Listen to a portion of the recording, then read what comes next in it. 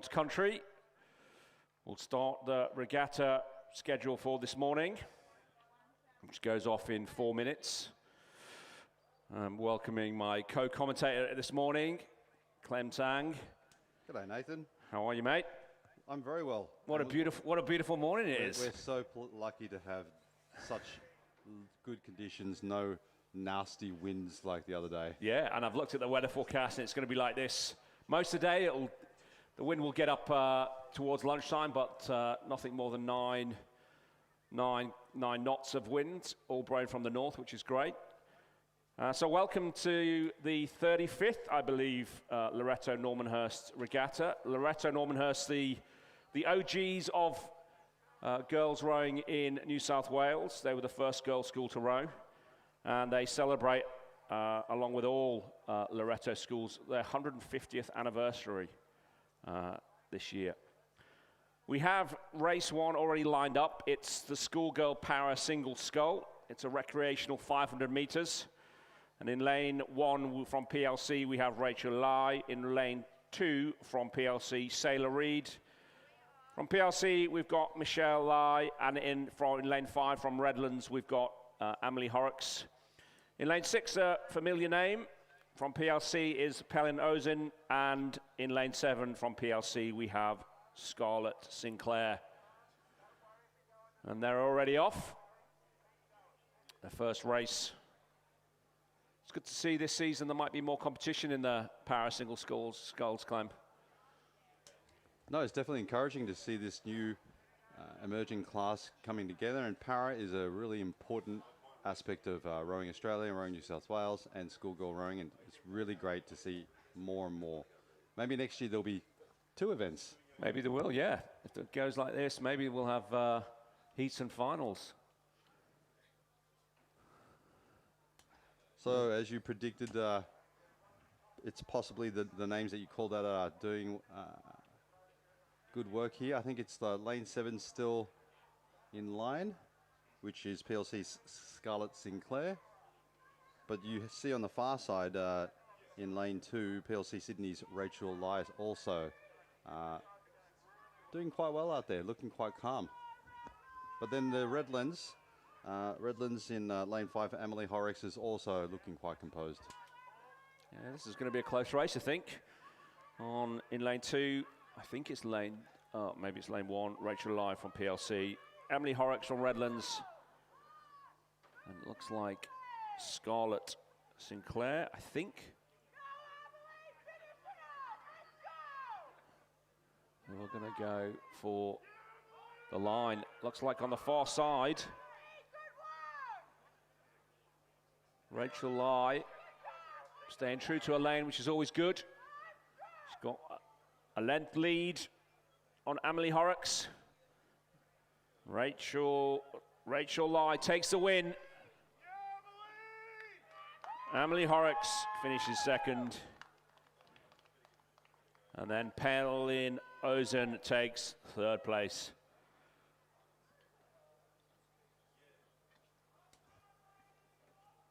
Namesake Michelle Lai will finish 4th.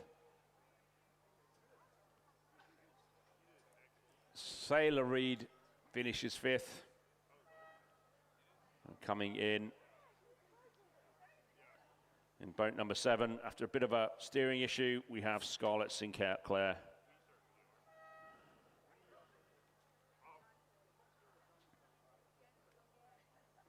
So, in a time of 2 minutes 54.34, the winner of race 1, the para recreational single, is Rachel Lai from PLC Sydney.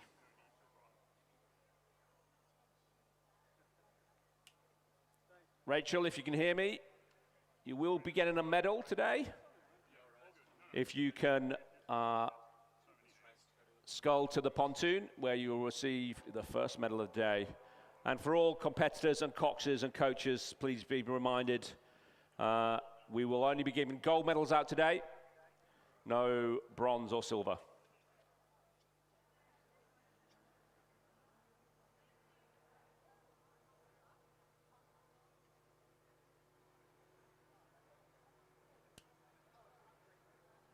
And the usual public service announcements. Today is going to be quite warm, up to 28 degrees. Please remember to keep hydrated, keep your hats on, keep covered, and keep that sunscreen on for all competitors and coxers. And in particular, please return your bow numbers as soon as possible after your race. Back to race control, back to the race tower as soon as possible, please.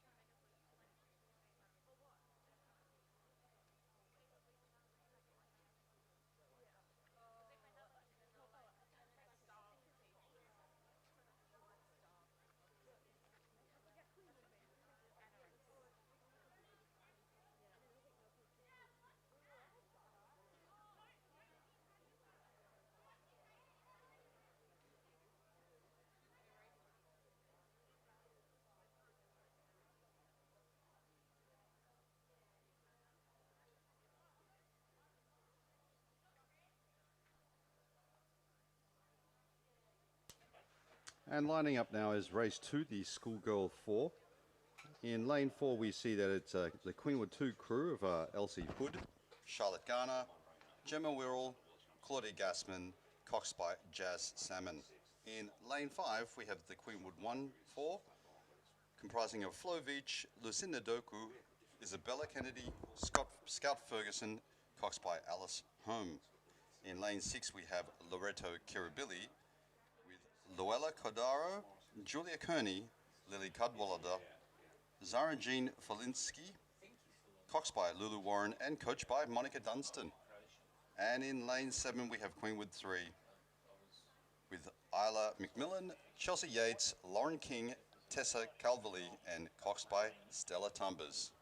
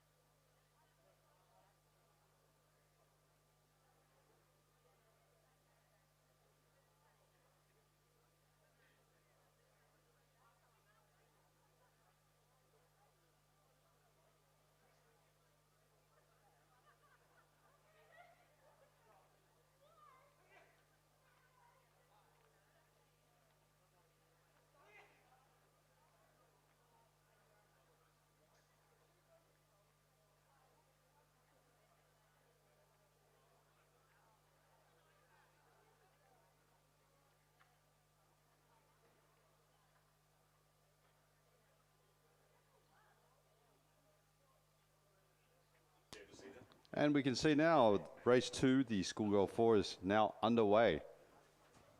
And again, in lane 4, we have the Queenwood 2 crew. Lane 5, we have the Queenwood 1 crew. Lane 6 is Loreto Kirribilli. And lane 7, we have Queenwood 3. And today, we're actually delighted to have the drone footage. And look at the quality of that shot. The resolution on our screen that we can see here is fantastic. The reflection of the sun, the blade work, and of course the wake that follows those powerful strokes. Yeah, it's a great day for a drone. No wind. It's going to follow them down the course. And this 2,000 meter race, this will be the first time I think some of these girls may have raced 2,000 meters. I mean, that's a huge contingent from Queenwood. So it'll be fantastic to see how this turns out for them. Yeah, I think I know there's been lots of discussion. I've got some skin in the game. My daughters have either gone through Queenwood or are in Queenwood or, in fact, about to go to Queenwood. So, yeah, I'm very keen to see how the squad is evolving under the new tutelage of Alfie Young, and obviously Kieran Glynn is still there as well. Looks good at the moment. Looks like the Queenwood 1 boat going to form is just out in front. It's Flo Veach, Lucinda Duku, Isabella Kennedy, and Scout Ferguson, coxed by Alice Home. And that drone footage was fantastic. You could actually see the length of their strokes and how far they were pushing ahead.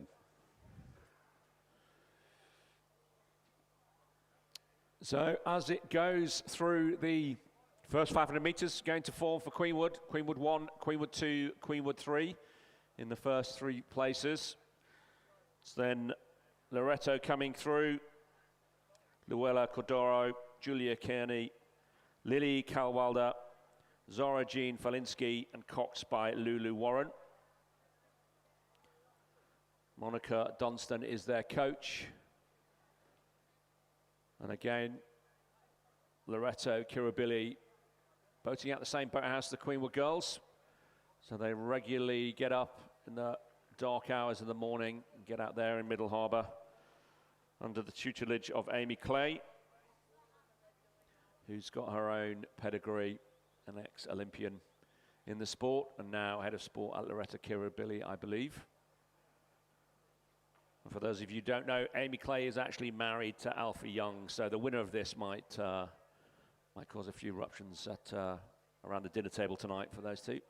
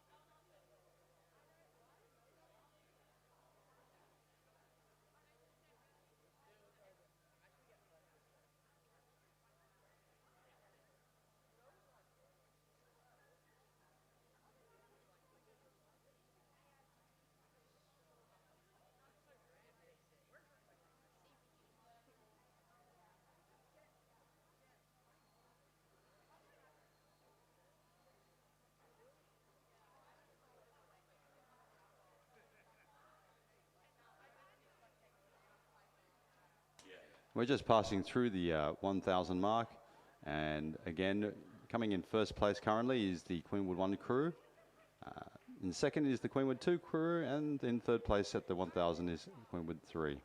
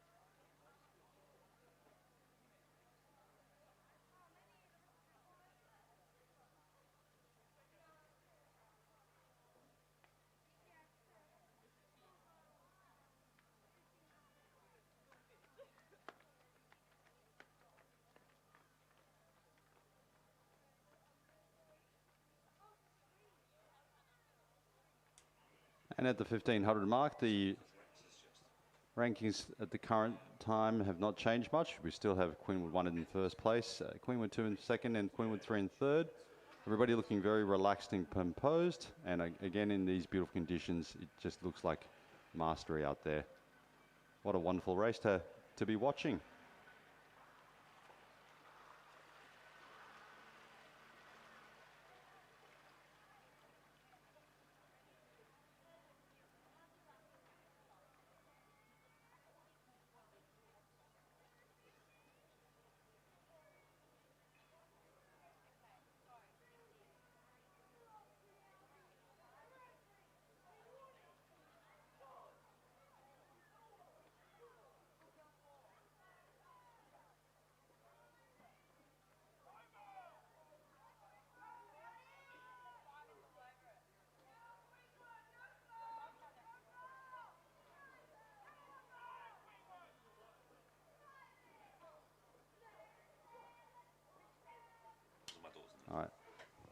And as we're reaching into the last segments of this race, Queen One are just increasing the pace. They're not even like taking a break. They're really up the stroke rate.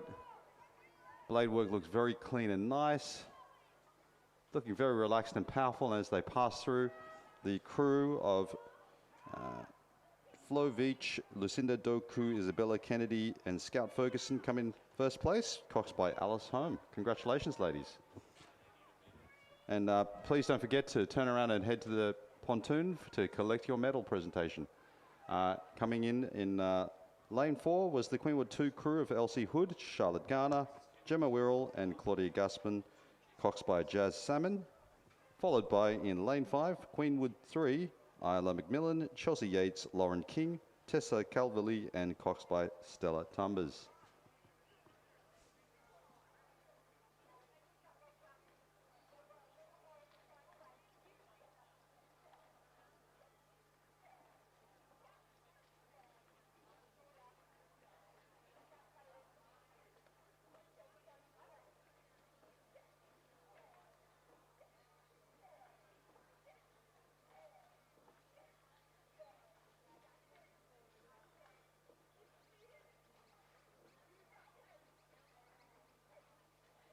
And crossing into the finish, looking very strong, the Loreto Kirribilli crew of Luella Cordaro, Julie Kearney, Lily Cadwallader, Zara Jean Valinsky, and Lulu Warren, coached by Monica Dunstan. Congratulations, girls.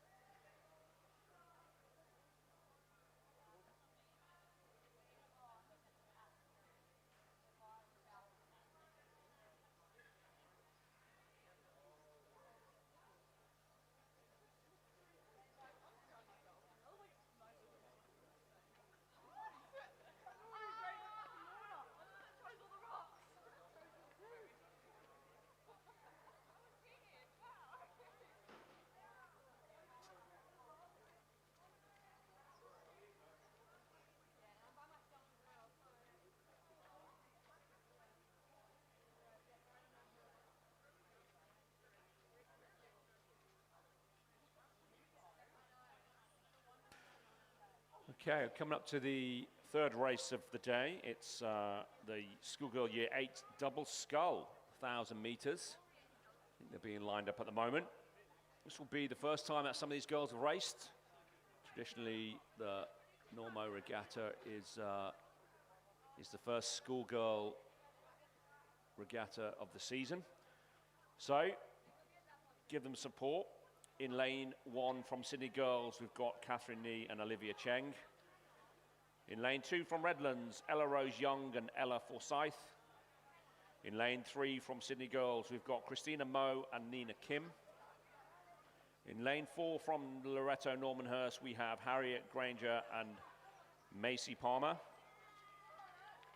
In lane 5 from Redlands, Sophia Georgatos and Chloe Last. In lane 6 from North Sydney Girls, we have Claire Kim and Angela Chen.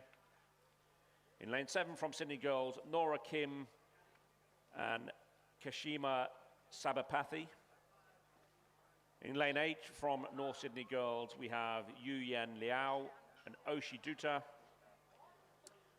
In lane 9 from Tara School, we have Tina Shea and Numika Paramala. So a full stack, 9 boats in this race, 1,000 meters. It's race number 3, the schoolgirl Year 8 double scull. Might be in for some interesting steering in this, Clem. And it is probably their first race. You know, these so, Year 8 girls, be, they're in it for their first season, or maybe it's their first race in Cirque. First lineup at the 1,000. And like you said, the lineup of the 1,000 takes quite a bit of gentle tapping. Fortunately, there's no wind. Yeah, it's a good day for them to first race, I think. No wind. And it is literally every lane packed. Yeah, so little room for error. So if you do, and it's quite easily done in the double, is to move out of your lane, particularly off the start. I always blame the rudder. It's never my foot steering. It's definitely the rudder's fault. Ironically, it's usually my fault, to be honest. But they will be getting lined up now. The nerves will be tingling. They'll be looking around, scoping out there the crews. I'm glad to see actually there's more small boats at the younger age as well. You know, they tend to go into the quads, particularly the Coxed quads, but I think the learning curve is so much quicker in smaller boats. So the doubles are a great way to learn, as long as they keep dry.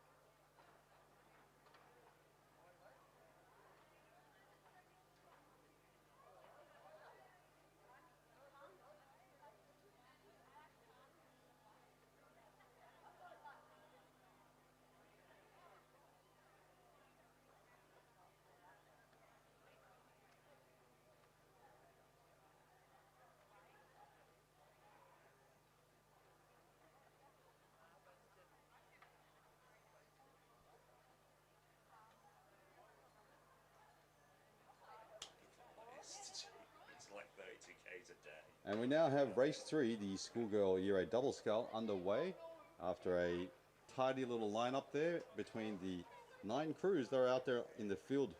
Again, we have in lane 1 the City Girls crew of Catherine Lee, Olivia Cheng, coached by Paul Coates and Timothy Hughes, as well as Zoe Krakowski.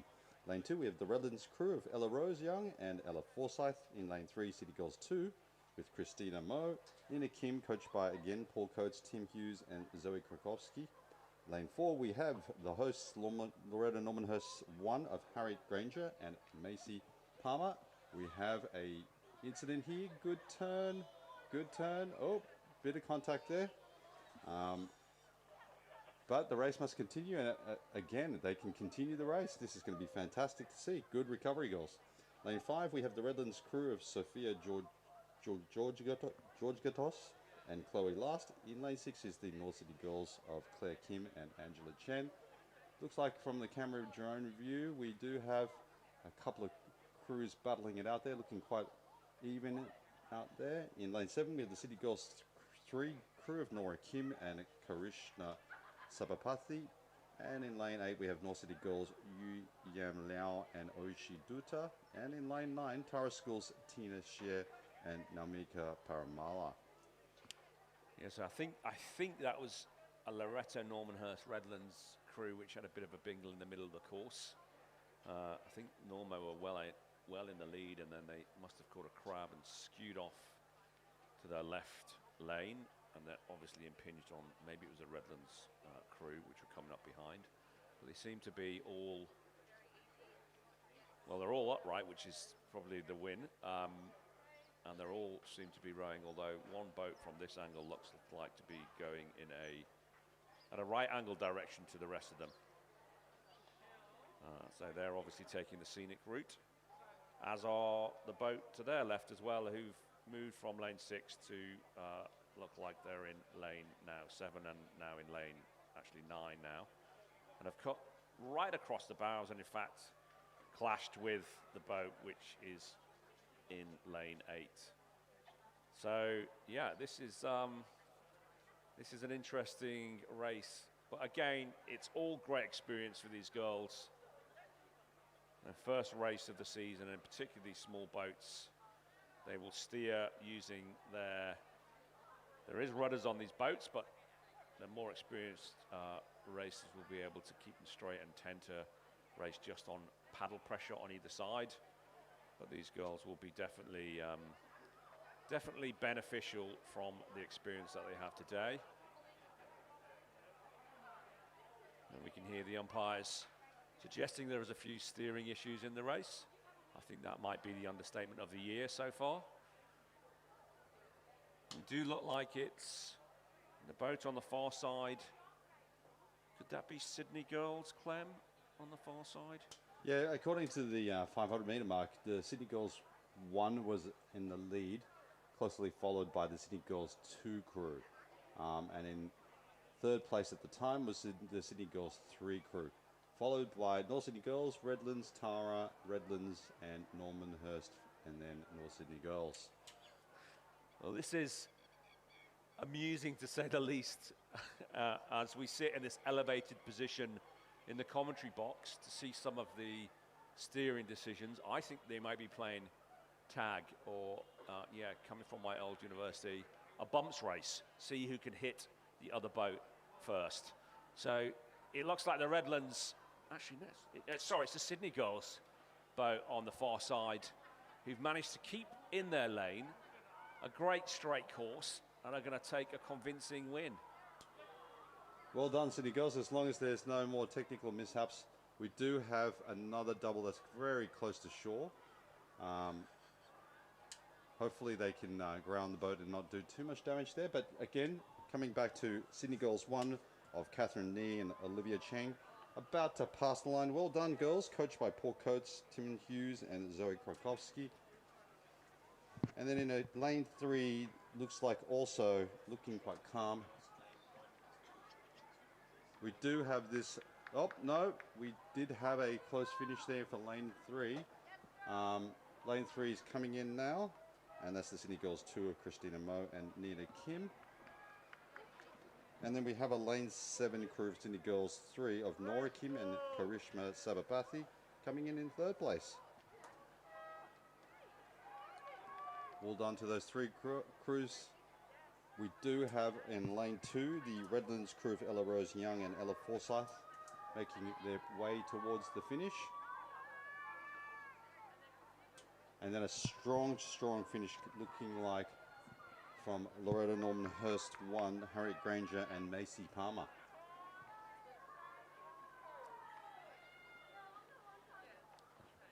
And finishing, starting in lane 4 and finishing in lane 0, that's Loreto Normanhurst's Harriet Granger and Macy Palmer on the far side. Redlands started in lane 5, finished in lane 5, well done, Sophia and Chloe. Tight finish here. Lane 9, Tara School, just pips North Sydney Girls to take 6th and 7th for North Sydney. And give them a round of applause, North Sydney Girls, Yu Yen Lau and Oshi Dutta will finish 9th just now as they cross the finish line. Give them a round of applause. Great race. First race of the season for many of those girls. That was race 3, the schoolgirl year 8 double scull, won by Sydney girls, Catherine Nee and Olivia Cheng. And if Catherine and Olivia can hear me, if you can go to the medals pontoon where you will receive your medal.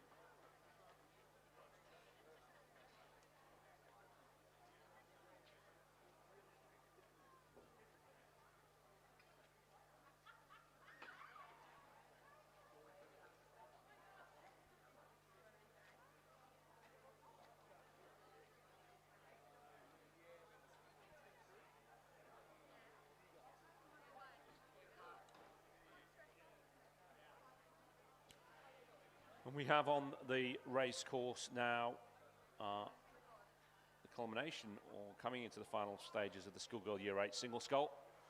On the far side from Sydney Girls, we have Kate Yai in lane 5 from Loreto Normanhurst, Ashley Saba. And in lane 6 from MLC, we have Alana Eng. Coming through the 500-meter mark of this 1,000-meter race, it's MLC's Alana Eng. Had a good over a 10-second lead from Sydney Girls, KE, and then in the rear in 3rd place, somewhere behind Loreto Normanhurst, Ashley Saba. In the final stages, it looks like MLC Sculler has got this under control.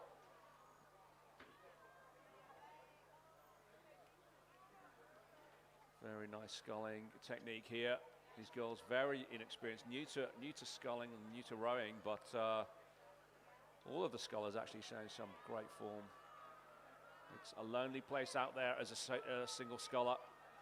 1,000 meters is a long way, particularly under race conditions, but looking like a lovely, lovely scull here from Kate from Sydney Girls. Very relaxed as she comes into the last 100 meters.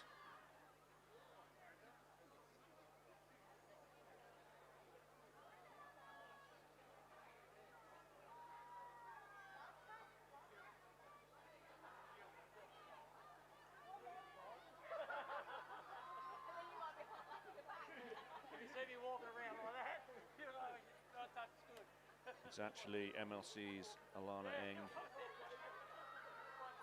who's in lane 6, is in the lead. Forgive me. And now that we get a closer view, I mean, she has excellent technique. Nice, really long draw. Nice hand heights, looking very stable and calm. Yeah, for a year 8 single sculler, Alana, that's a great, great scull. So well done there. Please come to the pontoon for your medal, Alana. On the far side, Sydney girls, Kate Yee. She's going to finish second. And we're still waiting for Ashley Saba from Loreto Normanhurst. Has a bit of a steering issue there. We'll bring it home in third place.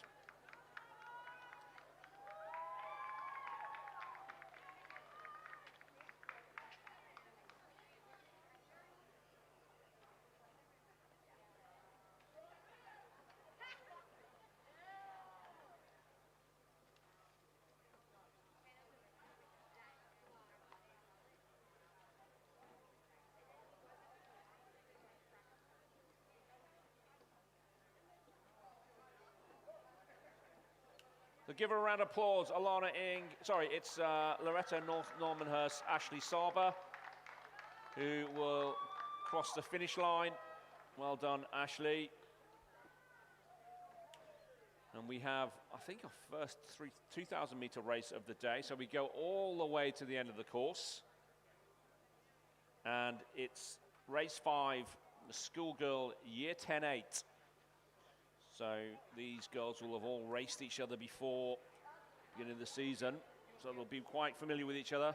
A lot of the girls rowing up into 8. So it might be some of the 8s first racing of some of the girls who raced first in 8s. On the far side, we have from St. Catherine's, Isabel Rose, Ines Matilda Jack, Violet Brooks, Elizabeth Gilchrist, Harriet Hawthorne-Yarman, Ellie Carr, Ellie Avery, Lucia Waters, and Coxed by Lucy Brown. So that's St. Cat's 2 boat on the far side. In lane 2 from Loreto, Kirribilli, Emily Burak, Scarlett Hopkins, Charlotte Mutton, Eloise Roberts, Abigail Pearson, Alice Brooks, Georgia Wardwood, Ava Saar, and Coxed by Arabella Johnson. In lane 3 from Loreto Normanhurst, it's Loreto Normanhurst second boat, Catherine Stark, Sally Hines, Beatrix Germain, Jacqueline Whitaker, Zahara Bornstein, Zoe Nadin, Ella Jones, Jazz Burgoyne, and Coxed by Charlotte Fagan. In lane 4, the strong Kinross Walleroy boat of Anna Orr, Alex Koresh, Madeline Miller, Charlotte Williams, Ruby Matilda Whiteley, Paxton Brookfield, Georgia Tancred, and Coxed by Sophie Caro.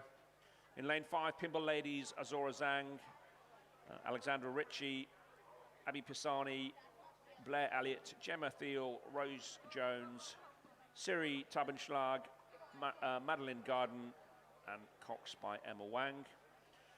And then in lane 6, St. Catherine's boat of Miller Bell, Gabriella Griffin, Georgia Love, Charlize Morgan, Stella Copland, Ava Jameson, Delphi Walsman, Madeline Innes, and Coxed by Anya Ruffley.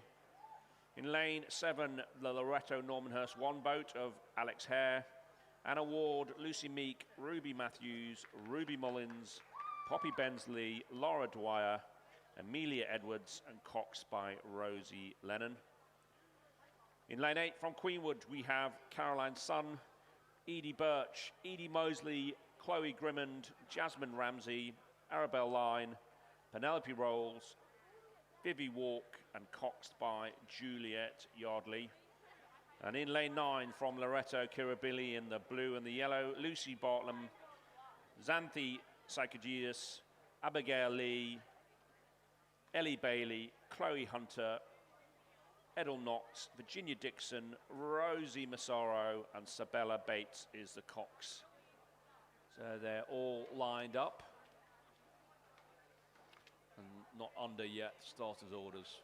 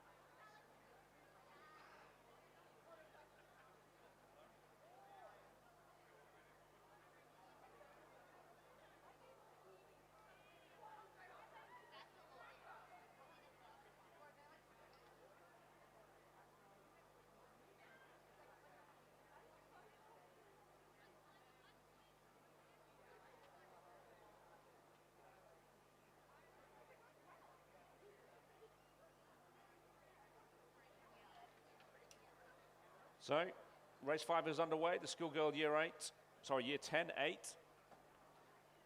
And they've all got off to a reasonable start. Early runnings in the first 250.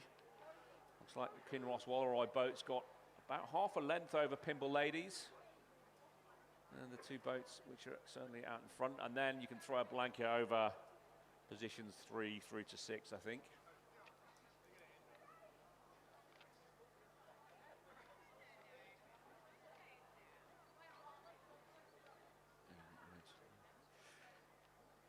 Rating, high rating off the start there for the Kinross Walleroy boat.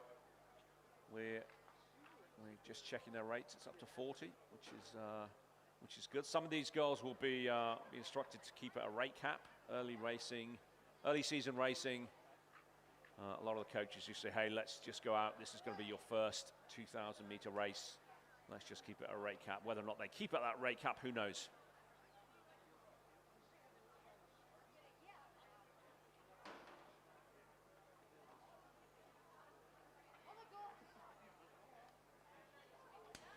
And on the medal stand now, we have MLC, winner of the schoolgirl year 8 single sculls.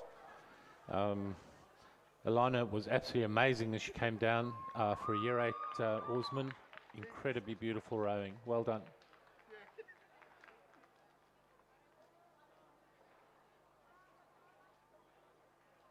And coming through the first 500 meters of the 8 race on the course at the moment, it's rate 5, the year 10 schoolgirl 8. Kinross Walleroy's got a good 3.6 second lead over St. Catherine's. Loreto Kirribilli in 3rd place with just their nose in front, or nose behind. Pimble Ladies College again just half a second behind that. Then Loreto Normanhurst in 5th and Queenwood in 6th, but not much, only 6 seconds between 1st and 6th boat. Loreto Normanhurst's 2nd boat in 7th, Loreto Kirribilli's 2nd boat in 8th, and St. Cat's 2nd boat in 9. But still a long way to go. They've just settled into their race rhythm.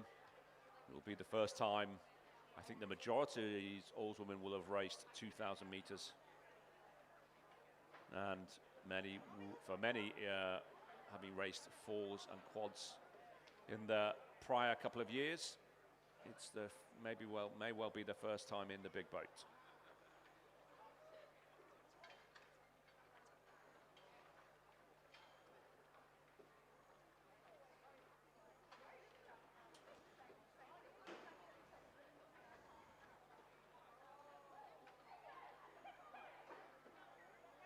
For those of you who don't know, Kinross is a school in Orange. Incredible rowing program, have had for many years. Probably 10 years ago when the drought was really bad, they actually didn't have any water. They trained on ergs and they still won races, which was credit to the crews at that stage. But they do travel a long way down and it's really great to see them doing so well on the water today. Yeah, in the 10 or so years I've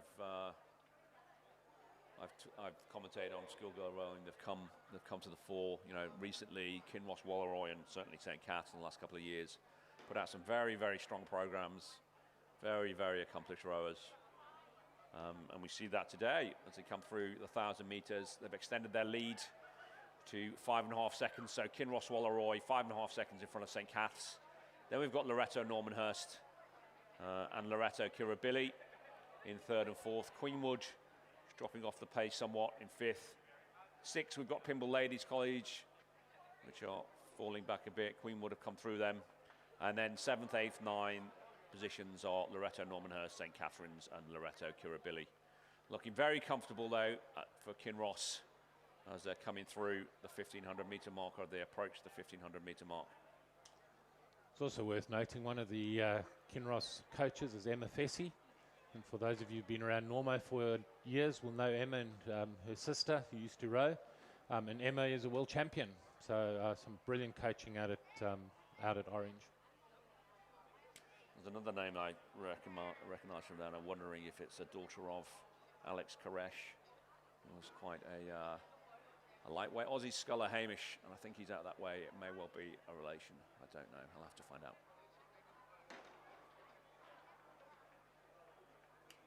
as they go through the 1500 meter mark.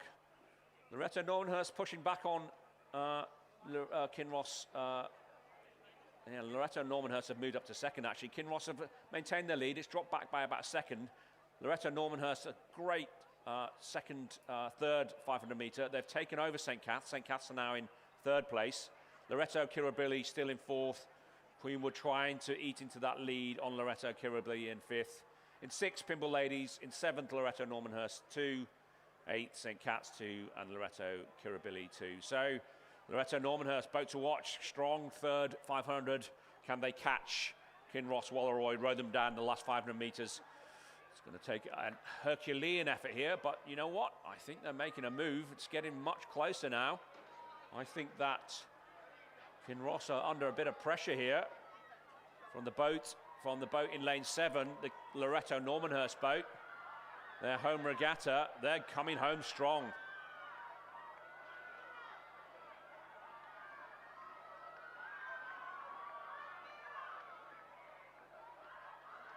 St. Catherine's taking over the second place from Normo, but Kinross still looking very strong and very powerful out there.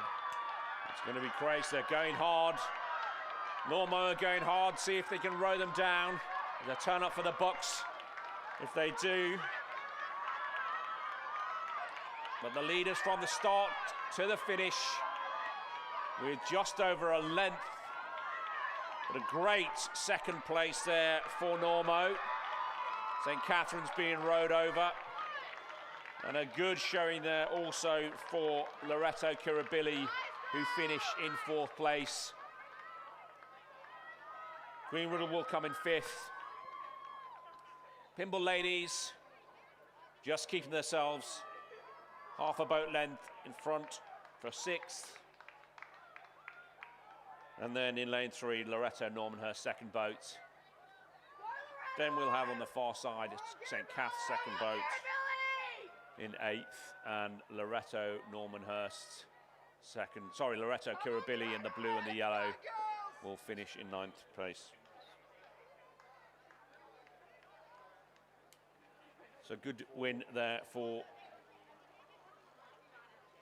Kinross Walleroy in a provisional time of 7:22. That's the marker for the rest of the season. Kinross Walleroy for the win for the schoolgirl year 10-8s in a time of 7:22.68. 4.5 seconds in front of Loreto Normanhurst, who themselves were almost 4 seconds in front of St. Catherine's. And that's the first race of the day of the big boats. We'll see a few more later on.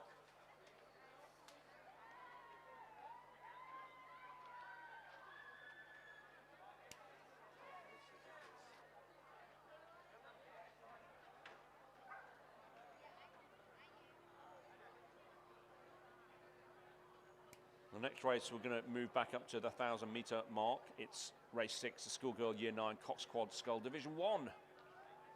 Again, it will be some interesting steering here. On the far side from St. Cath's, we've got Sophia Dunkley, Cadence Lim, Pippa Dodwell, Saskia Vinnell, and Coxed by Estelle Glass. In lane 3 from Sydney Girls, Hannah Kwan, Sarvani Parthiban, Lina Kwan, Vivyu Gao, Xingtong He is the Cox. In lane 4 from Kinross Walleroy, Isabel Provost, Andy Zinger, Ingrid West, Pippa Wise, and Coxed by Grace Lowther. In lane 5 from Loreto Kirribilli, Charlie Orth, Eloise McLuscus, Addie Bartlett, Lulu Chigley, and Coxed by Audrey Lonergan. In lane 6 from Tara School, Charlotte Winfield, Amelia Duffy, Olivia Petch, Chelsea Hodge, and Coxed by Charlotte Goy. In lane 7 from Askham, Hannah Kyle, Poppy Mallet, Jess Brown, Jess Robillard, and Coxed by Ivy Cook. And in lane 8 from North Sydney Girls, Sarah Louis, Yu Ying Yao Oyang, Lillian Yan, and Isabella Vathakavi, Coxed by Louisa Koo. So, first quad of the day for the year 9 Cox Quad. It's Division 1, so the quickest scullers. And they've all got off to a start. Again, eight boats in this race.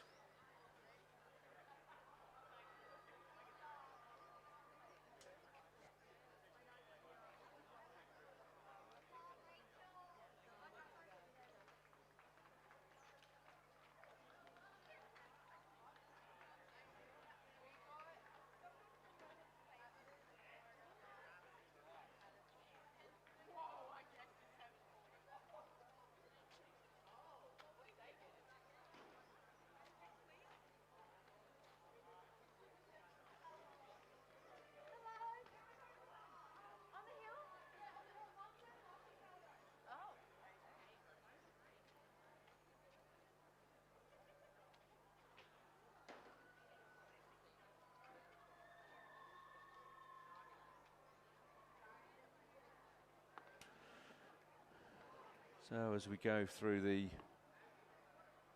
we're approaching the 500-meter mark, I think. Looks like all boats, it looks like the boat on the far side in lane, could be in lane 1, St. Catherine's are certainly in it, and then it's the boat on the near side of the lake, the grandstand side of North Sydney Girls in lane 8, Askham in lane 7, and Tara School in lane 6. Could have their noses out in front. It's very difficult at this angle and this elevation in the commentary tower to see. But as you go through the 500-meter mark, it's in lane 5, Loreto Kirribilli, who've got their noses out in front some way by the looks of things from North Sydney Girls. Then Sydney Girls in 3rd and Kinross Walleroy in lane 4 in 7th. As they keep on coming through. I don't know if that's the right timing or the right result. Doesn't really seem to look that way from here, but I may well be corrected.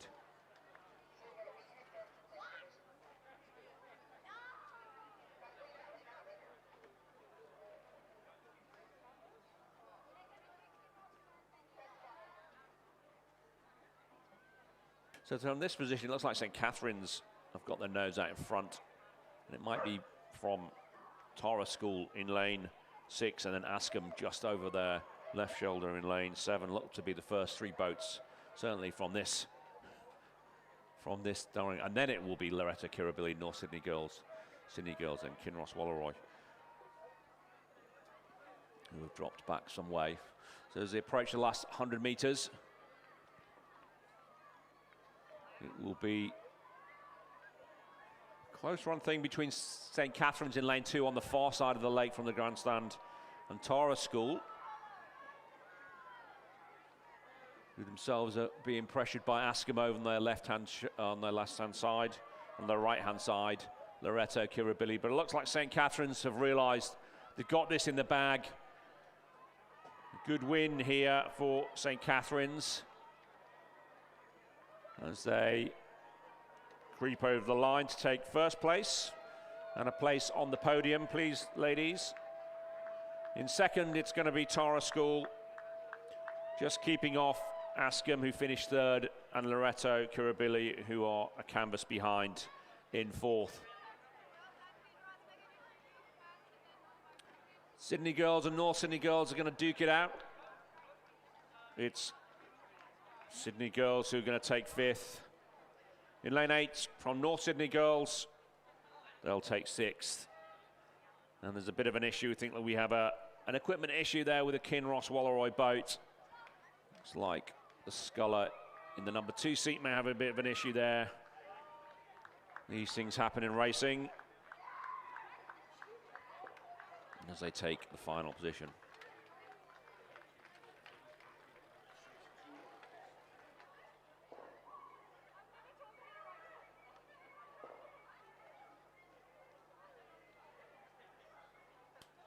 So that's race 6, just unofficial results there. That was St. Catherine's boat of Sophia Dunkley, Cadence Lim, Pippa Dodwell, Saskia Vinnell, and Coxed Extale Glass. If you could please come to the podium to collect your medals for the Schoolgirl Year 9 Cox Quad Scull Division 1.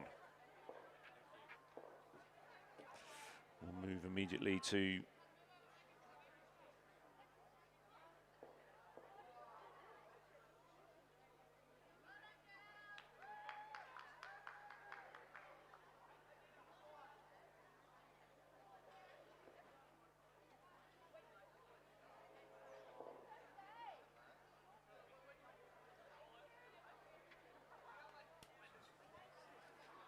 Race 7, we have the second division of the Schoolgirl Year 9 Cox Quad Scull Division 1 on the far side, MLC. They're well underway, so I'll just go through the lane order. In lane 2, we've got MLC School. In lane 3, PLC. In lane 4, Redlands. In lane 5, Loreto Normanhurst. In lane 6, we have Queenwood. And in lane 7, we have Pimble. And as the drone shot, the great drone shot you'll see there as we come through on the big screen, it's very, very close between Redlands and Normanhurst in the centre of the pack. And also close between Queenwood and Pimble ladies on this side. But the drone shot shows you just that actually it looks like Loreto Normanhurst are eking out inch by inch in front of Redlands on their right-hand side. And with 250 metres to go, might just have their nose in front of the Redlands clue, but it's going to be very tight as they'll start to wind up the rating. Who's in third? Maybe it's Queenwood. Maybe it's Pimble Ladies. Going to be very getting dangerously close to the boys on their right-hand side. They'll have to adjust their steering, but it looks like Loreto Normanhurst. Another strong showing here for Year 9 Cox Quad Scull Division 2. Seconds. Redlands have just dropped back, and Queenwood and Pimble are going to go hard. Queenwood just dropping off there for some reason, haven't got their strokes together, dropping off. It's going to be Loreto Normanhurst for the win. And Pimble, ladies from the outside, have gone really strong, finishing very strong, and have taken a great second spot there from Redlands, who finished third, Queenwood, who finished fourth. It's going to be PLC finishing fifth and MLC on the far side bringing home. But great race there from Pimble ladies to take second, rowing down Queenwood and Redlands in the final 100 metres. But they couldn't defeat the boat from Loreto Normanhurst of Clara Bradford, Camelia Ogilvie, Sarah Murray, Charlotte Horton-Smith, and Cox by Ava Forrester. So ladies from Loreto Normanhurst, please come to the podium to collect your medal. And on the medals podium, we have the Division 2 of the Year 10 girls, Loreto Normanhurst, our hosts for the day today.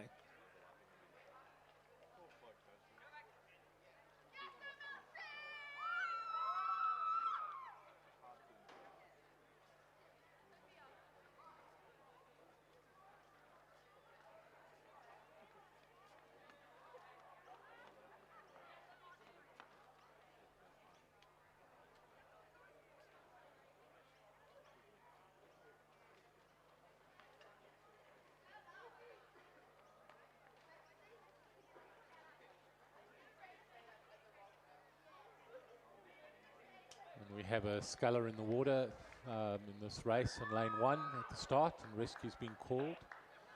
Make sure that they're all okay.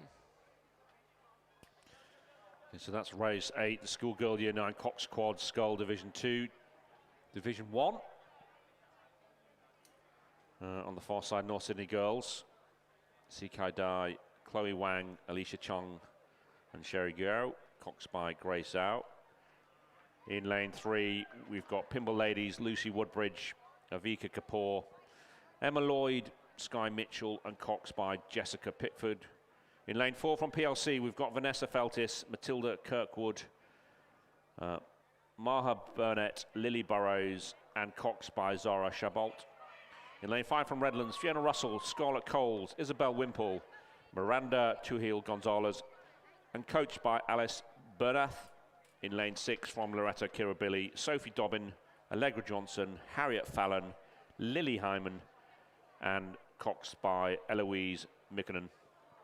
And in lane 7 from St. Catherine's, Isla Anderton Vink, Amelia Williams, Olivia Brill, Abby Markham, and Cox by Isabel Varajas.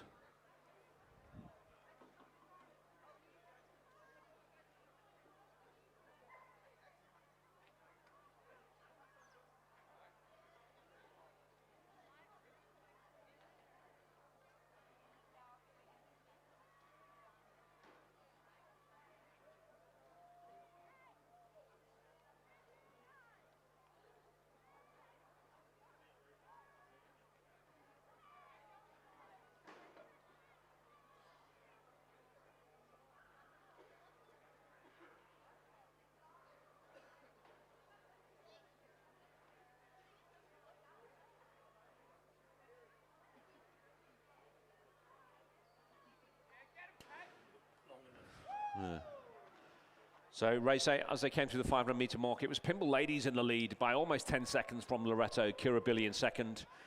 PLC in third, just knocking on the door of second place there. Redlands in fourth, and St. Catherine's a couple of lengths behind. Looks like the girls from North Sydney scratched in lane 2. So, looks like comfortably in the lead on the far side in lane 3. It was Pimble Ladies, and then it's going to be anybody's for second between Loreto Kirribilli in lane 6 and PLC in lane 4. Looks like Loreto Kirribilli and in fact Redlands are also coming strong in the final 150 metres, but they are not going to catch a very slick looking crew from Pimble Ladies. Lucy Woodbridge, Avika Kapoor, Emma Lloyd, Sky Mitchell, Coxed very ably there by Jess Pickford. They cross the line some way in front to take the win in lane 8. As the hands go up from Jessica. And it looks like Loreto Kirribilli, can they keep their noses in front of Redlands? Eloise Mickaden keeping her eye out there. So Loreto finished second, half a length in front of a strong finishing Redlands crew. PLC there just dropped off somewhat in the final 500 metres, take fourth.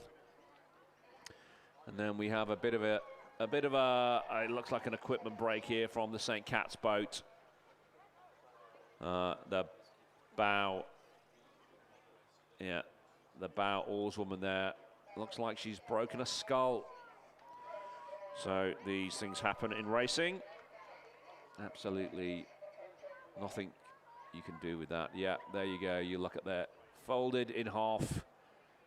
And while these skulls are made of carbon fiber and in some ways incredibly tough, they're also incredibly fragile if you catch a crab. And the speed of the boats, particularly in these quads, will fold them in half very easily. So well done, St. Catherine's there. Unlucky to have a bit of an issue there. The winners of race 8, Schoolgirl Year 9 Cox Quad Scull Division 2 Division 1, was a very dominant display by Pimble Ladies. If you could come to the podium, please, ladies.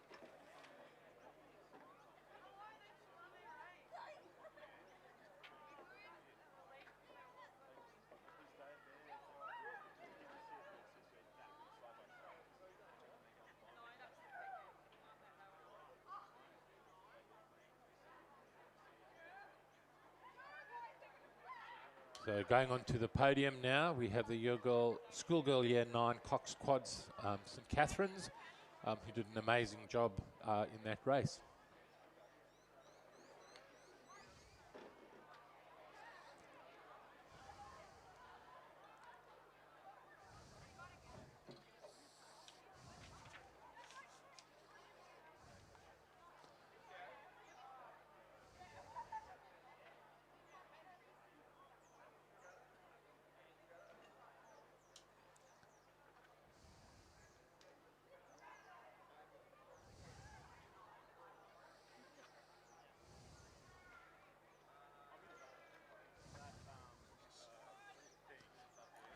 Almost looked like a double, but it's got to be a quad. Yeah.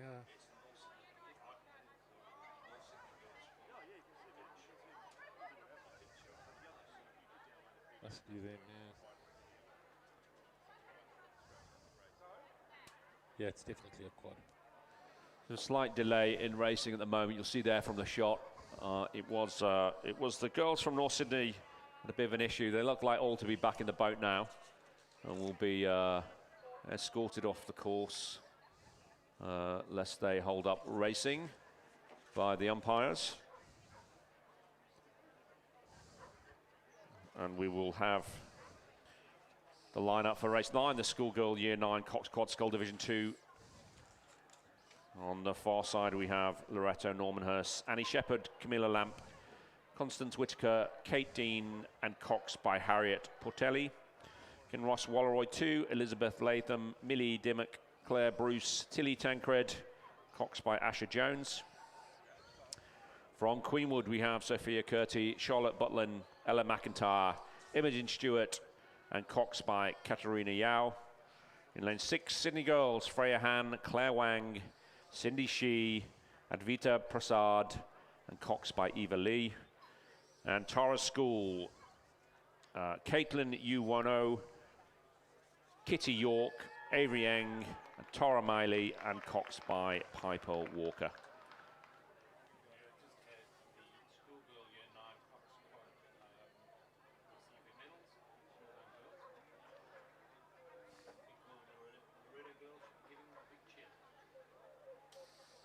It's been a great regatta so far great home regatta for Normo. Yeah. A couple of podiums, or more than a couple actually.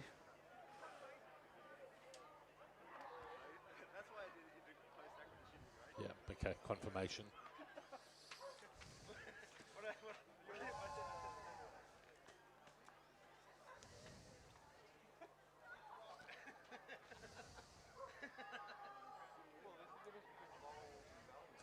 It's interesting.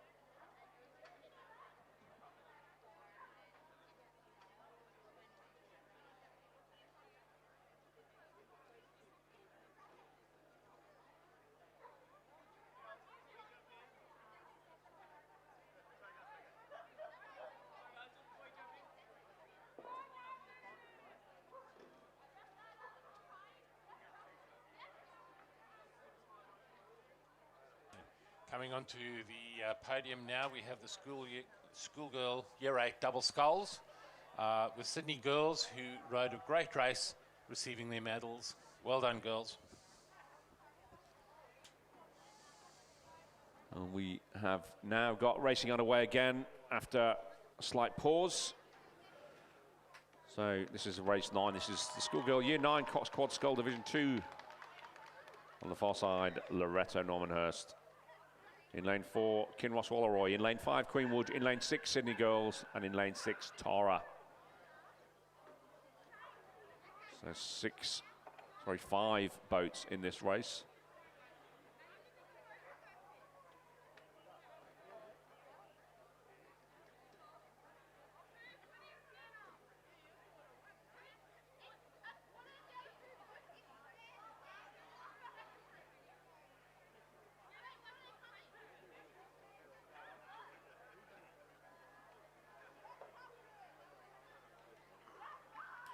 So race 9, early showing as they come to the halfway mark. Looks like it's the boat from Kinross Walleroy just with their noses out in front there. Great drone shot there. Just their nose out in front of the boat on their right-hand side from Loreto Normanhurst. Queenwood are in 3rd by the looks of things. Sydney Girls taking a bit of a deviation in course, kind of righting themselves to be parallel in their race, and then Tara School and Sydney Girls are battling it out there for 4th and 5th position. But yeah, look like Kinross Walleroy in lane 3, sorry, actually in lane 4. They have their noses out in front, but Loreto Normanhurst on the far side. Looks like they've made a move, a significant move, and they've powered straight through the Kinross Walleroy boat in the last few strokes. So as they go through the halfway mark, let's see who's in front. It is in fact Loreto Normanhurst. Less than half a second in front of Kinross Walleroy. Queenwood in 3rd place, some 2.5 seconds behind. Then we've got Tara, and then we've got Sydney Girls. So a great move there from Loreto Normanhurst. Everything coming all together. Still quite inexperienced oars women here. But it's a great showing there in the middle part of the race there from Loreto Normanhurst. Everything seems to have clicked all of a sudden. And they've moved through the early race leaders of Kinross Walleroy. Queenwood don't seem to be out of it yet either. Let's see if they can pick up the pace, pick up the rate and be part of the discussion as they come into the final 250 meters.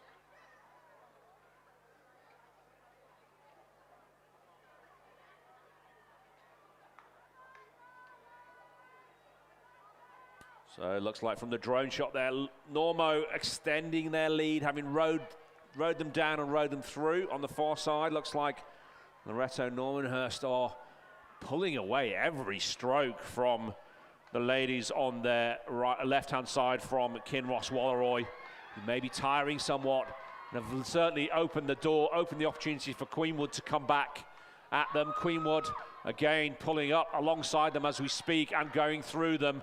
So not much left in the tank for Kinross Walleroy, but Norma are storming away with it.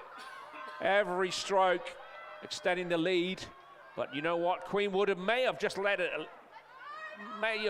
a little bit too late. Coming back on Loreto Normanhurst as the last two strokes. Well done for Loreto Normanhurst. Great race plan. Queenwood takes second. Kinross Walleroy after an early showing, strong showing, just burnt out in the last stages.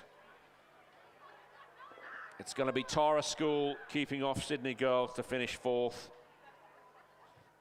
And Sydney in fifth. So unofficially, great result there, and another podium for Loreto Normanhurst. Annie Shepherd, Camilla Lamp, Constance Whitaker, Kate Dean, and ably Coxed by Harriet Portelli. If you could please come to the podium to collect yet another gold medal for Loreto Normanhurst.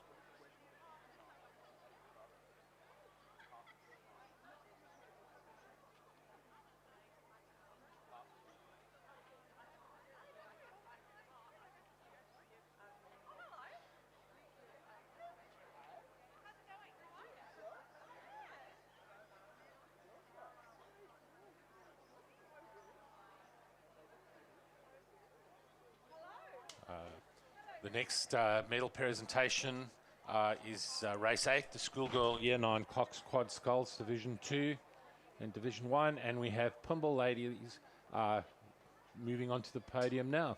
Well done, girls.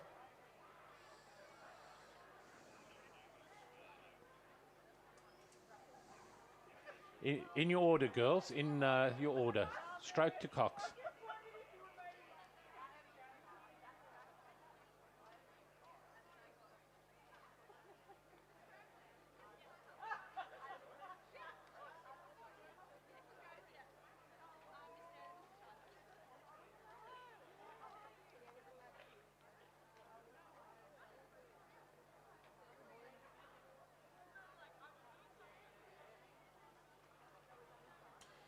And well done to the Pymble girls as they receive their medals from Steve. And we'll turn our attention back to race 10. It's the Year 9 Cox Quad Skull Division 3 on the far side. Askham in lane 2, Loreto Kirribilli in lane 3, Pymble Ladies in lane 4, Queenwood in lane 5, Kinross Walleroy in lane 6, Loreto Normanhurst lane 7, St Catherine's, and PLC on the near side in lane 8. We don't have the drone at this stage, but it looks like St Catherine's have got their nose in the lead as they came through the 500 metres. They just had their nose in front of Queenwood, who were in second, followed by Kinross Walleroy and then Pymble Ladies. Loreto Normanhurst, Loreto Kirribilli and Askham in 7th. Let's see as they start to wind up now. It looks like Queenwood have dropped off somewhat and are back in the pack for 2nd and 3rd. And St Catherine's have established that lead and extended that 0.25 second lead from at the 500 metre mark. And have they got what their colleagues in the previous race didn't have? Have they still got some stuff in the tank for the last 200? Yeah. Could be Queenwood. So it looks like it's going to be a race to the line here between the two boats. So St Catherine's in lane 7. It looks like Queenwood have got the bit between their teeth and are pushing hard for their first win of the day. It's going to be very close. St Catherine's will give no quarter as they start to look across their right-hand shoulders. Not the done thing at all. Throws the balance of the boat, but there they go. Have they kept the Queenwood boat, which is taking a strange line towards the finish. But St. Catherine's are coming in. Queenwood are going strong, keep that line. As they struggle to stay in the lane. Yeah, St. Catherine's just pipped them by a canvas. Strong finish there for Queenwood. It's Kinross Walleroy in third. Loreto Normanhurst in fourth. And on the other side, it's Pimble Ladies in fifth, followed by Loreto Kirribilli in sixth. PLC are going to finish seventh, and Askham on the far side are going to bring up the eighth place. So that's the winners there in the schoolgirl Year 9 Coxed Quad Scull Division 3 for St. Catherine's. Arla Rose, Summer Foster, Edie Arthur, Scarlett Cowdery, and Coxed by Isabel Hartley. So the St. Catherine's boat, if you could please come to the podium to collect your medal.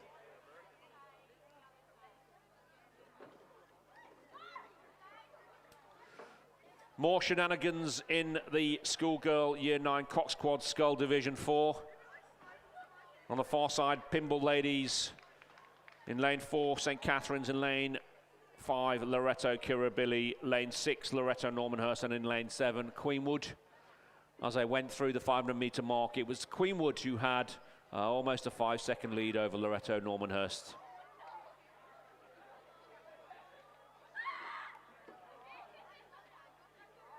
Right, the next medal presentation is the schoolgirl Year 9 Coxed Quad Sculls. The Division 3, and the winners were Sorry, I'm on the wrong race. Sorry about that. Division 2, the winners were Loreto Normanhurst. Another podium for Loreto. Well done, girls. And in the final stages of race 11, it's the schoolgirl Year 9 Coxed Quad Scull Division 4. Looks like Queenwood have maybe extended their lead slightly under pressure from Loreto Normanhurst on their right-hand side, but not much pressure in the last. Is it enough pressure to keep them going? Again, slightly devious line towards the finish. If they can keep it on the straight and narrow, they're in a good chance of winning this and getting their first medal podium of the day. Loreto Kirribilli need to adjust their steering, but it looks like at this stage Queenwood will cruise, looking actually very, very nice for a Division 4 sculling boat.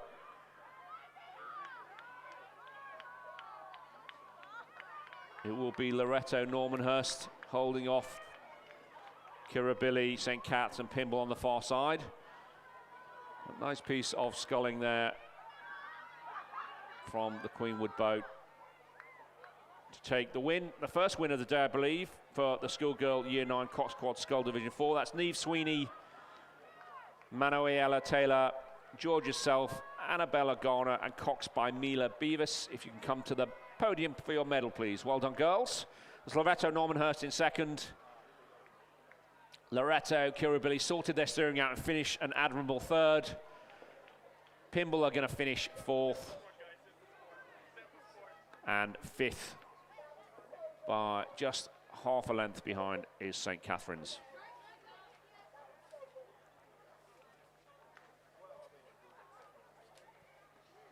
The next race, race 12, is underway.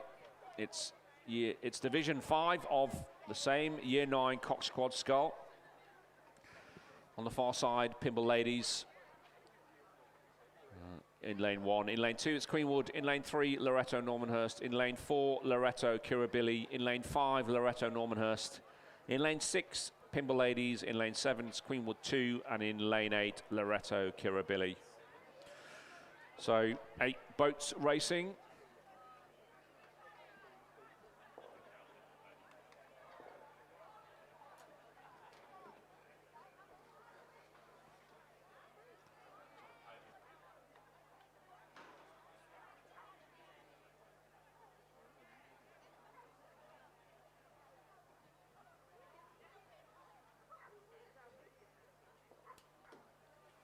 And if you look at the screen, it's a great drone shot yet again. Shows us it's actually the two Queenwood boats who've got their noses out in front. and it's going to be very close between them. Queenwood 1 in lane 2 and Queenwood 2 in lane 7. It looks like the Pimble ladies in lane 1 are in 3rd place at the moment in the last 400 metres. And as the race continues down towards the finish, we've got the schoolgirl Year 9 Coxed Quad Sculls Division 9, won by St Catherine's, going onto the podium. Well done, girls.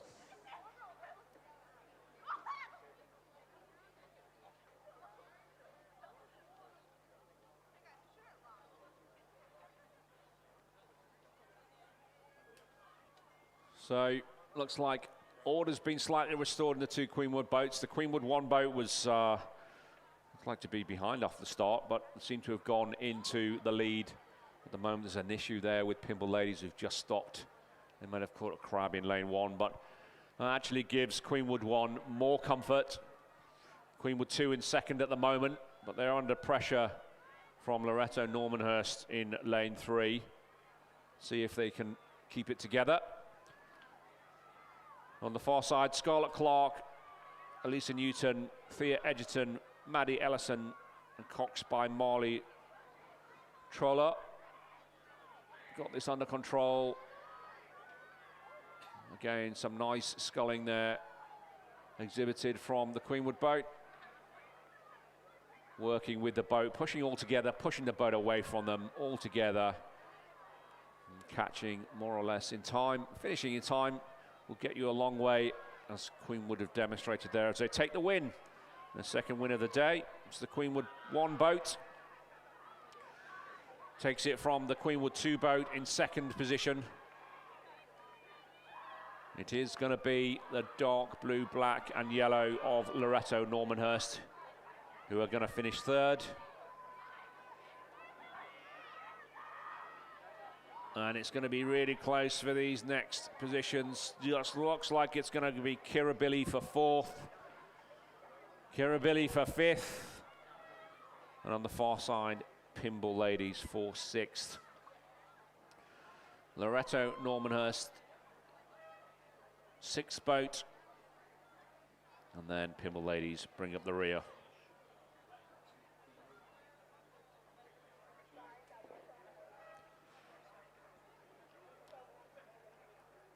So that's an unofficial win there for Queenwood. Scarlett Clark, Alyssa Newton, Thea Edgerton, Maddie Ellison, and Coxed by Marley Troller. If you can come to the podium to collect your medals, please.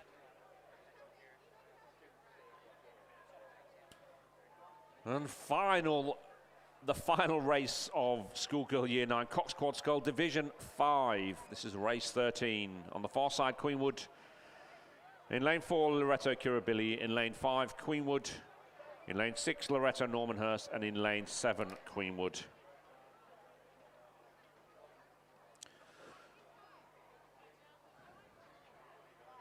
So, as we see the boats coming through the first 500 in race 13, it was Loreto Kirribilli, followed by Loreto Normanhurst, and then Queenwood coming 3rd, 4th, and 5th. In exactly the opposite order they should. It's Queenwood 5 is in 3rd, Queenwood 4 is in 4th, and Queenwood 3 is in 5th. For those who are numerically challenged, as I am myself, that's quite something to say.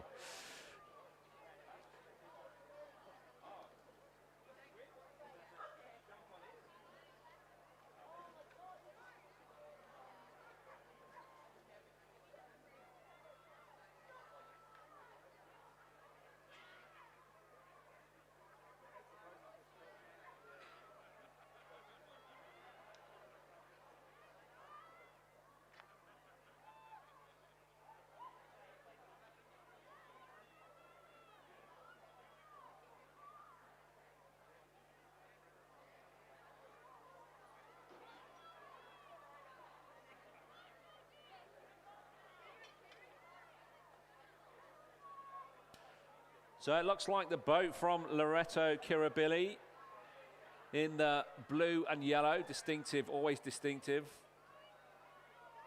The mid-blue and yellow, because coming in 2nd is their colleagues from Loreto Normanhurst, who also row in a darker shade of blue and black and yellow.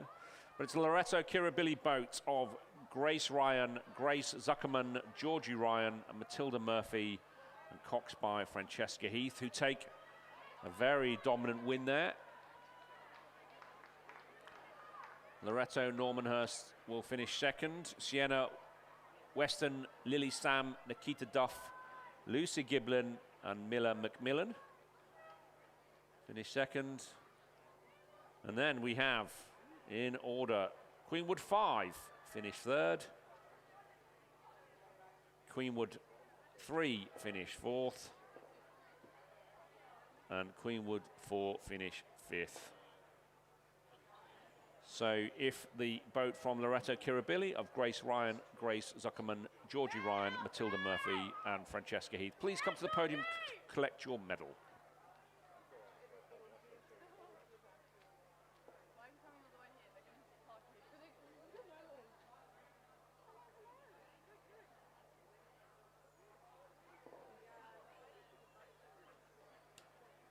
Change of pace, change of boat, change of gender.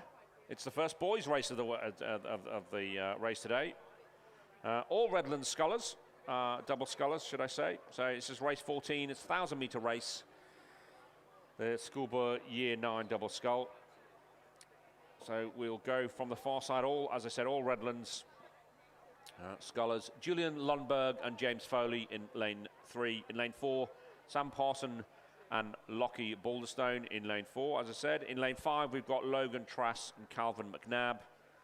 And in lane 6, we've got Emilio Dresler and Anthony Vass. So I think it's fair to say there will be bragging rights on the pontoon from the Redland Scullers at the end of this race.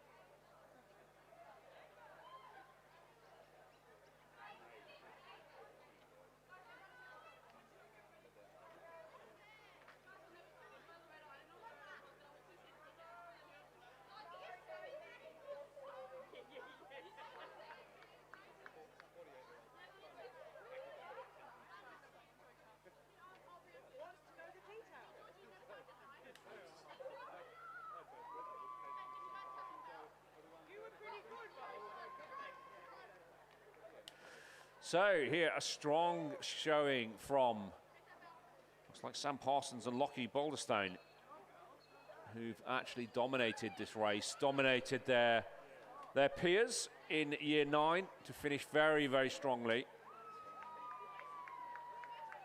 It's not actually, it's Julian Lundberg and James Foley, apologise, gentlemen. Great race there, dominating the 1,000 metres over Emilio Dresler and Antonio Vass, who take second, some way behind. But Julian Lundberg, James Foley, please come to the podium for your medal. And it's going to be very close between Sam Parsons, Lockie Balderstone, Logan Trass and Calvin McNabb. Bit of an issue there, really, from the boys in lane 5. Just opened the doors, very close. Sam Parsons, Lockie Balderstone take it by a canvas to finish third.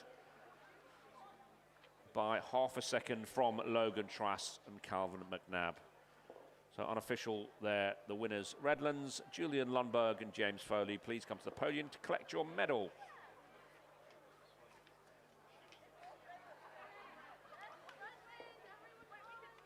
We have the single sculls Year 9 scullers on the racecourse at the moment. On the far side from Redlands, we've got Oliver Strojanovic. From Redlands, Charlie Bensfield. From Kinross Walleroy, we've got Ruben Cleary. From Redlands, we have Jackson Humphrey.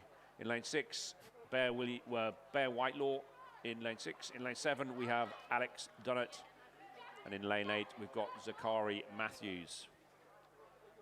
And climbing onto the pontoon of the schoolgirl Year 9 Coxed Quad Scull Division 5. And we've got Loreto Kirribilli. Well done, girls. Congratulations.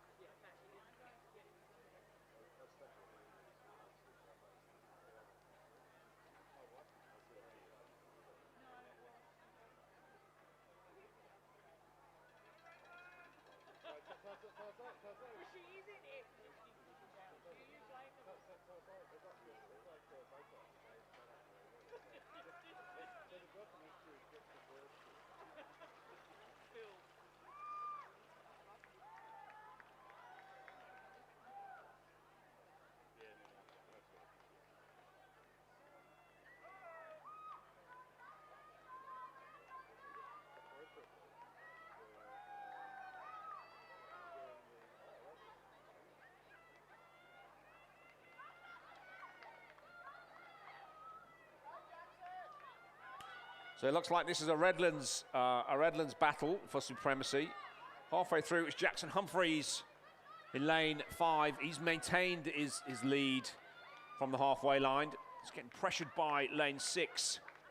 Bear Whitelaw, who's come back strong, who was in 4th. He's just managed to come back, finish really strongly there from Bear in 2nd position. Jackson just holding him off. In lane 4, it was in lane 4, it was Ruben Cleary and Redlands, Oliver Stojanovic for a photo there for 3rd and 4th.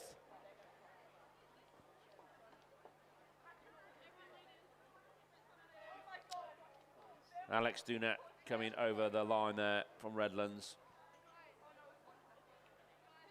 for 5th position.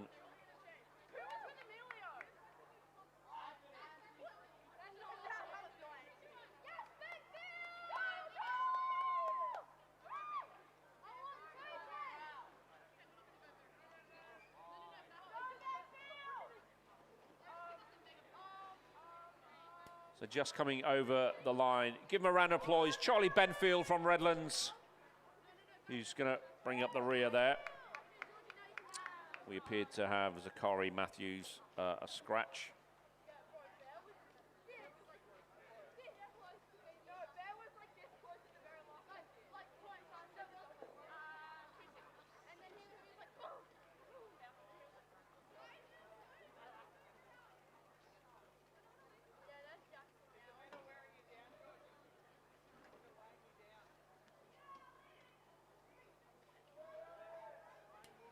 Okay, we're going to race 17. This is the schoolgirl Coxed Quad Scull Division 1. 2,000 meters, long way, but experienced scullers here across the board. On the far side from MLC School, we have Nicola Keast, Eliza Kershaw, McDonald, Evie Parker, Rebecca Beaton, and Cox by Alana Eng. In lane 2 from Queenwood, Eloise Lindvelt, Chelsea Yates, Penelope Curry, Tessa Calverley, and Cox by Jazz Salmon. In lane 3, Pimble Lady, Charlotte Blakelock, Charlotte Lynn, Isla Campbell, Serena Cummings, and Cox by Laura Sayers. Lane 4, PLC's Amelia Barrett, Grace Moody, Mia Wilson, Chiara Ewing, Lily Cameron. In lane 5 from Sydney Girls, Aisling Considine, Camille Zankel, Mia Williams, Zena Palmer, and Cox by Hayley Hugh. In lane 6 from Mossman, Arabella Turner-Smith, Alex Stringer, Lola Ballman, Erica Nutt, and Cox by Ava Baker. In lane 7 from Redlands, Isabel Campbell, Alana Winder, Eva Simpson, Ava Ford, and Coxed by Lillian Chen. In lane 8 from Tara School, Gemma Waterhouse, Layla Odbert, Isabella Dulmiloff, Amy Rouse, and Coxed by Charlotte Goy. And finally in lane 9 from Askham, Pepper Granfield, Ingrid Sobata, Chloe Hitchens, Isabella Bug, and Coxed by Anna Radominski. And we have just had the announcement, sorry, the medal presentation for the schoolboy double sculls in race 14. Congratulations to Redlands, to Julian, and to James. Well done, guys.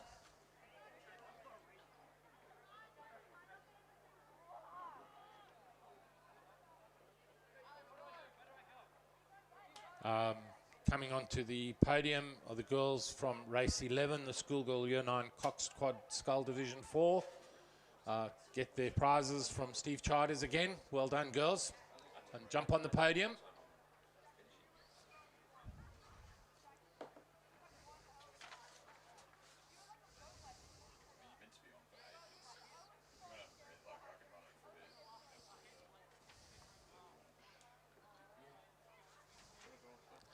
Okay, girls, onto the podium. Our Queenwood girls from the schoolgirl Division 4 on the podium.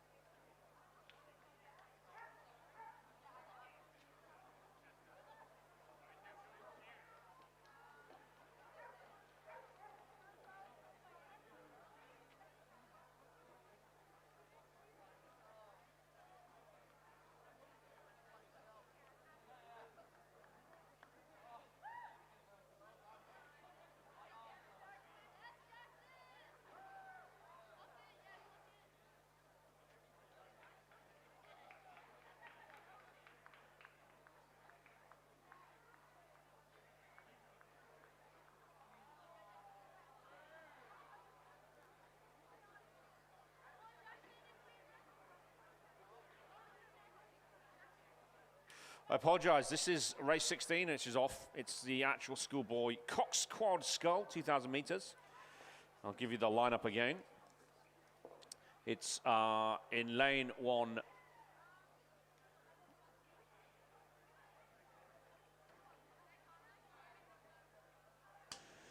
Before we cut to race 16, we'll do the presentation of medals for race 15, the schoolboy year 9 single scull. Our winner from Redlands, Jackson Humphreys. And thank you, Chris. Joined here by Chris McCarthy. I'd like to say the voice of Ryan. That'd be very, Certainly. very, very kind of you. Certainly, if you follow any of the Henley racing, it was great to hear you call a few of the races there today at Henley. Yep, a lot of fun. It's a bit of an eye-opening experience for the standard of school rowing over there in the UK, but certainly an aspirational goal for many of the school programs that we'll see out here. I saw a great row from Kinross, who we'll see later on in the day. I was very jealous, to be honest. Yeah, it's good to see those American, particularly the UK schools. Yeah. But getting back to racing, I called the wrong. I gave the wrong order. It's actually this is the race 16 schoolboy Coxed Quad Scull. On the far side from Redlands, we've got Rory McLaughlin, Morgan Beasley, Noah Jeston, Hugo Stedman, and Coxed by Abigail Kearns. Kinross Walleroy in lane 2, Austin Cutter, Angus Hunt, Jackson Davis, George Hunt, and Harry Grinter as Cox. St. Augs, Henry O'Hare, Lachlan Schofield, Hamish Wise, Rory Parker, and Coxed by Ryder Taylor. In the middle of the park in lane 1, Kinross Walleroy's Tom Robin, Tom Robson, Lockie Soster, Hamish Searle, it's a familiar name, Toby Buckland, Jock Ferguson. In lane 5 from Redlands, Thomas Hooper, Toby Anderson, Connor Morrison, Harrison Dobson, and Henry Priest. In lane 6 from Augustins, Oscar Porteous, Jasper Moy, Daniel Corrigan, Oliver Kennedy, and Henry Goldsworthy as the Cox. And in lane 7 from Kinross Walleroy, Angus Sawtell, Xavier Zinger, Heathcliff Bell, Ash Robinson, Sam Thomas as Cox. And finally on the near side, nearest the grandstand, Redlands 2, James Foley, Christopher Ferris, Gus O'Sullivan and Cooper McDonald, and Coxed ably by Lily Van Hulsen.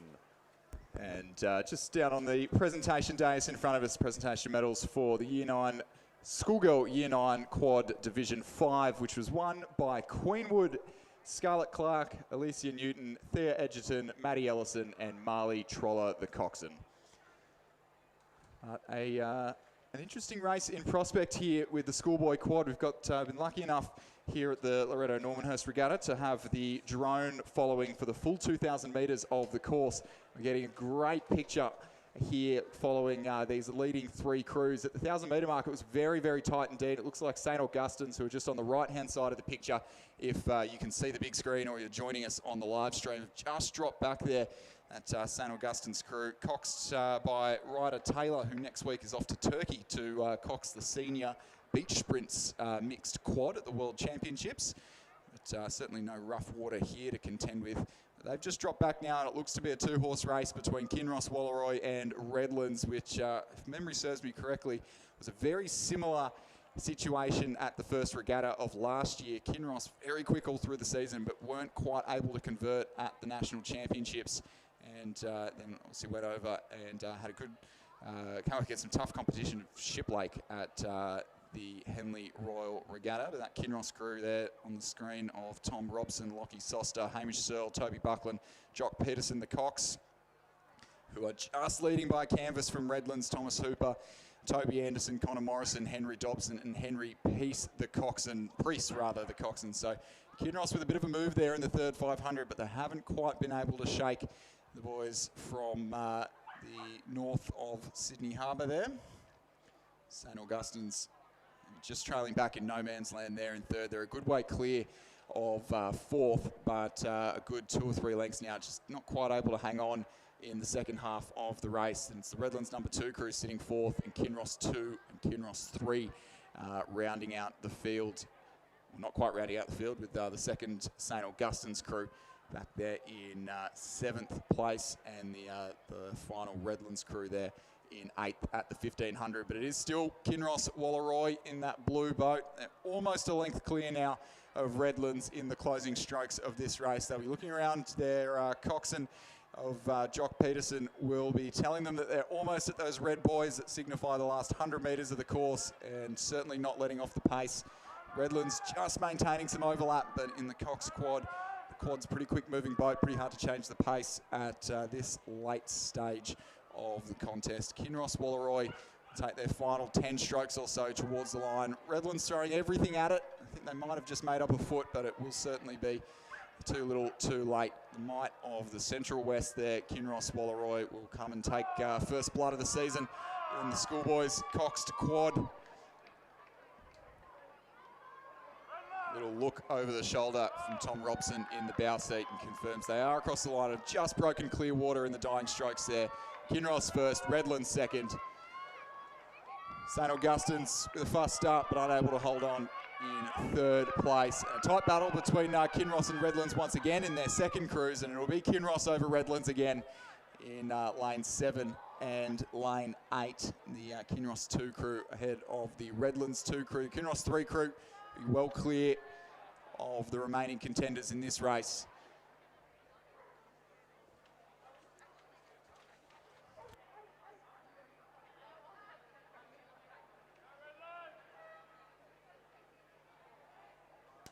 Just a quick announcement, with a packed schedule and no lunch break today, we do need to recycle the bow numbers fairly quickly. So if you have any bow numbers following a race, you will need to get those back to the finish tower as quickly as possible. In particular, we are looking for 04.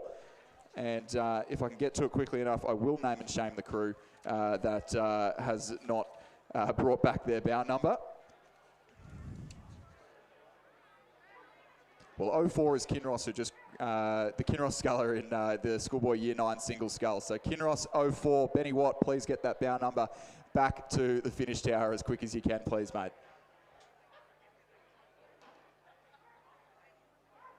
We are underway in race 7, the schoolgirl Coxed quad scull. I will repeat the lineup on the far side. MLC School in lane 2, Queenwood in lane 3, Pinball in lane 4, PLC in lane 5, Sydney Girls in lane 6, Mossman in lane 7, Redlands in lane 8, Tara in lane 9, Askham. And as they came through the 500-metre mark, it appeared that the MLC School, it's actually a 1,000-metre mark, MLC School have got somewhat of a lead over Tara School, who are almost 4 seconds behind. It's the Redlands crew with Isabella Campbell in, who are again 3 seconds behind.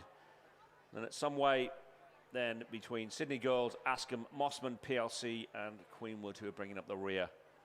And again, a great drone shot there.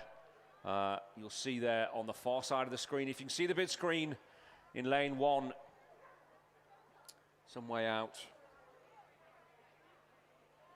front, it's the MLC School, looks like it there. We've been all sorts without the drone here because our contest is on opposite sides of the course. Lane 1, MLC doing battle with Tara in lane 8, regulars behind Cove, of course. Now on opposite sides of this particular very crowded body of water.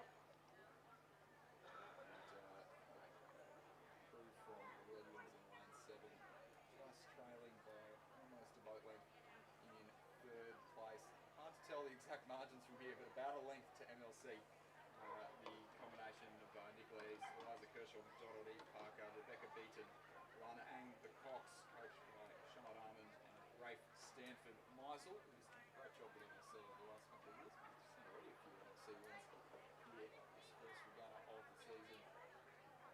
Tight battle for the remaining spots though, with Askham over on the far side.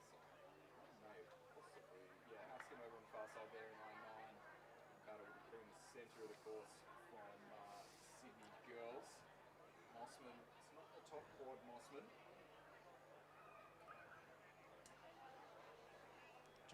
No.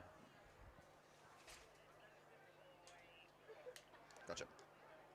And we'll turn our attention very quickly to the race podium. It's race 16, it's the schoolboy Coxed quad scull. And as they line up, it's obviously the winners Kinross Walleroy, who finished in first place in a time of 6 minutes 47.66.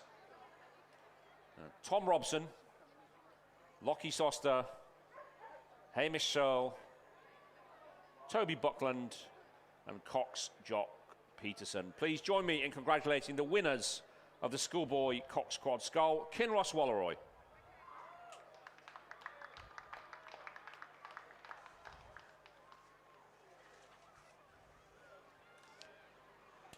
It looks like they've managed to extend their lead on the far side of the lake. MLC School, it's still going to be a battle between Redlands and Tara School. But MLC, I think, are reasonably comfortable, barring disaster in the last 200 metres, that they're going to take the win for this. Good battle unfolding on the near side of the course though, so come up and cheer if you're supporting Tara or Redlands, because they'll be able to hear you and they will need it. MLC likely to be pretty unchallenged here in the closing strokes of this race. And Tara on the near side, and Redlands absolutely locked stroke for stroke. Redlands throwing everything at it. But it is Tara who are leading that battle for second place here. As they enter the red boys, the last 100 metres of the course, MLC are well clear. They'll take the win here. Redlands coming back on them strong here.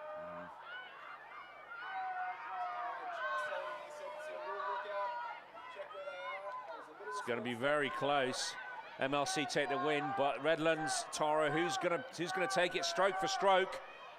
Both Coxes laser-like focus on the finish line, no looking over. And I'll say Tara by a bow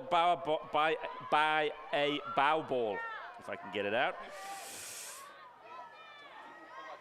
Trouble the photo finish cameras, but that's about as tight as we can get without needing a photo finish there. Yeah. Great battle from those two crews. Yeah. Tight again for fourth. Queenwood. Askham. Yeah.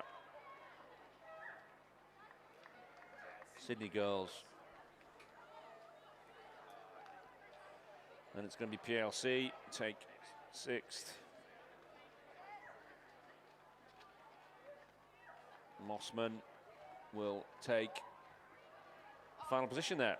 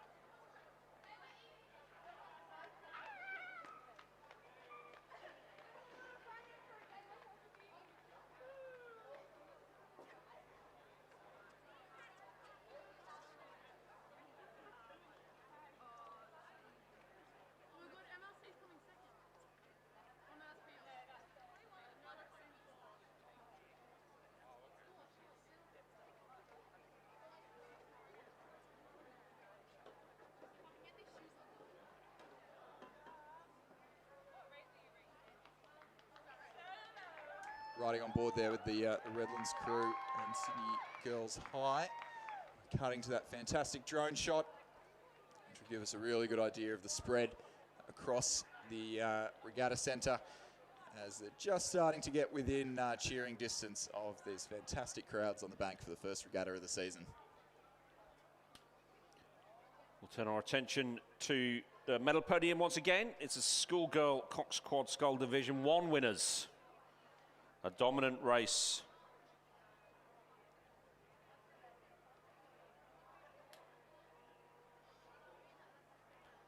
As the Cox just pick something up. The winners of the schoolgirl Cox Quad Scull Division 1 were, of course, MLC School.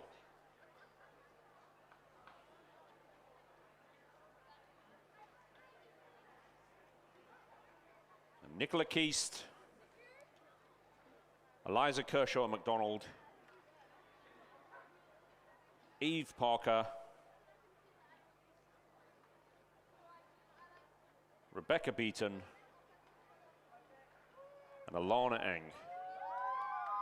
Please join me in congratulating the winners of the Schoolgirl Coxed Quad Scull Division 1 MLC School.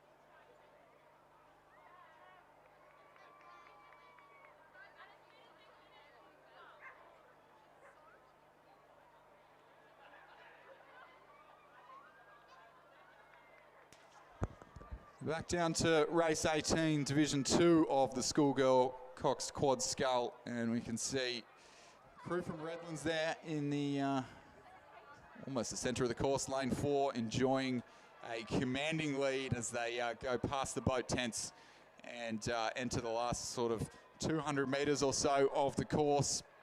It's the combination Grace Ford, Matilda Hugman, Catherine Budden, Olivia Pollock, and Alice Burneth, the coxswain. Redlands are always there or thereabouts, the pointy end of schoolgirl sculling in Sydney, and doing very well to be leading this race from their third crew. So in fact, a Redlands Quinella at this stage, but who is going to get that third place in this race still yet to be determined. We've got PLC Sydney in the centre of the course there. You can just see on the right-hand side of your picture from the drone, and the bottom right-hand side of your picture, you've got MLC, who were leading them at the 1500, but only narrowly. Rather, that's it is PLC Sydney in the centre there, not Queenwood as I had it a second ago. But Redlands number 2 will cross the line there in lane 4 to take a commanding all-the-way victory from their third crew, who just struggling with those last couple of strokes, but they got there in the end. Tight fourth, third, MLC and PLC. MLC were leading. I think PLC might just steal this one in the shadow of the post. I think it'll go to a photo. It will go to a photo finish.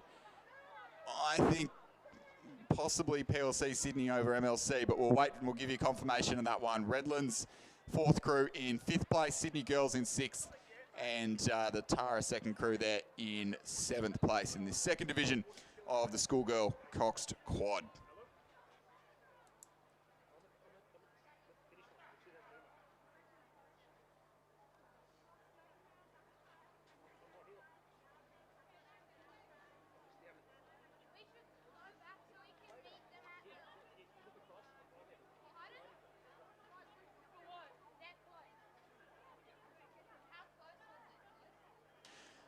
And as we journey back down to the course on board our drone pictures, we have a start in race number 19, the first of 2 divisions of the Schoolgirl Second 8. In lane 3, for the first time in about 20 odd years, we are seeing an 8 boated out of the Ascombe School. So a momentous occasion for that program that has been building under the tutelage of one of our co-commentators, Lizzie Chapman, to have an 8 out here on the course. They're in station 3. Queenwood in lane 4, Pymble Ladies College in lane 5, St Catherine's in lane 6, and Loreto Normanhurst in lane 7. And at that 500 metre mark, or at the 1,000 metre mark rather, it was Pymble Ladies College. It's Amber Eisenhower, Caitlin Bilney, Kelly Clifton, Saskia Alexander, Lucy Simpson, Zara Kinnibar, Georgina Curtis, Olivia Norton, Emily Bartrup, the coxswain, who were leading, and leading by some margin, as we can see on the drone pictures there. That is laying down a statement at the early stages of this season for everyone else to catch up to. Queenwood in second place. They're about a boat length clear of a tight battle for third and fourth. So Queenwood, it's Penelope Rolls, Vivienne Walk, Isla McMillan, Bronte Hanna, Chloe Grimman, Jasmine Ramsey, Gemma Wirral, Arabella Lynn, and Stella Tumbers, who are currently sitting in second place, about a length clear of a tight tussle between Loreto Normanhurst and St Catherine's. It was Normo at the 1,000-metre mark. I suggest now might just be St Catherine's, Mila Bell, Gabriella Griffin, Georgia Love, Charlize Morgan, Stella Copland, Ava Jamison, Delphi Walsman, Madeline Innes and Anya Rulfi, who are currently sitting in third place and look to have maybe just moved out half a length over Loreto, Normanhurst, Alexandra Ward, Portia Gill, Elizabeth Peddington, Maggie Hall, Lucy Hannaford, Ava Smith, Gracie May Lander, Matilda English and Ava Forrester, the Cox, coached by Jack Crampton and Will Newnham. And looks like that St Catherine's crew might have designs on a second place finish, even moving up on our early second place sitters from Queenwood.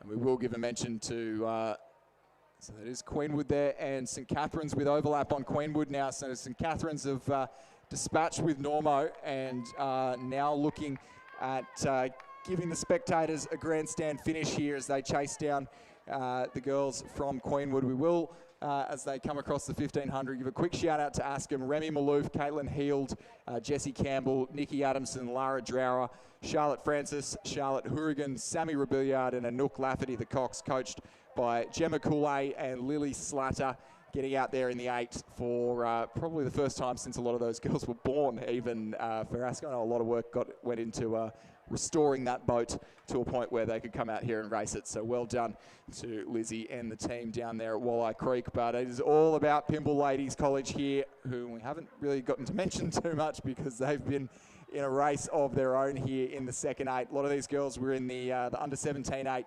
last year that won the national championship, broke the record, a pretty long-standing national record in that event, won it in convincing fashion. I think they were undefeated the entire season, in fact, that year 10-8, and a bunch of those girls moving up to the second 8 here and continuing on their winning ways as that Mpaka Hull crosses into the last 100 metres of the race. I don't think St Catherine's have been able to make enough inroads to challenge Queenwood for the lead, but it has certainly given them a good scare. Pymble Ladies College will take the win there in Station 5. Queenwood over in lane 4 will hang on to second, and it looks like they've responded and pushed away even from St Cath's. Here's Queenwood in second. St Cath's in third. Loreto Normanhurst looking resplendent in their new blue zooties. Whole school uniform changing next year, and rowing gets to experience it first. So Normo with 4th place there after a good battle in the first K. And the girls from Askham, so a big round of applause for a program on the rise there. Will cross the line in 4th. And I am told as well it is a year 10-8, this Askham crew, but some scheduling meant that they couldn't enter the year 10-8 today, but be good to see them having a hit out in that category maybe later on in the season.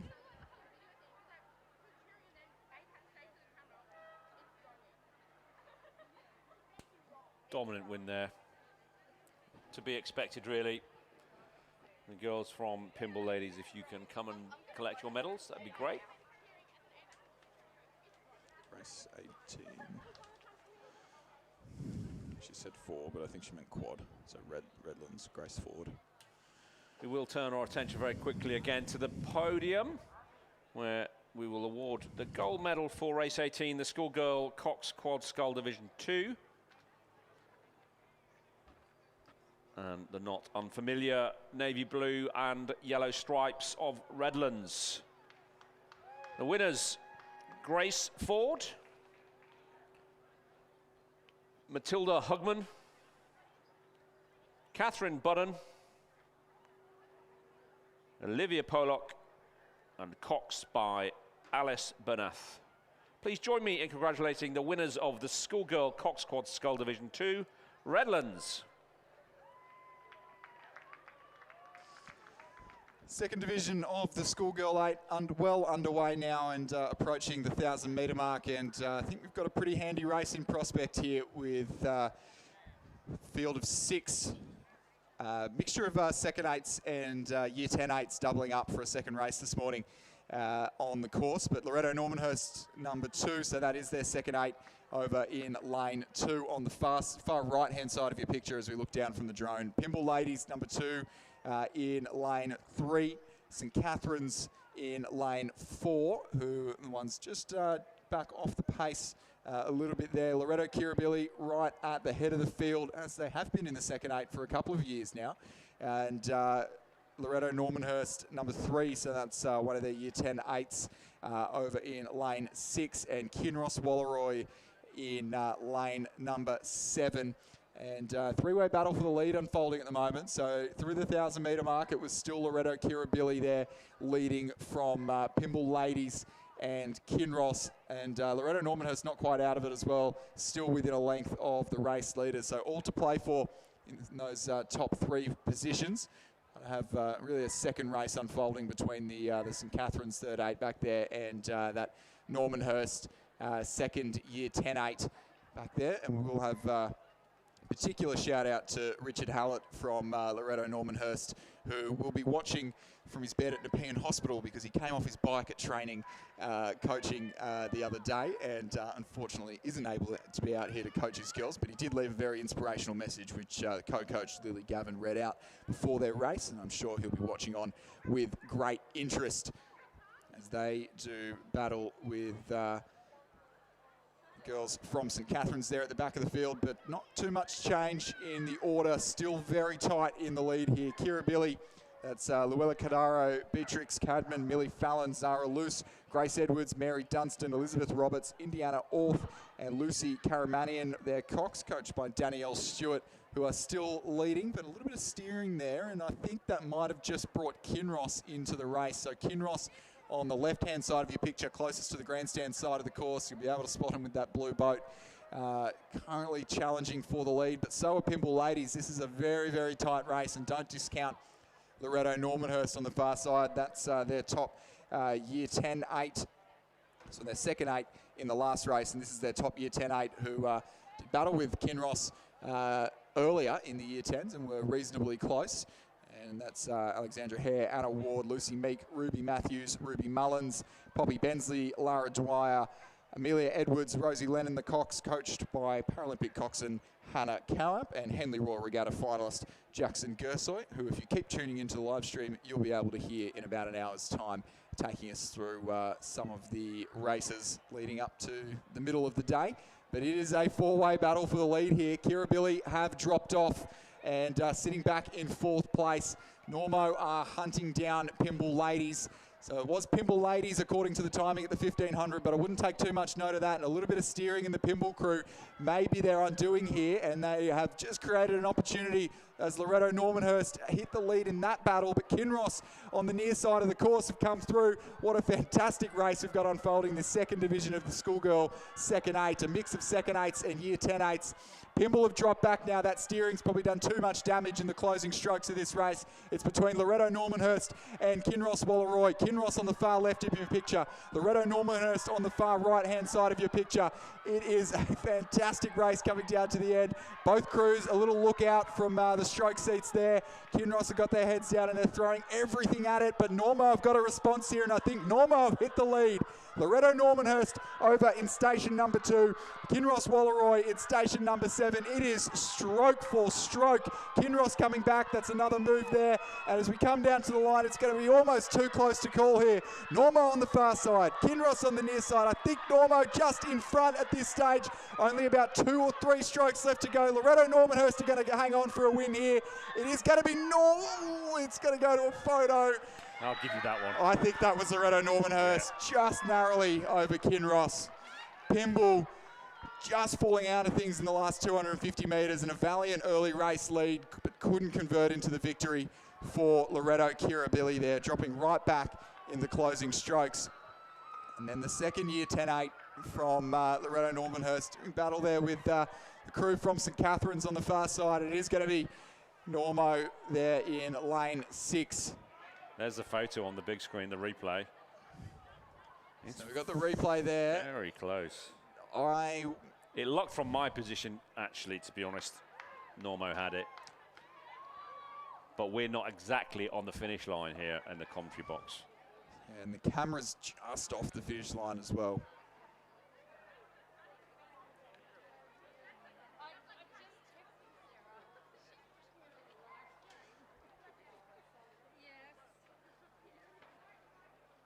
While we wait for the photo on that exciting Division 2 race there, we will go to the Division 1 winners, the schoolgirls second 8.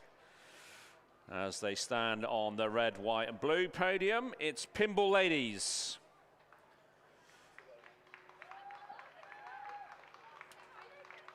Amber Eisenhower. Caitlin Binley. Kelly Clifton. Saskia Alexander. Lucy Simpson. Zara Kinneberg. Georgina Curtis. Olivia Norton. And Coxed by Emily Bartrup. Please join me in congratulating the winners of the schoolgirl second 8 Pinball Ladies.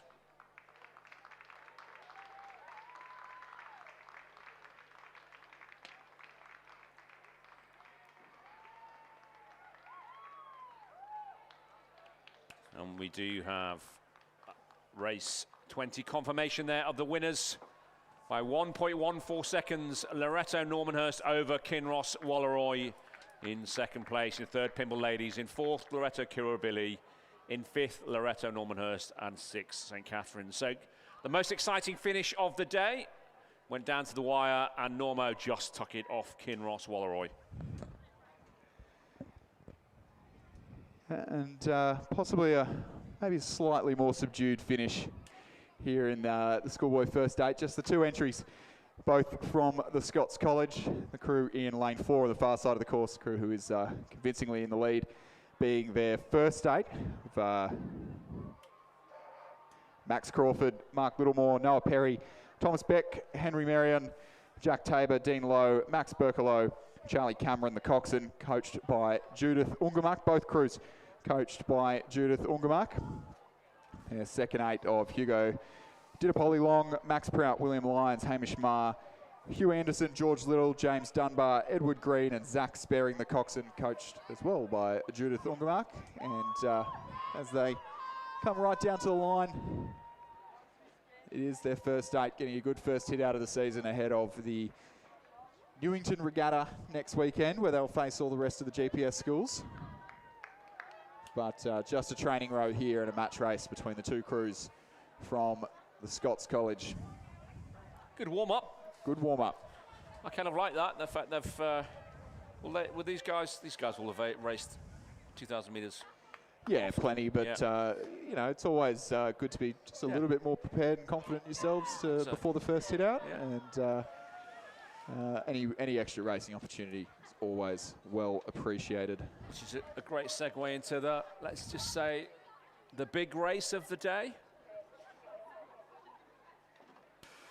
So the schoolgirl first 8, race 22 on the far side from Loreto Kirribilli. Kiara Trino, Gemma Ronan, Maddie Wheelahan, Paloma Stang, Sophie Mansfield, Bella Tripp, Charlie Reeves, Sarah Holt and Coxed by Charlotte Clarklin. In lane 4 from Loreto Normanhurst, Patricia Boland, Poppy Russell, Juliet Mason, Ellen Ogilvie, Matilda Cronin, Mia Dragonanudis, Amelia Branley, Maddie Ferreira, and Coxed by Adele Simon. In lane 5 from Queenwood, we have Lauren King, Charlotte Garner, Claudia Gassman, Lucinda Duku, Flo Veach, Scout Ferguson, Isabella Kennedy, Elsie Hood, and Coxed by Alice Home.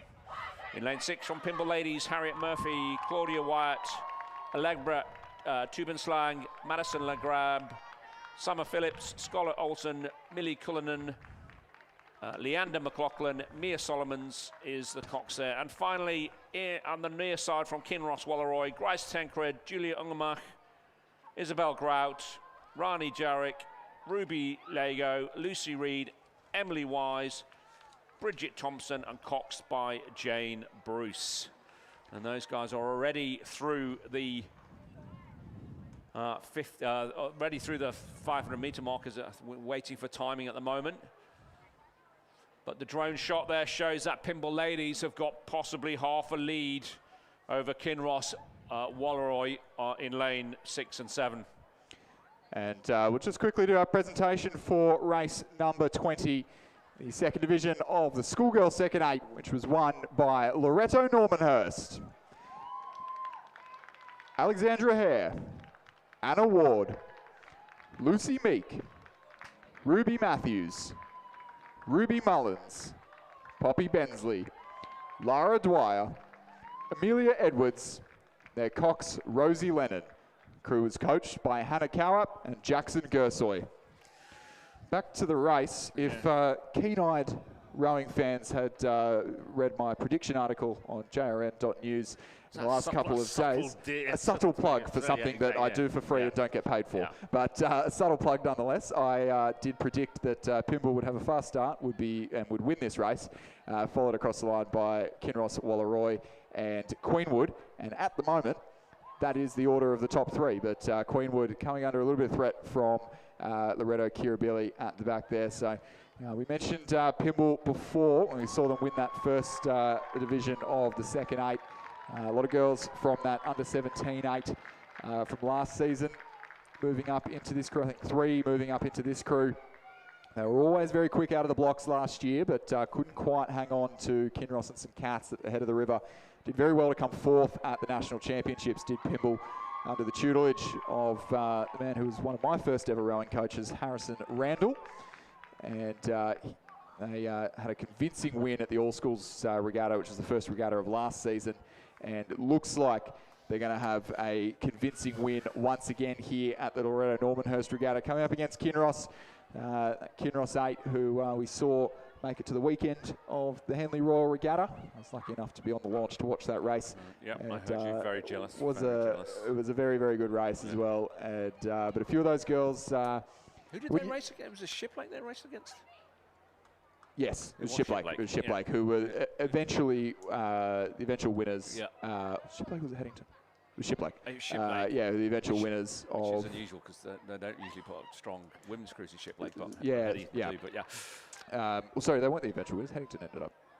It was a very good race. Anyway, the Prince Philip was a great event at Henley this year. But there were a few girls who were in that crew who aren't racing just yet. I think when you have such a late finish to the season in the middle of July, you earn yourself a little bit more of a break. It is only October, and so Kinross definitely still building, and but they know where the mark has been set down here by Pimble Ladies College, who will do it and do it very well indeed. They'll win by 3 lengths, maybe. Yeah, 3 lengths there. That's the Pimble crew: Harriet Murphy, Claudia Wyatt, Allegra Taubenschlag, Madison Landgrib, Summer Phillips, Scarlett Oleson, Millie Cullinane, who's in the Australian Junior Women's 8 a couple of months ago. Leander McLaughlin in the stroke seat, Mia Solomons in the cock seat. They'll take first blood of what is set to be a thrilling 2026 schoolgirl rowing season here in New South Wales and around the country. Kinross Walleroy at 3 lengths back will finish in 2nd place. And it's been a good battle the entire way down the course here. Loreto Normanhurst being buoyed by a big crowd here, trying to overcome Kirribilli. Queenwood had slipped back into that battle, but looks like they've managed to get themselves out of danger. Normanhurst and Kirribilli, can be hard to tell them apart with the New Zooties a little bit, but it'll be Queenwood for 3rd, and Normo just sneaked through on the line. Loreto Normanhurst for 4th, over Kirribilli in 5th place. So I will reiterate exactly as I predicted things. And I have some coaching duties to attend to, so I'm going to duck out of the commentary box for a little bit. The voice, and can I say the face of rowing internationally? Maybe not. Voice for radio. Yeah, voice for radio, exactly, yeah. So thank you, Chris. That's always great to have you in the commentary box.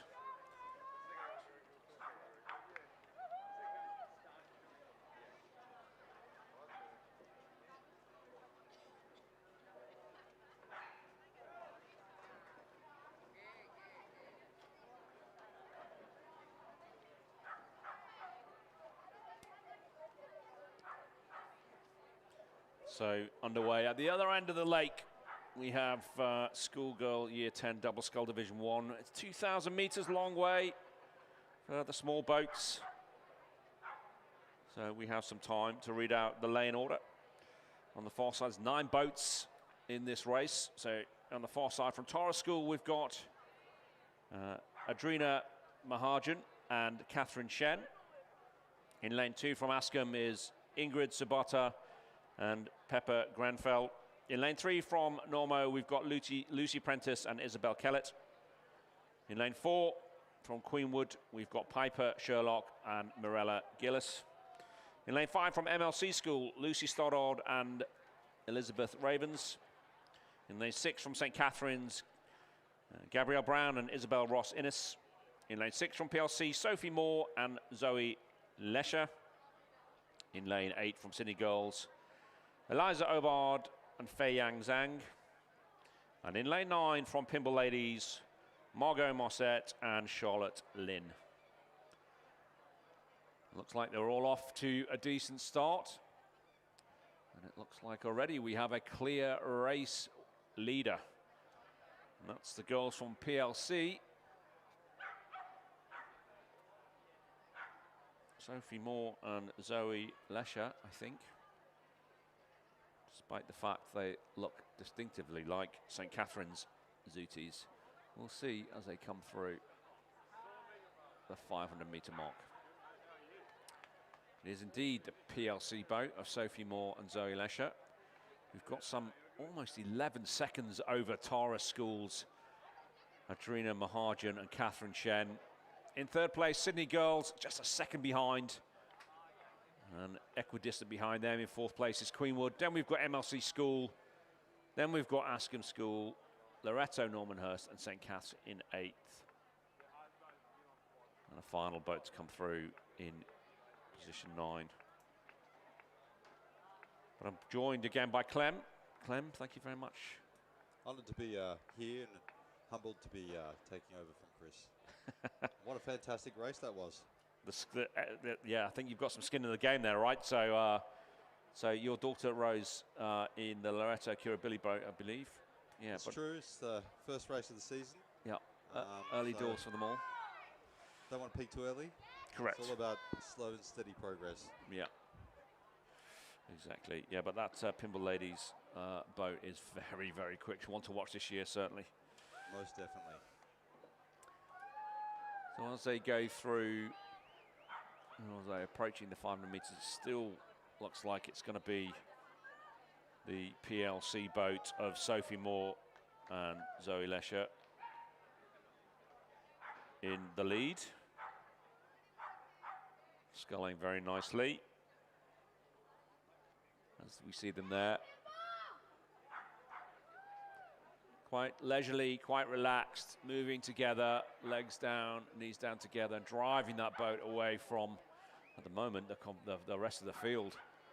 Doesn't look to be pressured at all. You can see from that great drone shot that they've got, I think the official length is an easy lead on the rest of the pack.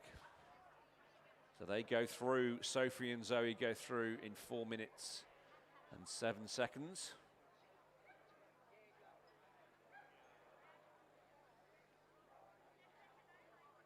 And the 10-second lead has now been pushed out to 22.5 seconds. So they are just moving away from the rest of the pack. Sydney Girls in second, Eliza and Fei Yang. Then we've got some close boats with Tara, MLC, and Queenwood.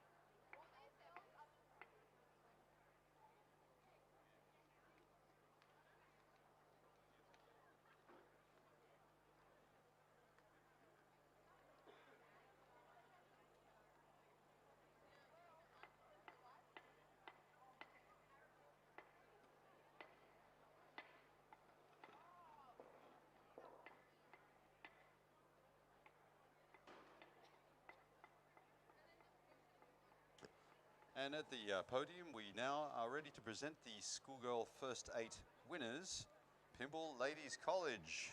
Congratulations.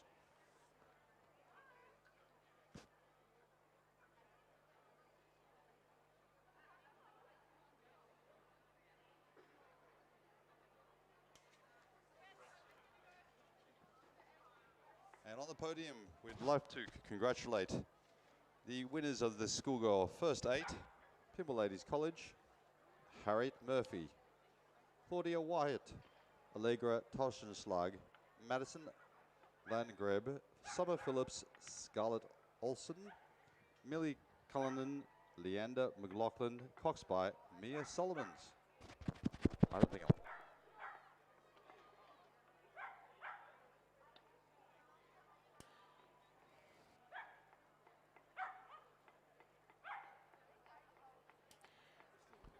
You want me to do it? Race 22, the schoolgirl first 8. First was Pymble, and they are now going up onto the going onto the podium. We've got Harriet Murphy, Claudia Wyatt, Allegra Tobenschlag, Madison Lonegreb, Summer Phillips, Scarlett Olson, Millie Cullen, Leander McLaughlin, and suitably coxed by Mia Solomons. Well done, girls. Congratulations.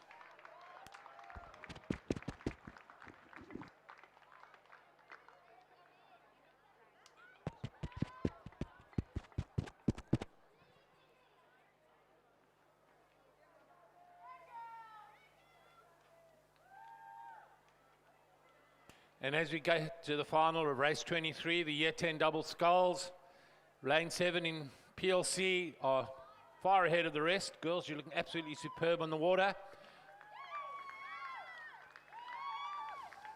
They're a good 100 meters ahead of the crews that will come in second and third, which is amazing.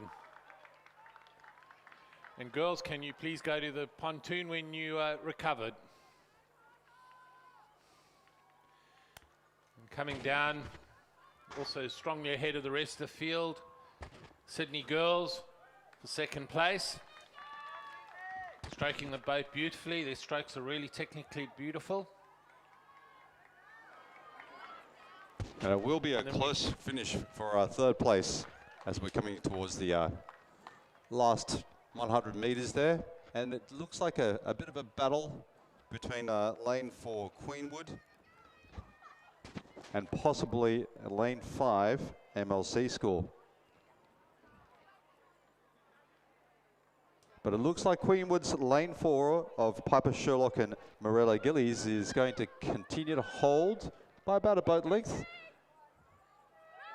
And Askham then pipped the last 2 strokes. Ingrid Sabota and Pepper Grenfell really just pipped it in there to capture that last position there.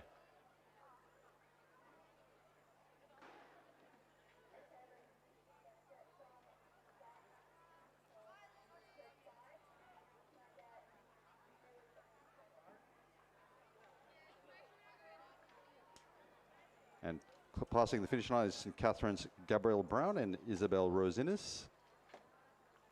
And prior to that was MLC School's Lucy Stoddard and Elizabeth Ravens.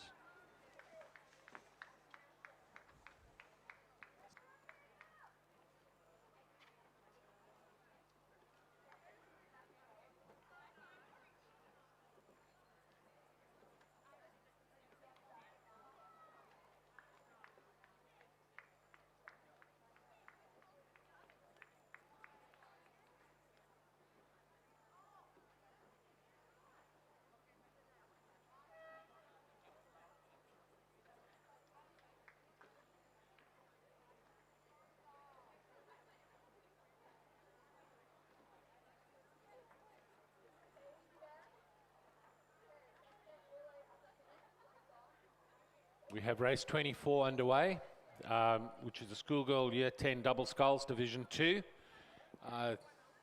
They're heading towards the 1500 meter mark. And in fact, through the first 500, we had PLC, the second boat, in first position, and PLC in second, and PLC in third. So PLC really dominating the double sculls.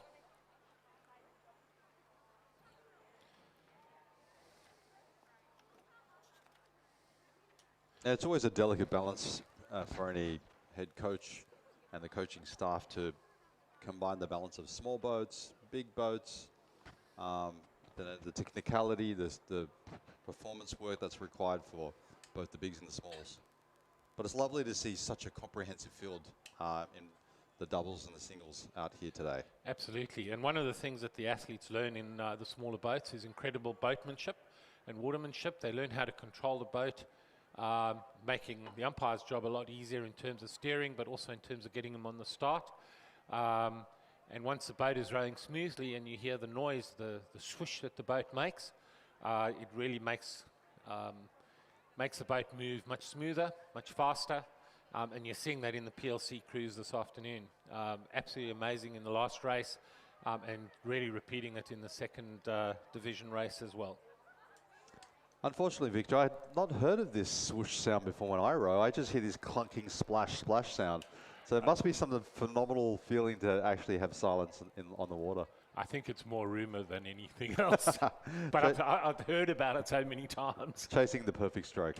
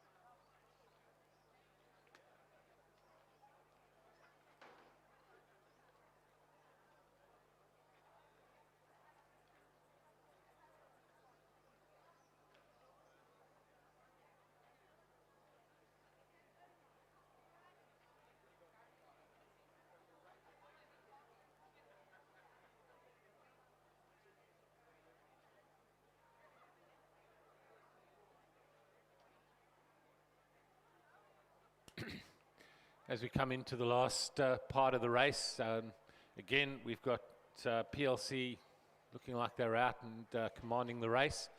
The rest of the field looking fairly strong, but PLC definitely heading out and looking extremely strong in the boat.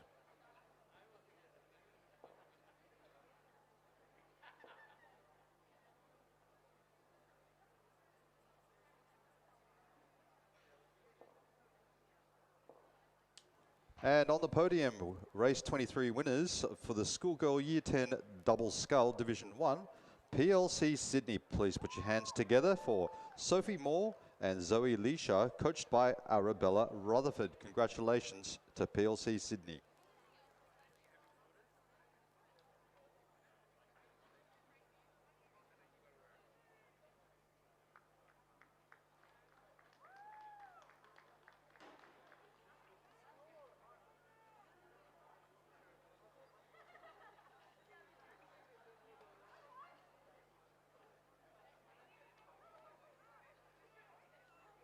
And as we come into the last 100 metres of the race, remembering that's signified by the red buoys, we do have PLC in lane 3 looking extremely strong.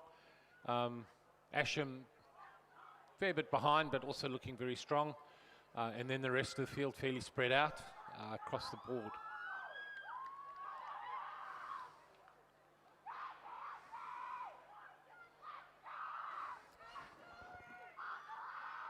As Clem said earlier, there's a fine balance between small boats and large boats, but clearly MLC is doing something in the double sculls because the girls are looking exceptional on the water this morning. Must be very difficult for their coach to determine who rows Division 1 and Division 2 because the effort and the style, there's not much difference between them. And it looks like a PLC Sydney 3 in lane 3, Catherine Vlandis and Scarlett Askew has a comfortable lead and will finish so accordingly with Fabrizio Antonelli as the coach. significant lead over their counterparts without the bout number, but I'm guessing that is PLC Sydney 2 in lane 7. Coming through is Isabel Graves and Ava Lane, all coached by Arabella Rutherford and also Fabrizio Antonelli. Just for everyone's knowledge, the bar numbers really help the umpires determine who wins and who doesn't win. It's very clear who you can see, but more importantly, the cameras actually pick it up. And if there's a close finish, then when you go to camera, you can clearly see which crews are in the are winning and who's coming second or third. So really important part of the structure of a boat, and really does help the umpires identify crews as they go through. And even more so, whereas in this race you've got a number of athletes from the same school, it means we don't make any mistakes. And so PLC Sydney 5 takes out third place, with MLC School 3 coming in fourth. Tightly behind that, closely behind was Sydney Girls second, and then followed by MLC 2 and then Sydney Girls 3. With 2 more boats to go.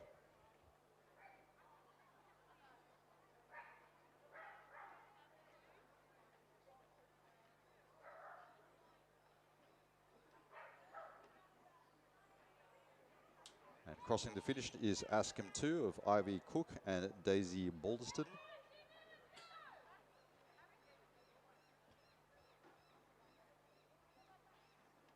And coming home with a strong finish is PLC Sydney 5, Annabeth Tuvey and Charlan Navarro Flood.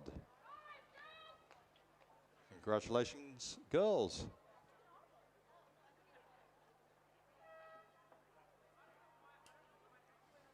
And girls, if we can have PLC Boat 1 from lane 7 to the podium, please, for your medals.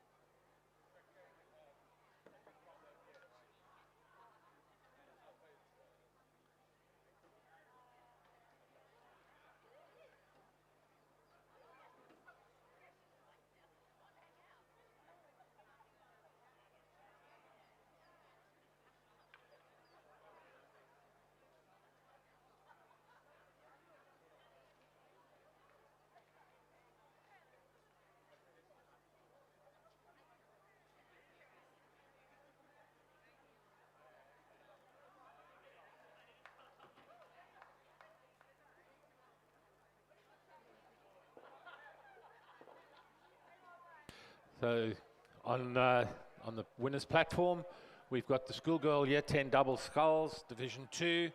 In first place was PLC 2, Isabel Graves and Ava Lane, coached by Arabella Rutherford and Fabrizio Antonelli. Well done, girls. Congratulations.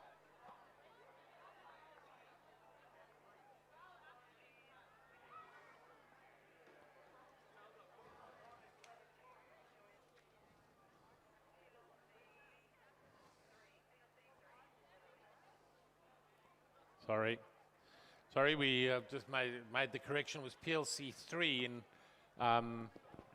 who were first, which is Katerina Volandis, Scarlett Askew, and also coached by Fabrizio. So well done, girls. Sorry about that. Congratulations.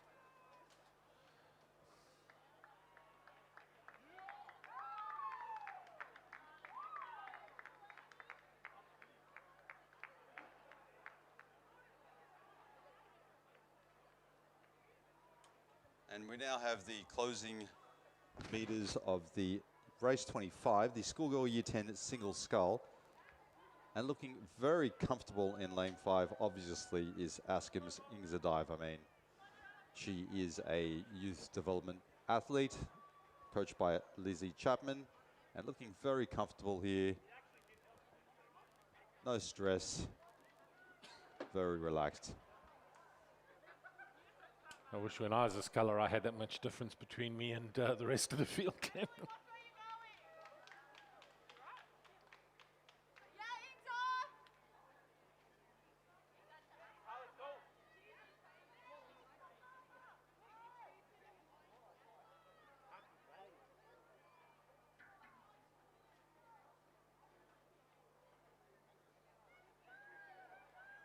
And coming in second place, it looks to be Sydney Girls 2, Harper Kepi, coached by Cameron Ogilvie, Miku Johnson and Tal Lewis. And followed is Sydney Girls 4, Amy McDonald, coached by the same team of Ogilvie, Johnson and Lewis. And crossing the line in lane 6 is Sydney Girls 1, Iris Yang. And in lane 8, Sydney Girls 3, Mia Zhang. Really interesting to watch. Sydney girls have put up a very strong group of scullers today as well. And you've got two schools that are really concentrating on small boats, being Sydney girls and MLC. And it's showing in the results, which is great news.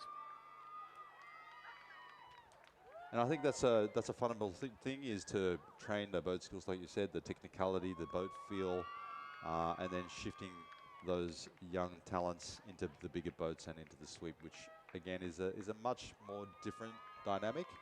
But yeah, I don't know. I've had plenty of people say they'd prefer to fill an 8 with scullers than, you know, throw a bunch of sweepers who don't know how to scull. Yeah, I think the benefit of being a sculler is it focuses the mind. You're the only person who can be blamed. And you're really fighting against yourself. It teaches you a lot of discipline, which is great. Yeah, I fight with myself all the time. Yeah. It's like at the catch, you know, don't dip the shoulder. At the finish, make sure you lean back. It's much easier being a coach than the athlete.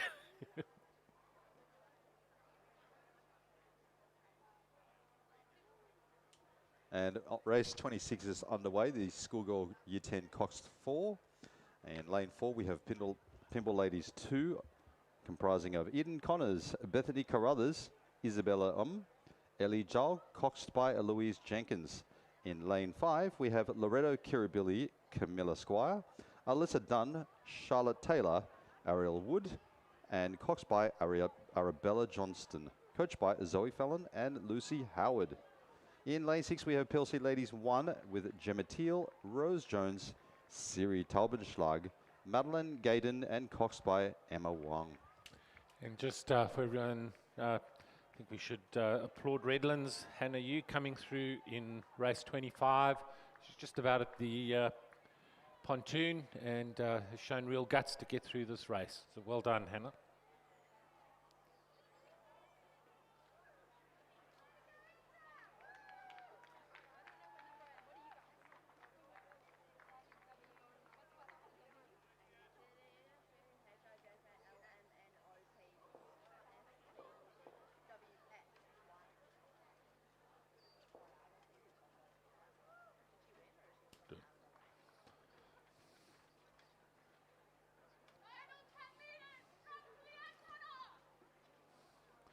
And as Redlands gets to the end of the race, as I said, a lot of guts shown and really well done.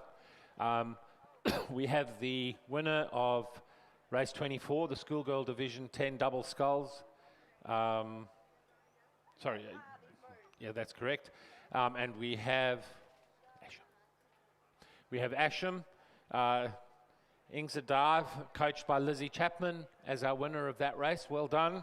It's good to see scullers coming through of the quality that we have this morning. So congratulations.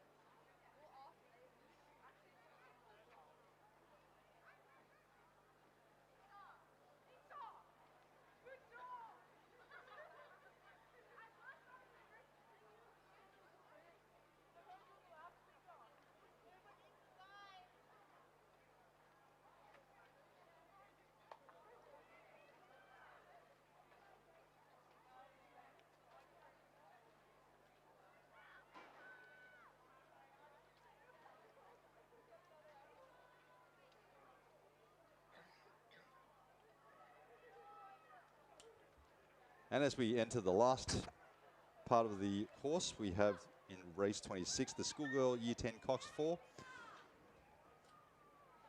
And a comfortable lead there by PLC Ladies 1 in lane 6. Very, very comfortable, looking quite relaxed. Looking like the crew of Gemma Teal, Rose Jones, Siri Taubenschlag, and Madeline Gaydon. Coxed by Emma Wong, just cruising along, nice and smooth. Congratulations, ladies.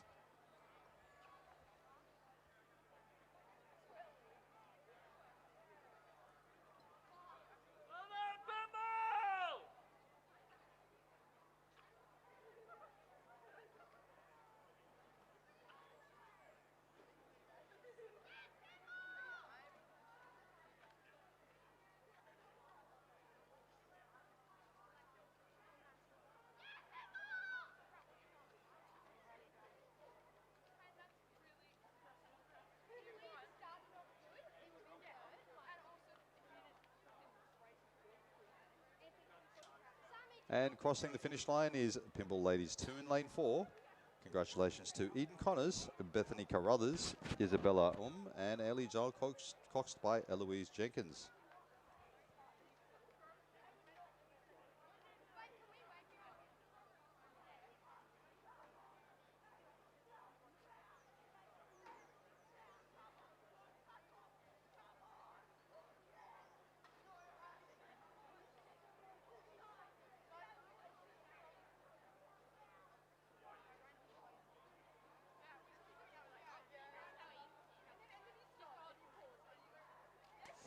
I think the interesting dynamic that we all need to make note of is the transition from year 9 to year 10, where you go from a 1 kilometre race to a 2 kilometre race. It's a obviously double, and then you're changing the discipline from a sculling blade to a sweeping blade, and that also makes a huge significant difference as well. So congratulations then to lane 5 Loreto Kirribilli for completing that 2 kilometre race of Camilla Squire, Alyssa Dunn, Charlotte Taylor, Ariel Wood, and Arabella Johnson is the Cox. And we have the next race, which is race 27, which is the schoolboy double sculls. We have St. Augustine's with Daniel Corrigan and Jasper Moy, coached by Amos Noon and Judith Ungermach. We've got Redlands, Morgan Besley and Hugo Stedman. St. Augustine's with Oliver Kennedy, Oscar Porteous, coached by Amos and Judy. And then we've got Redlands again with Christopher Ferros and Ruari McLaughlin. There you go. You want to move?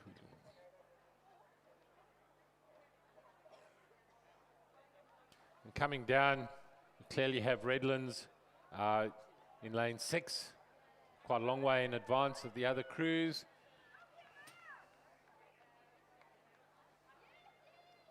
Yeah.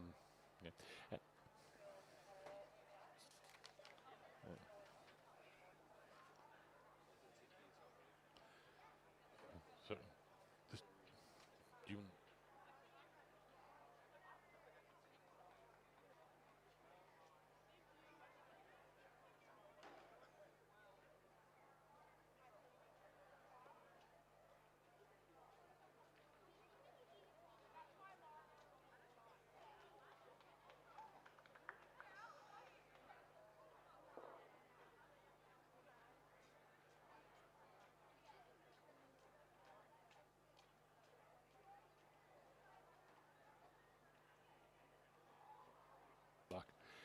we've got the Schoolgirl 4, which was race 2, but obviously the girls have been very busy in other races and helping around the club.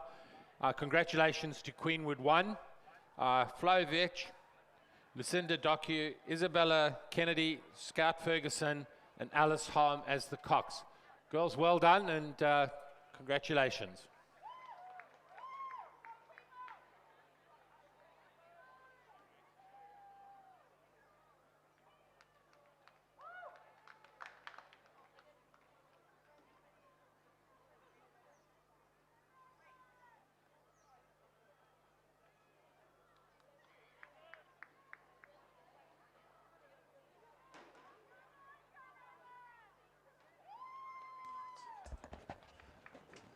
As we turn our attention to the course, we've got the schoolboy Year 10 double scull coming down.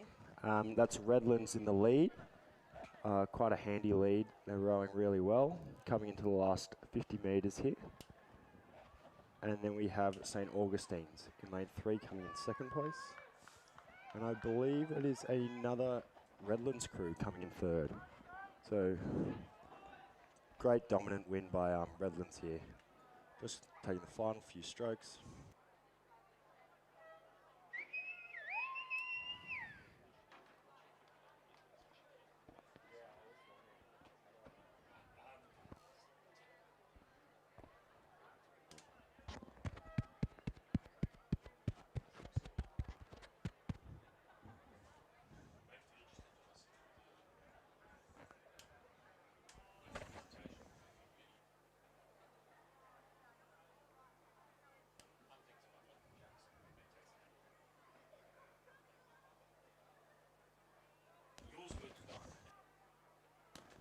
And the Redlands crew just crossing the line now in third place. Good job to all crews that just finished.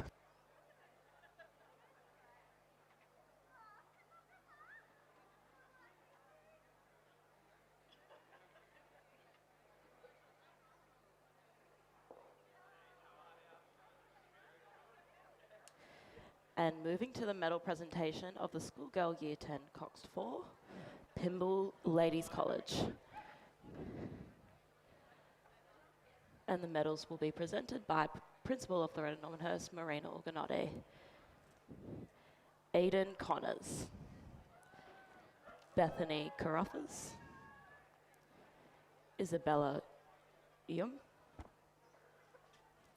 Ellie Zhao, and Eloise Jenkins the Cox.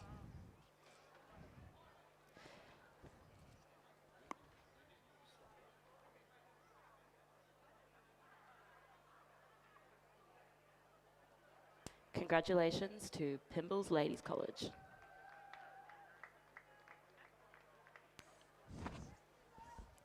And so coming down on the course now, we've got a very heavily dominated Kinross race. It's a schoolboy single, Year 10 single scull. We've got Kinross Walroy 2, Angus Sawtell in lane 3, Ash Robinson from Kinross in lane 4, Heathcliff Bell in lane 5 from Kinross, and the Redlands Sculler in lane 6, Cooper McDonald, and Kinross Walroy rounding out the field in lane 7, Xavier Zinger. Yeah, it looks to be a good race here, Jackson. Coming through the 1500 metre mark. Redlands up in first place, Cooper McDonald. Yeah, it looks like a tight battle there between Redlands and Kinross. I wonder how this is going to play out.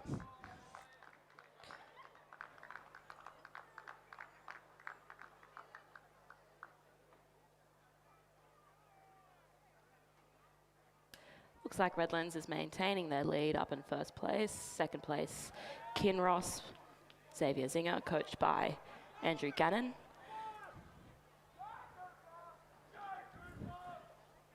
Approaching the final 250.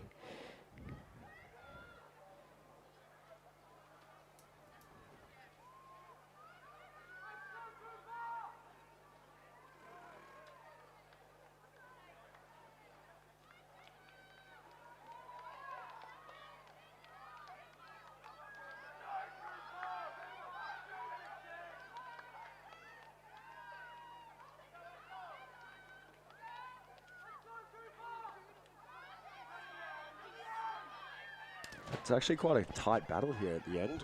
Both single scullers taking the rate up. Looks like Redlands will hold on. Yeah, good wind to the line there from both Kinross and Redlands. And it looks like Redlands will take the win. Cooper McDonald, second place, Kinross. Xavier Zinger. Third place, Heathcliff Bell. Fourth place, Ash Robinson. Well done to all their scullers.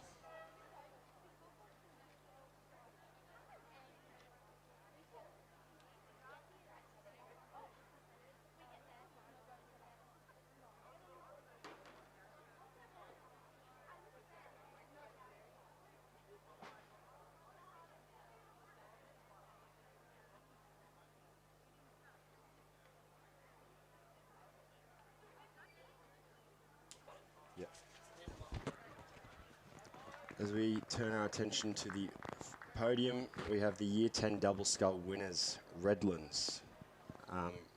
Medals presented. Oh, you need to do it. Mine's not working. And we draw our attention to the medal presentation.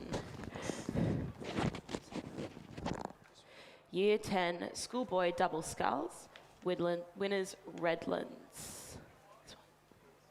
Morgan Besley and Hugo Stedman. Medals presented by Deputy Principal Lynn Long. Round of applause to Redlands. Congratulations.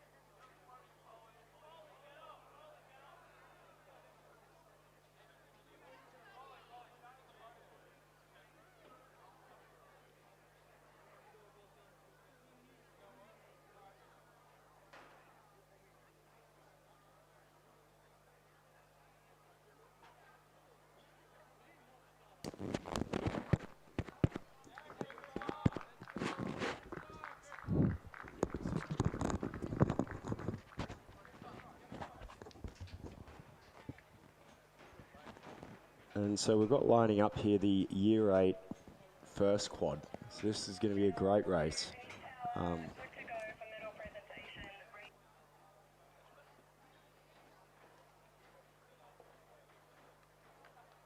All right, and drawing our attention to the medal presentation of the schoolboy Year 10 single.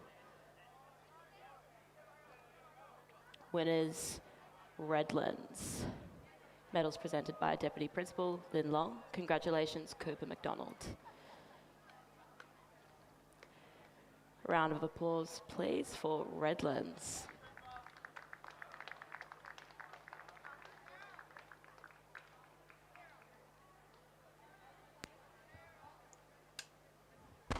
Looks like we're about to get underway in the Year 8 first quad. Yeah, pretty jam-packed race here, Jackson. Yeah, we haven't introduced ourselves, sorry. So I'm Jackson, this is Hannah. We both coach at Normo, and Hannah's a Normo old girl. Thanks, Jackson. Jackson's a Joey's old boy. We've got a jam-packed race here, 9 lanes across. It's good to see a full Year 8 Coxed quad race. We've been talking to some of the other schools. A lot of people are pretty excited for this race. I think it'll be a pretty tight one. Any bets, Jackson, on who you think's going to take the win? Look, excuse the bias, but I think Normo will take it out. At least I hope so. Yeah, I hope so too. Looks like a pretty star-studded lineup from Normanhurst. Yeah, Daniel Waddell's the coach of them. I had a good chat with him earlier. He's pretty excited to see these girls race. They actually raced in the Year 9 quad earlier today, so this is their second race. So I'm pretty excited to see how they go. Yeah. Daniel Waddell, also coach at Nepean Rowing Club. Very experienced coach, so very lucky to have him on board here at Loreto Normanhurst. Let's run through the lineup. We've got lane 1, Tara School. Lane 2, Queenwood. Lane 3, Pymble Ladies College. Lane 4, North Sydney Girls. Lane 5, Sydney Girls. Lane 6, Loreto Normanhurst. Lane 7, St Cat's. Lane 8, PLC Sydney. And Lane 9, Redlands.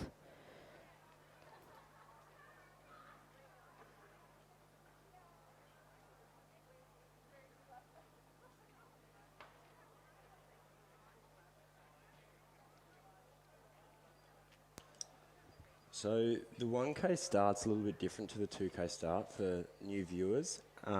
We don't have blocks at the 1K, whereas at the 2K we have blocks and we have holders. So it's a little bit tricky for the marshallers, especially given it's the Year 8's first ever race. It's a little bit tricky to get them all in line, so that's why we've got a little bit of a delay here. So if you can turn your attention to the video, you'll see them all tapping up slowly to the 1K, following the marshal's orders. Yeah, as Jackson said, next couple of races are pretty exciting. These will be the first race ever for a lot of these girls in the Year 8 Coxed quads. So please give them a loud cheer as they come through the final 250. Should be a red hot race. I'm excited. I'm excited too.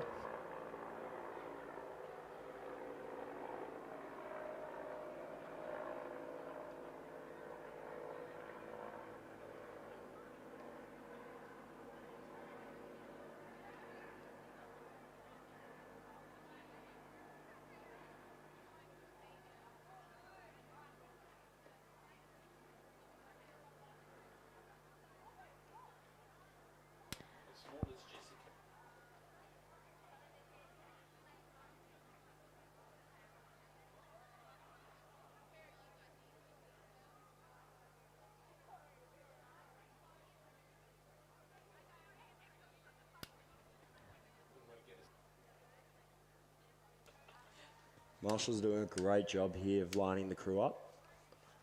Yeah, we've got quads rolling into the catch. Ready for that attention go, hey Jackson? Definitely. It's so good to see 9 lanes of crews here in the Year 8s. Really shows promise for the sport. Yeah, our next generation of rowers, folks.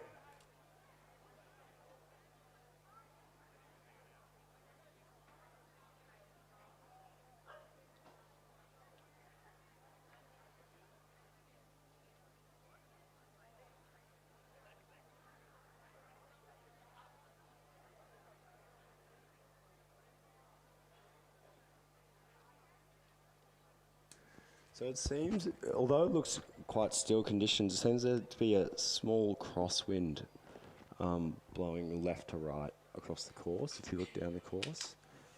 As you can see on the screen, a lot of the crews are struggling on those right side buoys.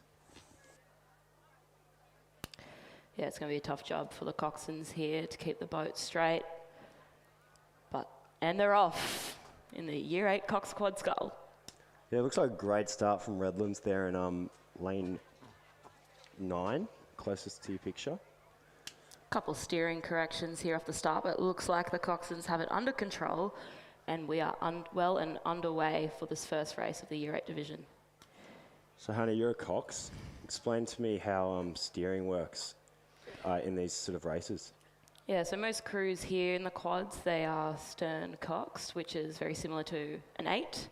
You've got a rudder, 2 strings connected to the rudder, and essentially you got to push the strings in the direction you'd want to go. So it takes a bit of time to get used to. It's taken me a couple of years to get the hang of it, but... I mean, these Year 8 quads look pretty bloody good. Yeah, coxswain's doing a good job, and so are the rowers. Looking pretty tight here, approaching the first 250 of this 1K race. So I think Redlands have the lead over there in lane 9. Tara looked quite up there as well. So the great drone shot that we've got for this regatta, it's awesome. Yeah, lane 1, Tara School up there. Normo in the middle here leading. Just.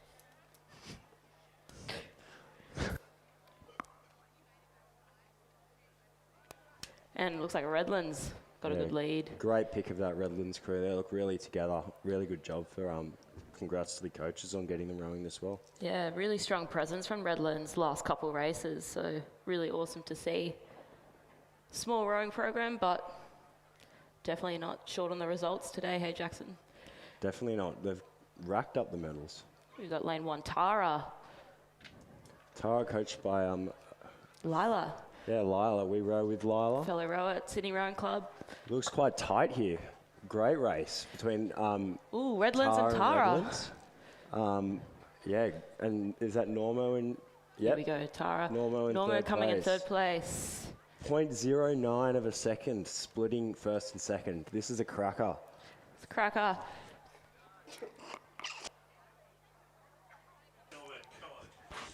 Get down to the watch. Everyone, turn your attention to the course. Here we go, This is a final great 500 race. of this 1K race. Tara taking the lead, approaching the final 250. Redlands in second. I think Redlands have taken the lead here, Jackson. Yeah, I agree, and I think Normo's starting to push through, potentially work their way into a second or first position. Yeah, awesome first race here for the Year 8 Coxed Quad Scull. Really exciting to see. So a lot of crews look to push at that halfway mark, and it looks like Redlands have really taken advantage of that. They've really worked really hard, and I think they've got about a length lead, which is really impressive given it was so tight at the 500-metre mark. Yeah, that's right, Jackson. Awesome push from the Redlands crew. Loreto Normanhurst challenging Tara for that second place. Be interesting here as we come into the final 250, what the crews do with the rate, you know, if they lift it, if they hold it, could see a change in placing. But it looks pretty solid from the Redlands quad here in lane 9. Looks very powerful. Loreto Normanhurst there challenging Tara. Could take second place, hard to tell.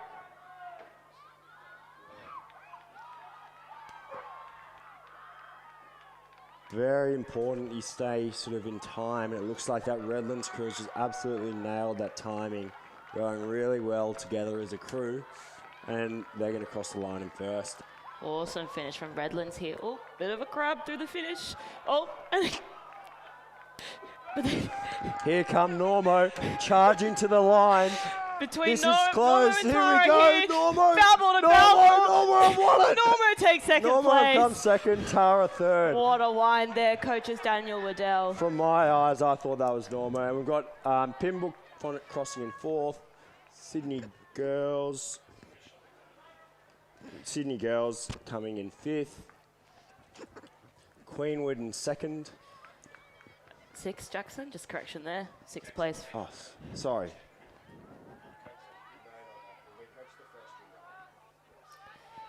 And coming through here. Looks like we've got another really tight race here for 7th and 8th.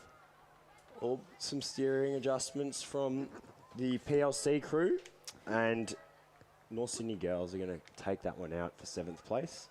Yep, PLC for 8th, and looks like a bit of a boat breakage for St. Cat's coming through. It's a real shame when you see that.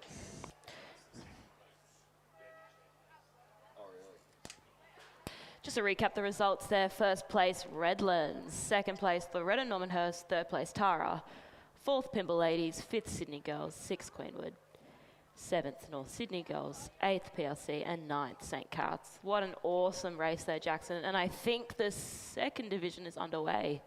Yeah, if you can give us a similar race to what the first was, this is going to be a good day. Awesome day. Loreto Normanhurst Regatta, welcome again, ladies and gentlemen, to the first regatta of the schoolgirl season. Great to see an awesome show up of supporters. This drone shot they've got going is really good. You can see everything.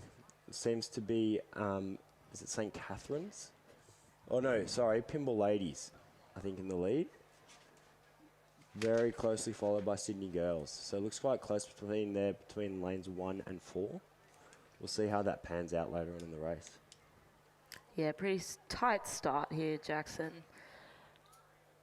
Couple steering corrections, but looking on track from all 9 quads again for Division 2. Isn't that great, huh? Yeah, it's awesome to see a jam-packed race for schoolgirl rowing in the youngest age division here at the Regatta. They're at Normanhurst celebrating 35 years of schoolgirl rowing. Fun fact, Jackson. Loreto Normanhurst, first school to start schoolgirl rowing in New South Wales. Did you know that? Yes, I did know that. Oh, that's good. I did.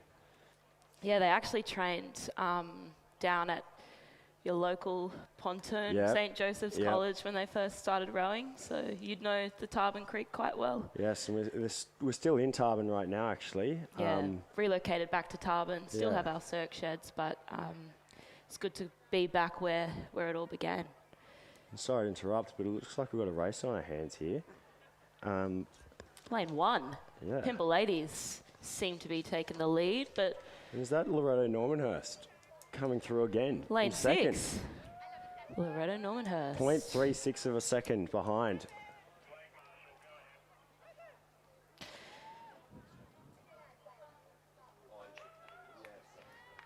So we have Pimble Ladies moving through the 500 first.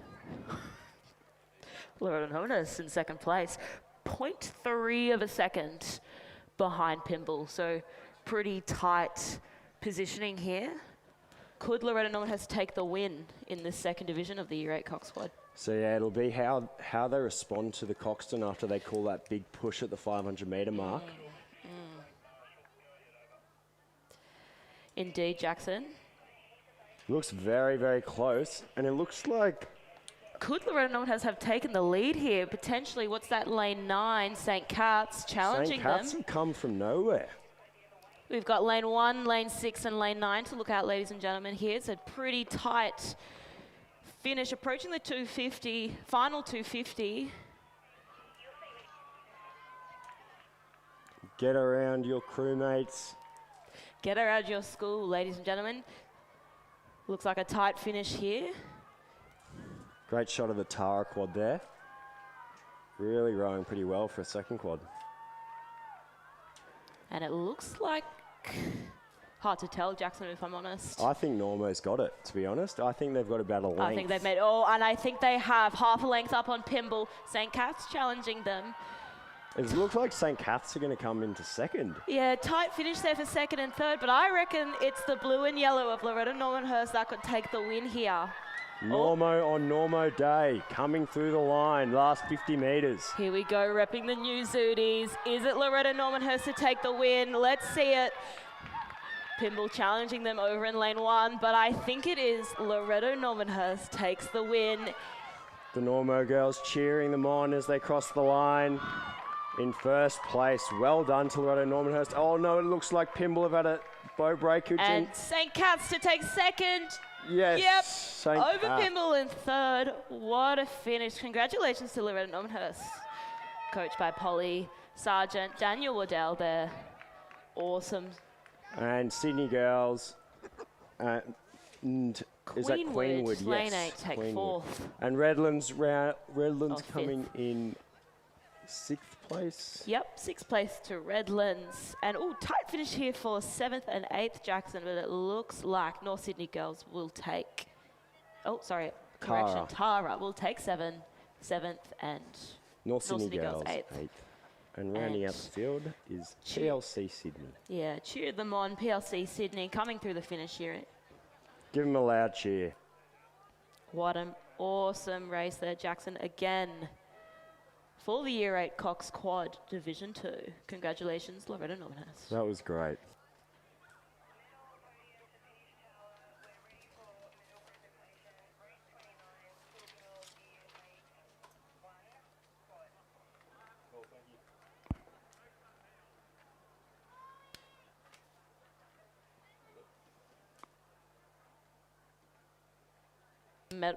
Ladies and gentlemen, please draw your attention to the medal presentation of the Year 8 Cox Quad Scull Division 1. Winners, Redlands. Isabel Wimpole. Scarlett Coles. Maggie Nassar. Fleur Peters, and coxed by Charlotte Scott.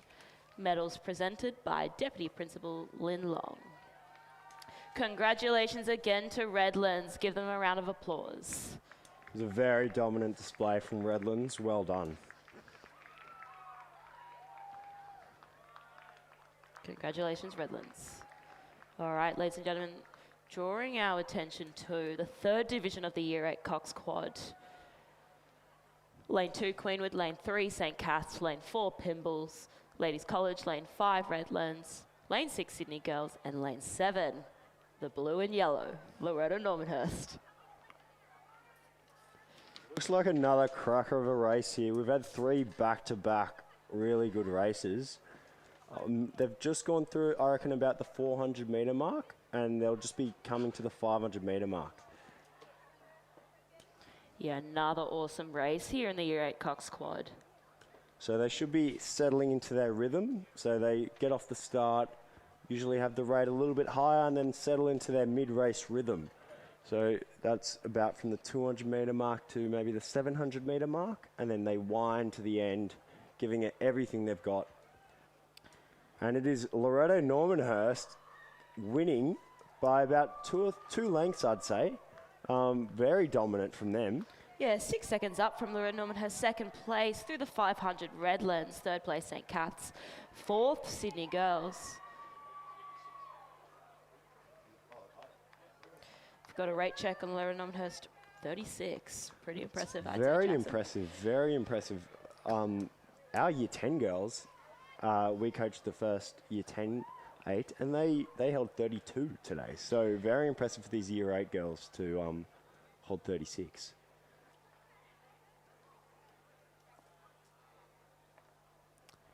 Yeah, impressive stuff here in the Year 8 Cox Quad, Division 3.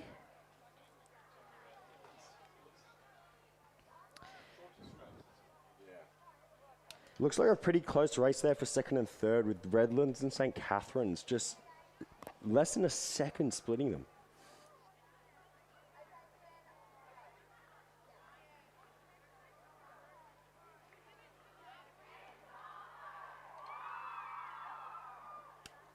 Can Normo go back to back?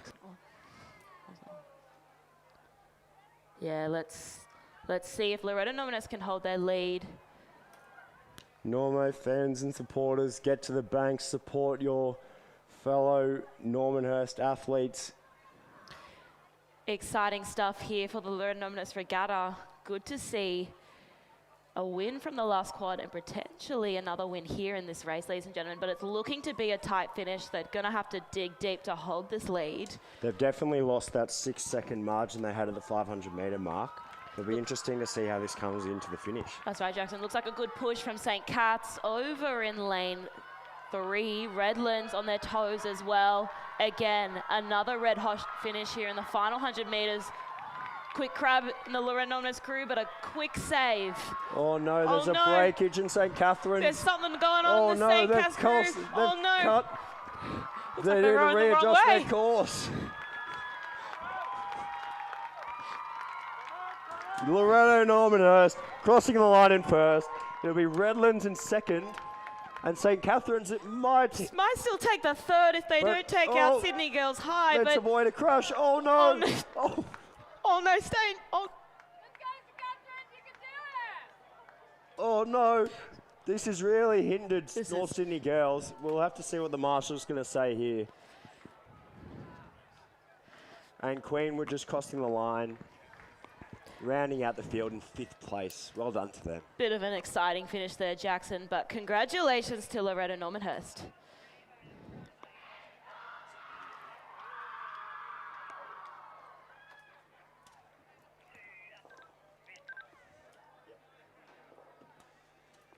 And after that cracking race, we're going to the Schoolgirl Year 8 Cox Quad Skull Division 2 presentation. Oh, hang on. And moving on to the medal presentation of the Year 8 Cox Quad Skull Division 2 winners, Loreto Normanhurst, Ebony Bornstein, Poppy McCullough, Ada Golding, Eve Taylor, and Amelie Boone the Cox. coached by Polly Sargent and Daniel Liddell. Congratulations to Loreto Normanhurst of the Year 8 Cox Squad, Division 2. Got another cracking race coming down the line here. Congratulations again, Loreto Normanhurst. Got Division 4 of the Year 8 Cox Quad. Look, Norma are trying to go 3 from 3 here. Looks like St. Catherine's are putting up quite a big fight, and they've actually got the lead right now. So we'll see how this turns out into the finish. Yep, that's right, Jackson. Just a recap here. We've got lane 2, St. Cat's, lane 3, Sydney Girls, lane 4, Pymble Ladies College, lane 5, Loreto Normanhurst, lane 6, Redlands, lane 7, Queenwood. Looks like quite a dominant display from St. Catherine's. They've got about a boat length lead coming into the last 100 metres. So as you see, the orange boys turn from red to red. That's And the last another 100. cracking finish here. We've got 3 crews charging to the line, challenging for first, second and third. Looks like Queenwood take the lead. Loreto Normanhurst. Sorry, my mistake. That's Queenwood. Very dominant Queenwood from lane them. 7. Dominant win there from Queenwood. Second place looks to be Loreto Normanhurst coming through the red boys. They're Third rowing place. great for a Year 8 fourth quad. Really impressive. Yeah, really beautiful long strokes there. Winding to the line. Cracking finish there from Loreto Normanhurst. Sydney Girls look to take out third place. Pymble lane 4 take out fourth.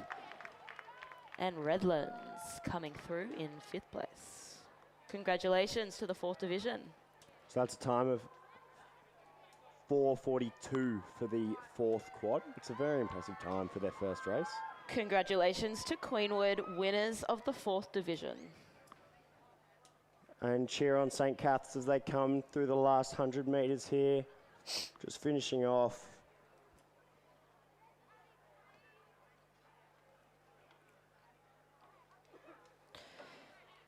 Yeah, loud round of applause for St. Cat's, lane 2.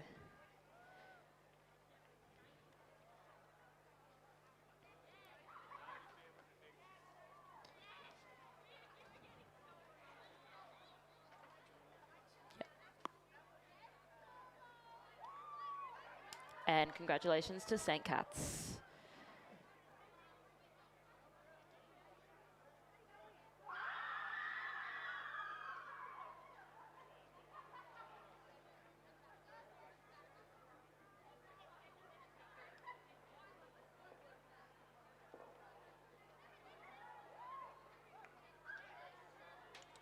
And when we turn our attention to the podium for the schoolgirl Year 8 Coxed Quad Skull Division 2, Loreto Normanhurst take this one out.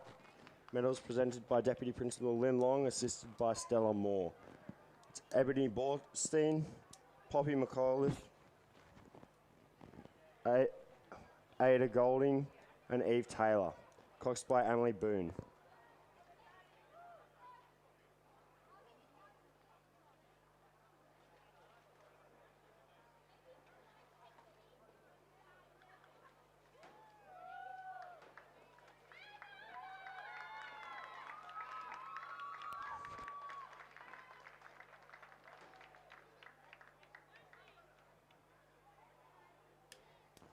Sorry, a bit of a miscommunication there. That was Zalia Johnson, Audrey Zhang, Maddie Frost, Abby Kane, and Ashley Saber, the Cox. Coached by Chris McCarthy and Jess Lenahan. Well done. Yeah, congratulations to Loreto Normanhurst there. We have another cracking race here, Jackson. 9 lanes, it looks to be 9 lanes? I think 8 lanes. 8 lanes.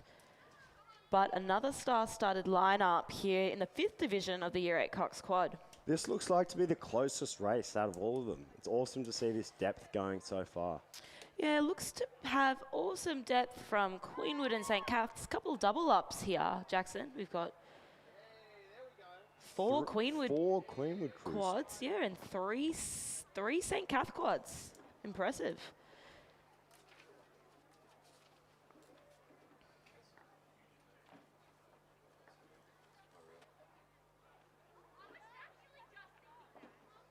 9 crews for Queenwood is very, very impressive. That's a lot of depth. Really well done to the Queenwood program. Yeah, Queenwood, been a very strong program for a couple of years now. Definitely were the ones to beat when I was at school, Jackson. And they seem to still be the ones to beat.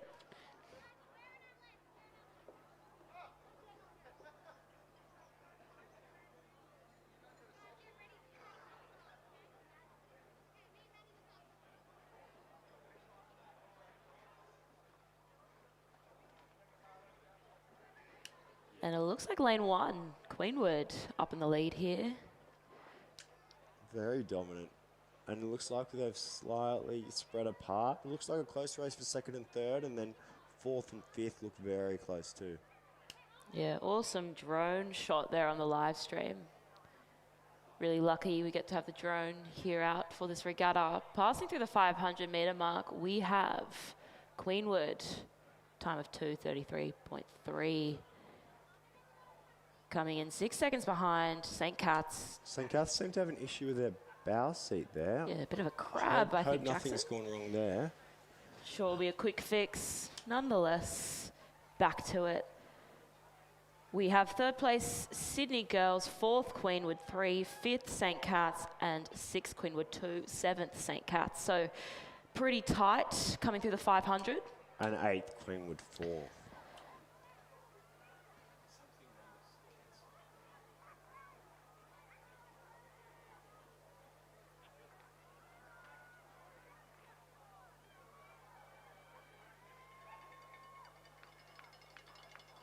Yeah, awesome lead there from Queenwood. Wrapping up the final race of the Year 8 Coxed Quad.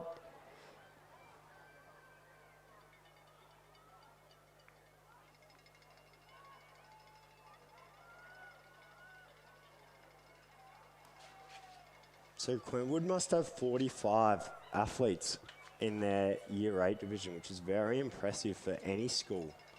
So well done to them for recruiting so well. Awesome shot there on the drone. It's clearly paying off. They're in 1st place here.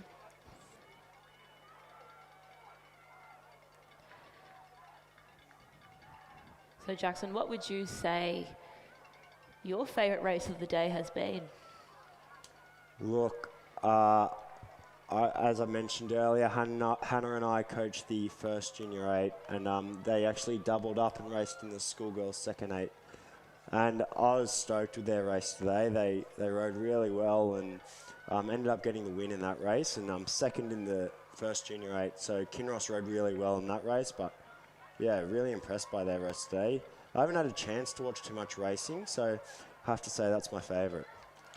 Yeah, I'd agree there with you too, Jackson. Awesome finish from that Year 10 8 from Loreto Normanhurst.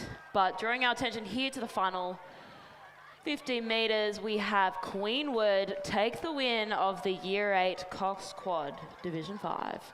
Oh, bit of a crab here from Sydney Massive Girls. crab from Sydney Girls. But will they hold on to 2nd place? I think they will. What a quick fix from Sydney Girls. What a recovery. We'll take 2nd place, and it looks tight here, Jackson. Oh, and a crab from St. Cat's. Oh, 4th and no. 5th. I think Queenwood This has looks just tight taken here over. for the final bronze position. Oh, wow. And Queenwood look to take 3rd, just over St. Cat's. Storming through the line. Here comes another St. Cat's quad in lane 4, Oh, challenging. this is going to be tight.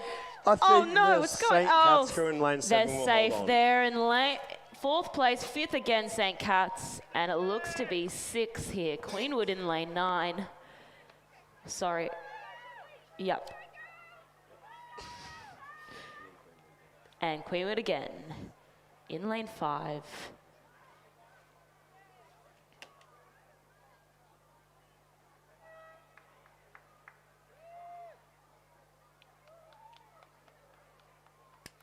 And St. Cat's round out the race there, taking 8th place. Congratulations, girls, in the Year 8 Coxed Quad 5th Division.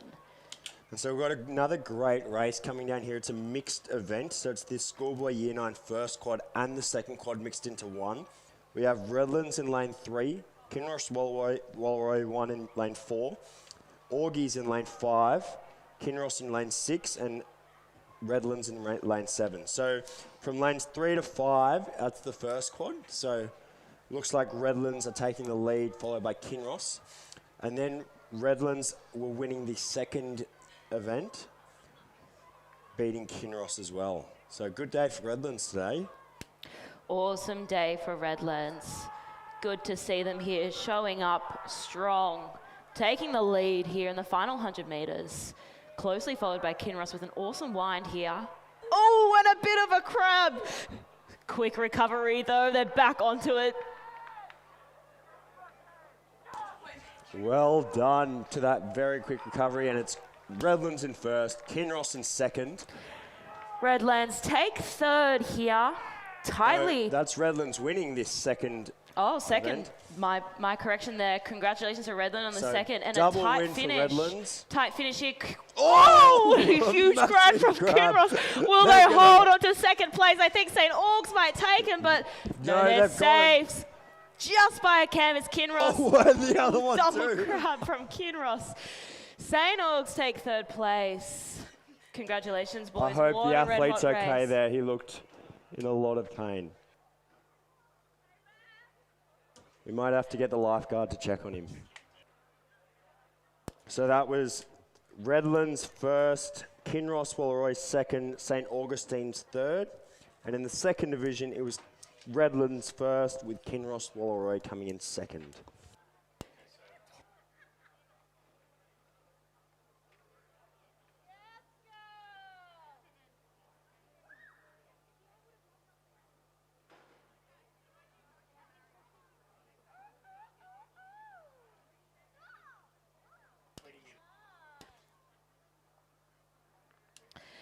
Yeah, I'd just like to draw your attention to that St. Augs crew coached by Joshua Wilson.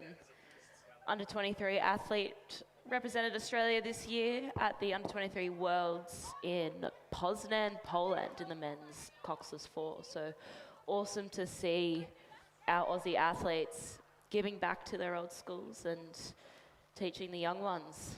Yeah, isn't that great to see? Yeah, awesome stuff. We've got a lineup here for the next race. Schoolboy Year 9, third Cox Quad. We've got 5 entries in this next race. 4 Redlands crews, and Kinross. Again, what an awesome showing from Redlands. Hey, Jackson. Yeah, they've really picked up here. They must be doing great things with their program because they've racked up a few medals today. So very impressive from them. Well done.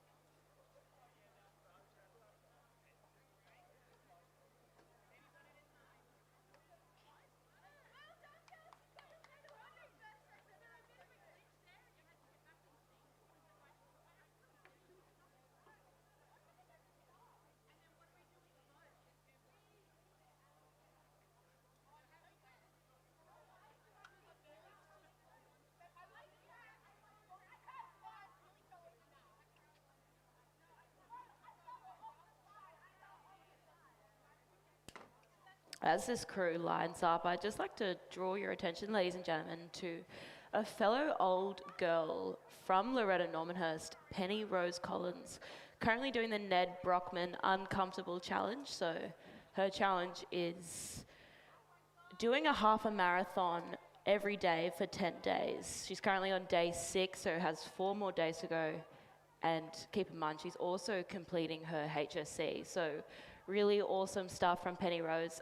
She's raised about over $4,000. I think her target was $500.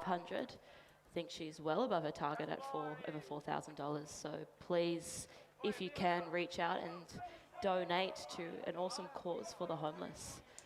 Yeah, it's a great cause, a really good initiative.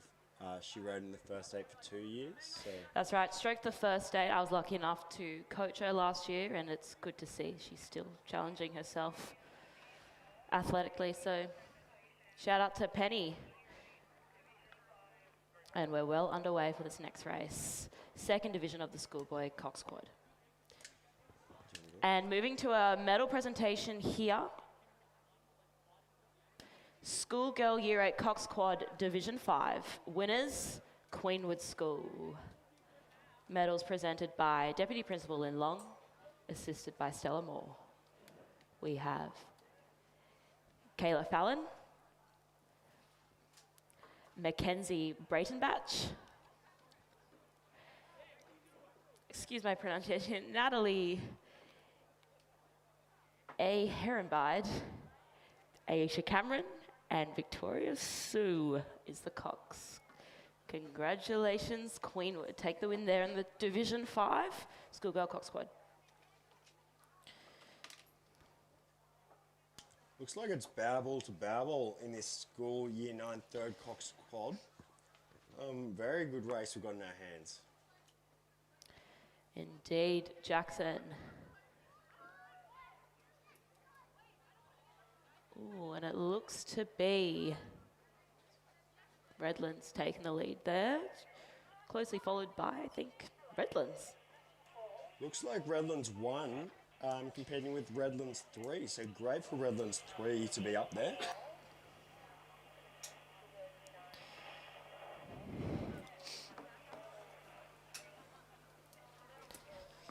Yeah, it's good to have the schoolboys joining us for the regatta here today.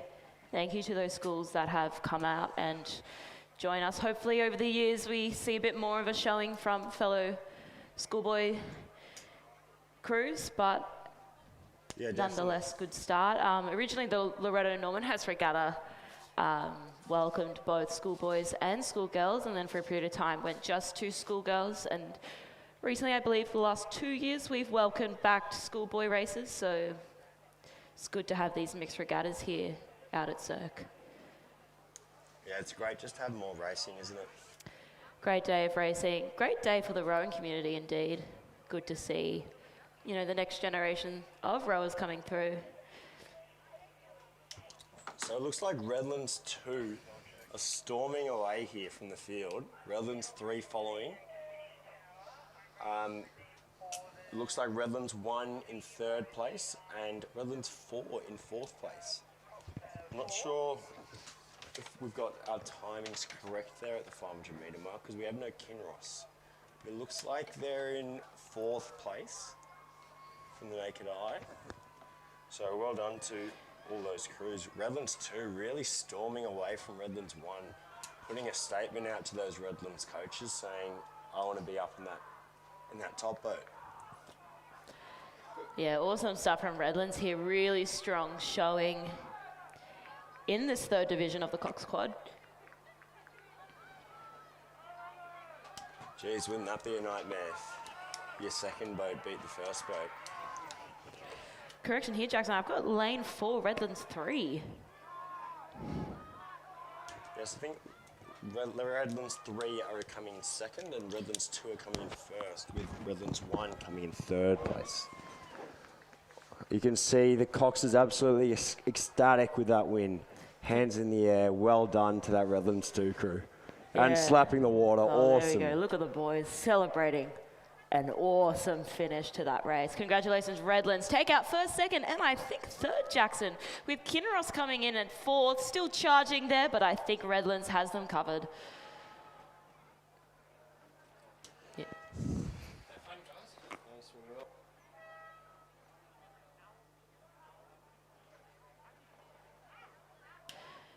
And Kinross take 4th. Redlands gonna take out 5th. Again, strong showing from Redlands in this race.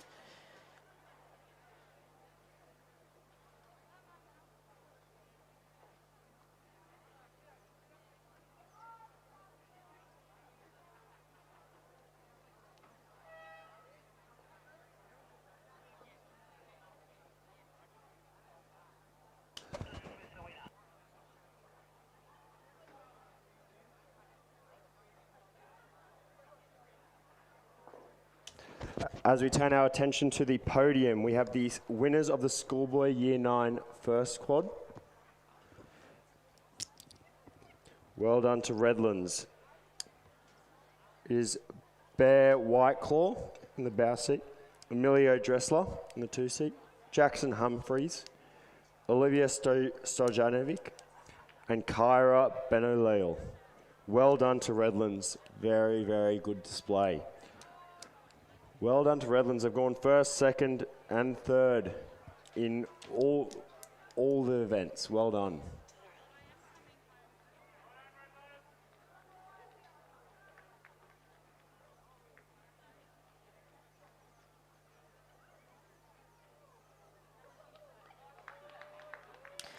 All right, ladies and gentlemen, and we look to have a new race category coming down here. Year 9 schoolgirl, double scull. Lane 1, Redlands. Lane 2, Sydney girls. Lane 3, PLC Sydney. Lane 4, North Sydney girls. Lane 5, Askham. Lane 6, Loreto Normanhurst. Lane 7, MLC. And Lane 8, Queenwood. Again, Jackson, another full race here. 8 lanes across.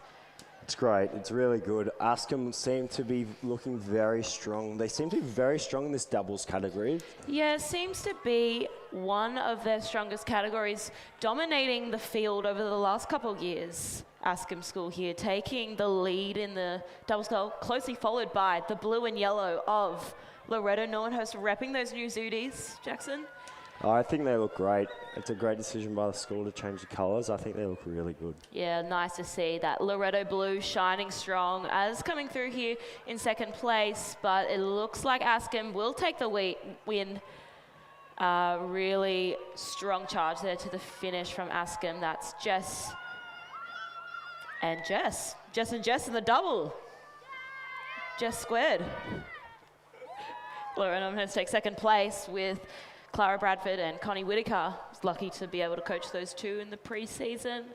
Two very great athletes here at Loreto Normanhurst. And Redlands coming in the bronze medal position in lane 1. Great row by them. Looks like quite a split field here, but third place.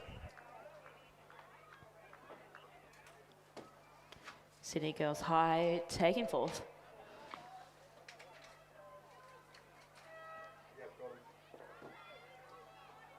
And I know there's a lot going on, but on the podium is Queenwood. They've won the Schoolgirl Year 8 Coxed Quad Scull Division 4. Well done to Bronte Russell, Auburn Emery, Alexandra Lee, Annabelle Hamilton, and Catherine Crooks. Well done, Queenwood. Presented by Deputy Principal Lynn Long, assisted by Stella Moore. And a cracking red hot finish there for 8th and 7th place. MLC School takes 7th, Queenwood take 8th, but wrapping up the results, we have Askham taking 1st, Loreto Normanhurst 2nd, Redland 3rd. And the second division of this double scull is underway. Lane 2, PLC Sydney. Lane 3, Loreto Normanhurst. Lane 4, MLC. Lane 5, Loreto Normanhurst. Lane 7, Sydney Girls. And Lane 8, Askham. Appears to be a scratch from Kinross in Lane 6, but double showing from Loreto Normanhurst here in this race, Jackson. Yeah, really good to see, isn't it? I'm sure these girls previously raced in the Year 9 quad, so this will be their second race for today. Really good to see. As much racing experience is as important as you can. I think it's Loreto Normanhurst in the lead there in lane 3. Isabel Lander and Yam McGowan. That's it, Izzy Lander and Neve McGowan.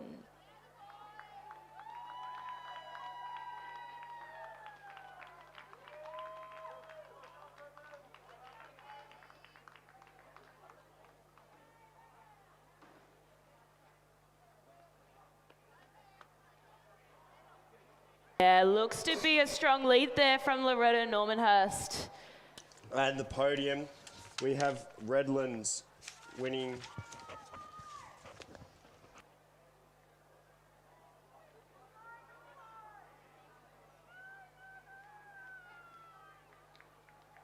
And we have a medal presentation for the schoolboy Year 9 3rd Coxed Quad Scull. Redlands take the win.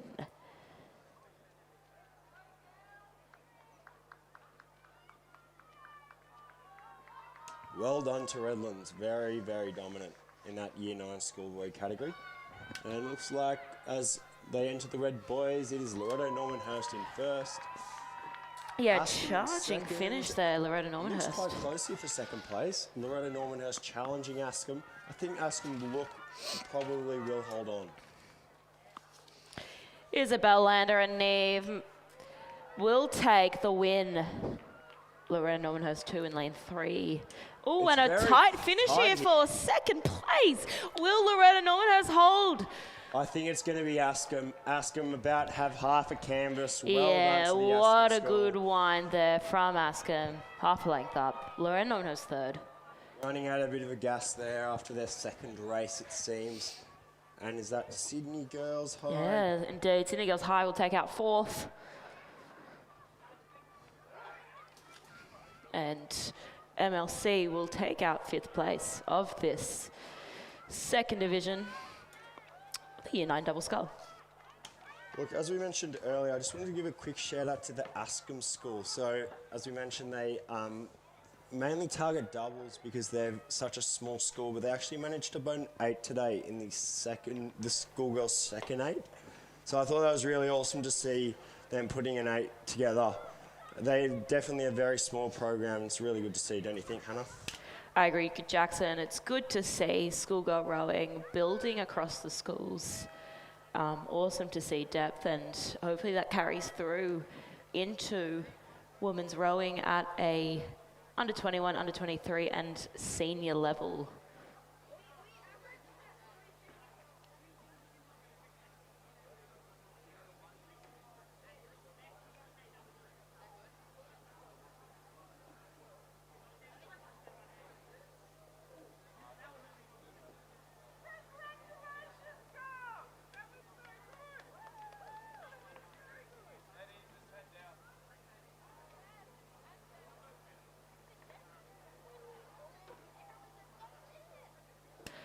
And we have our third division underway for the Year 9 double scull. Lane 2, North Sydney Girls High. Lane 3, St. Cat's. Lane 4, Loreto Normanhurst. Lane 5, North Sydney Girls. Lane 6, Loreto Normanhurst again. Lane 7, Askham. And Lane 8, Pymble Ladies College. Jackson, just going to draw your attention to this Loreto Normanhurst double in Lane 6. Ava Forrester and Claire Kabul are two Coxons in the Year 9 Cox Quad Scull. So awesome to see the Coxons going out and having a red hot crack. Isn't that great? Are they leading the field? Where are they coming? Lane 6, hard to tell from where I am, but they are well and truly in the mix, that's Yeah, for it's sure, Jackson. Very, very good to see our Coxons having a good crack. I do think it is Askham 3 leading the charge, with North Sydney Girls coming in second, North Sydney Girls coming in third, and then Loreto Normanhurst 5. So, really awesome to see. Yeah, good to see our Coxons giving it a red hot crack at the rowing, something I used to do back in the day. Row a single and Cox.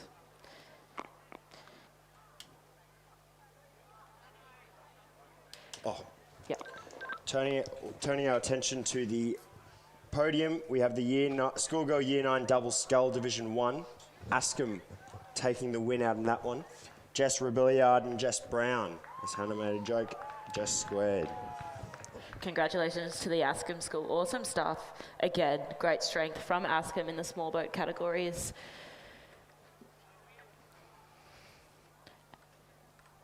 And it looks to be a good tussle here in this third division. Passing through the 500 metre. Askham took the lead.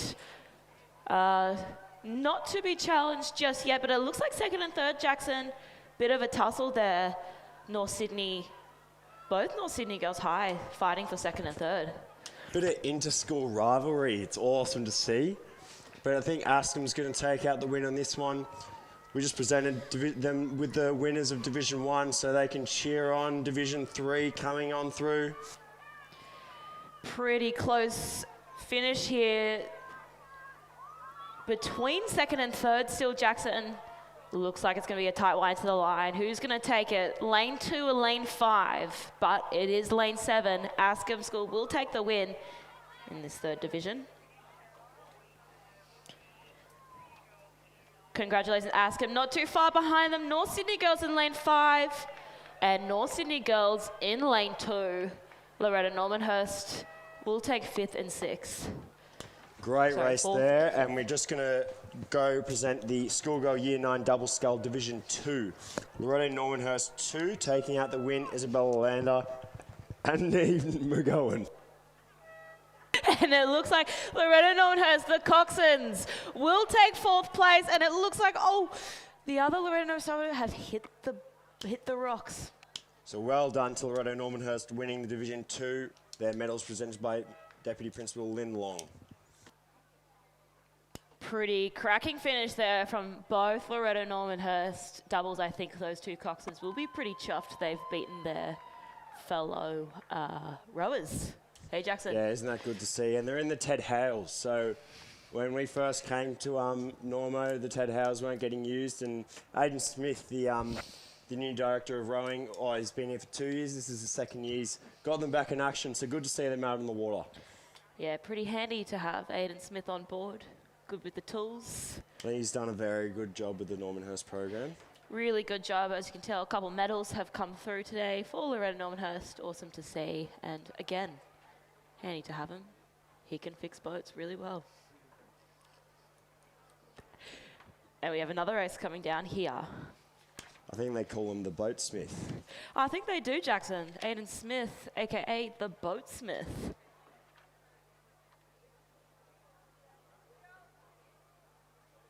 All right, and we have single sculls coming down here. Cracker of a race. Again, 9 lanes across, Jackson. PLC Sydney, lane 1, lane 2, Loreto Normanhurst, lane 3, Sydney Girls, lane 4, Loreto Normanhurst, lane 5, Redlands, lane 6, Kinross Wallaroo, lane 7, Redlands, lane 8, Loreto Normanhurst, and lane 9, Redlands. That's 3 crews from Redlands, 3 crews from Loreto Normanhurst. I think it's Redlands winning, Normanhurst in 2nd place, and I think it's Redlands in 3rd, but it looks quite close here for 3rd place. Redlands seem to be storming home. Pearl Brown, very classy display here. She's rowing very long, just taking it in. Beautiful strokes. Taking the rate down, enjoying the win here from Redlands. Congratulations, Pearl. 2nd place, though, Loreto Normanhurst. In the blue and yellow, we have lane 4, Camilla. And lane 5, Redlands will take 3rd. Congratulations, Annalise Beattie. 4th place, Loreto Normanhurst, Annie Shepherd.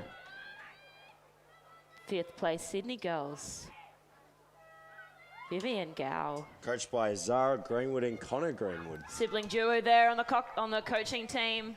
PLC Sydney will take 6th place. That's Lara Sangster. Redlands again, 7th, Miranda.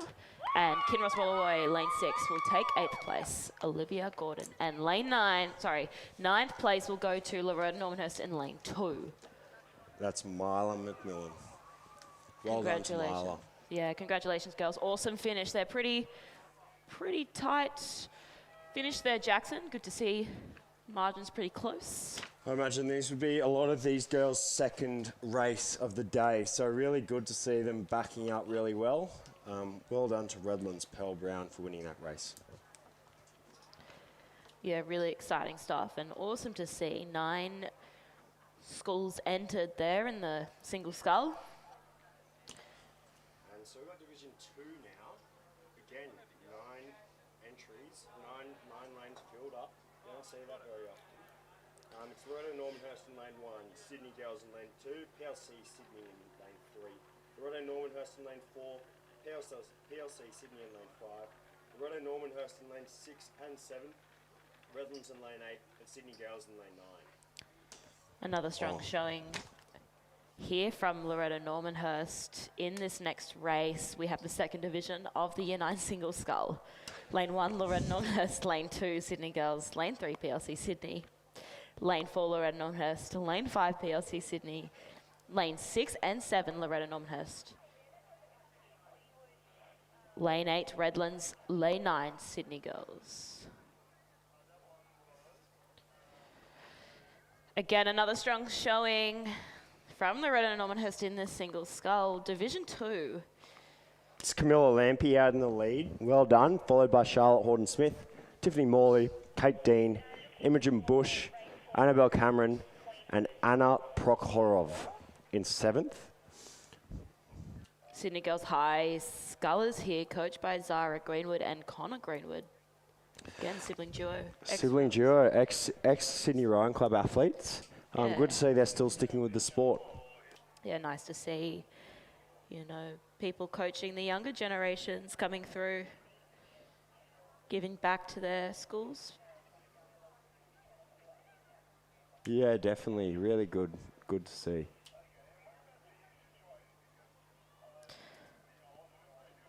Junior program here at Loreto Normanhurst is led by Coach Daniel Waddell, coach at Nepean Rowing Club. Jackson? Yes, he's a very good coach. He's really built Nepean up from the ground. So, well, he started there I think 10 years ago, and he wasn't getting paid, doing all volunteer work, and he's really built the club up.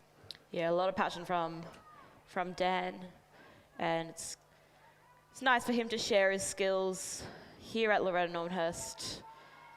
And it is one of his athletes will take the lead here, coming through Loreto Normanhurst in 1st, 2nd, 3rd, and 4th, I think, Jackson. Correct me if I'm wrong. Isn't that great? 1st, 2nd, 3rd, and 4th. Wow, look at that finish from Loreto Normanhurst. I'm sure Principal Marina Uganotti is going to be pretty proud with that finish. What a lovely sight. They're repping the new Zooties.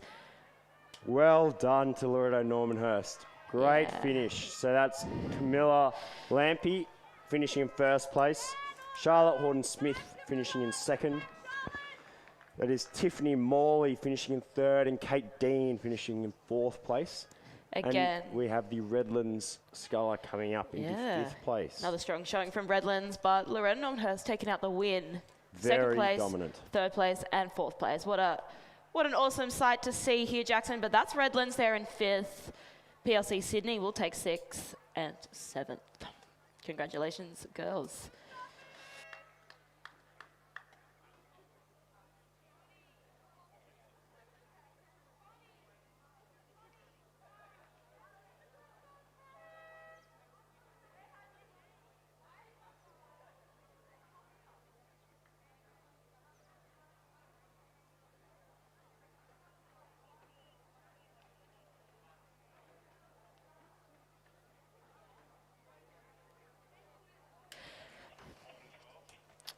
So got a bit of a break here between the next race.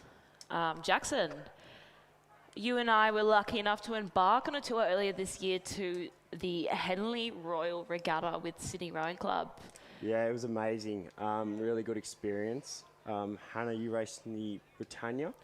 Yes, was entered to race in the Britannia 4, which is a men's club, Coxed 4, but unfortunately couldn't make it to the start line due to eligibility issues. But Jackson here was in the Y-fold and made it through till the final day on Sunday. Could you tell us a little bit more about that, Jackson? Yes, definitely. We're just going to cut to the podium and then I'll share a bit more about that. So we've got the podium for the schoolgirl Year 9 single scull. It is won by Redlands, it's Division 1. As we see Pearl Brown step up onto the podium, it was a very classy display from her. She took the rate down at the end. Very, very great coaching from the Redlands squad. Those medals are presented by Lynn Long. Well done to Pearl and well done to Redlands. Yeah, lovely finish there from Redlands. Definitely one of my favourite races today here up in the commentating box. Yeah, I agree. He was very dominant for Year 9 single sculler. But yeah, Jackson, please tell us a little bit more about your races at Henley and, you know, the journey it took to make it to Sunday. Yeah, so Henley's quite unique. It's a one-on-one race, which you don't see very often at all, really. It's one of its kind in the world. So it's very different. It's a very mental game, getting ahead of the other crew. And yeah, so we were lucky enough to make it to the Sunday. Hang on, I think we've got another medal presentation here. Yeah, the Ask 'em double.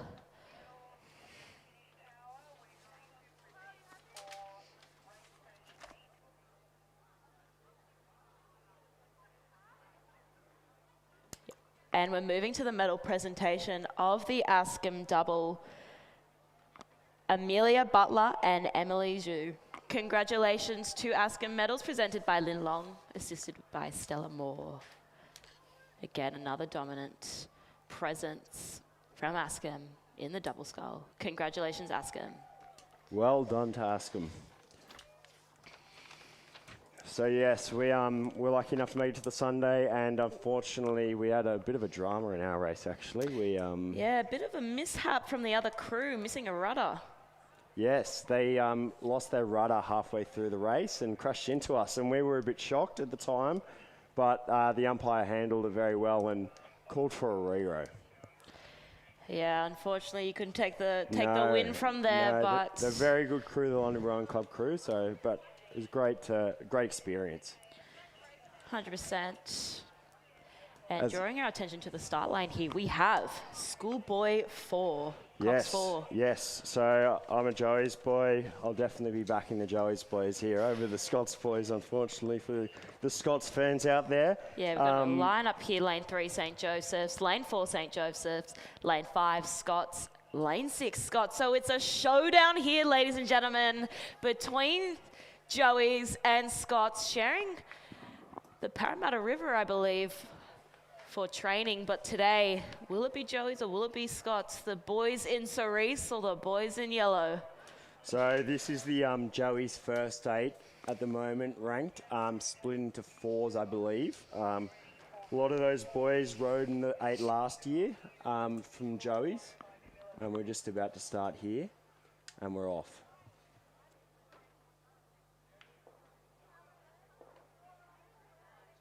So we've got a medal presentation for the schoolgirl Year 9 Single Scull Division 2. Great to see Loreto Normanhurst taking the win. Camilla Lampe on Loreto Normanhurst Day.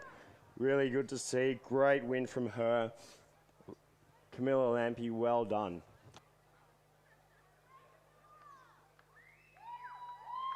Big cheer from the crowd as Camilla puts a medal around the neck. Well done, Camilla.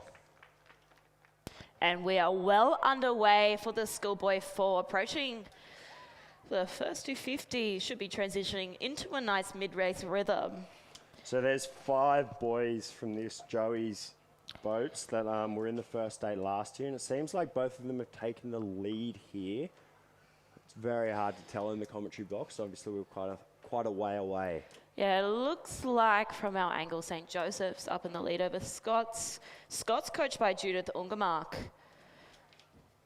a very well-rounded coach from Germany. Husband Matt Ungermark, who I've been lucky to be coached by in the past few years. And Mick Lane taking the Joey's boys. He's a great coach. He was my modern history teacher in Year 12. Yeah, great.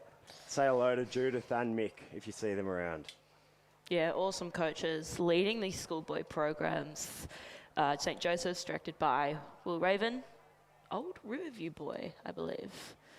Yes, I believe that is correct. And we have St. Joseph's stroked by Joseph Lane. So that's actually Mick Lane's son stroking the boat.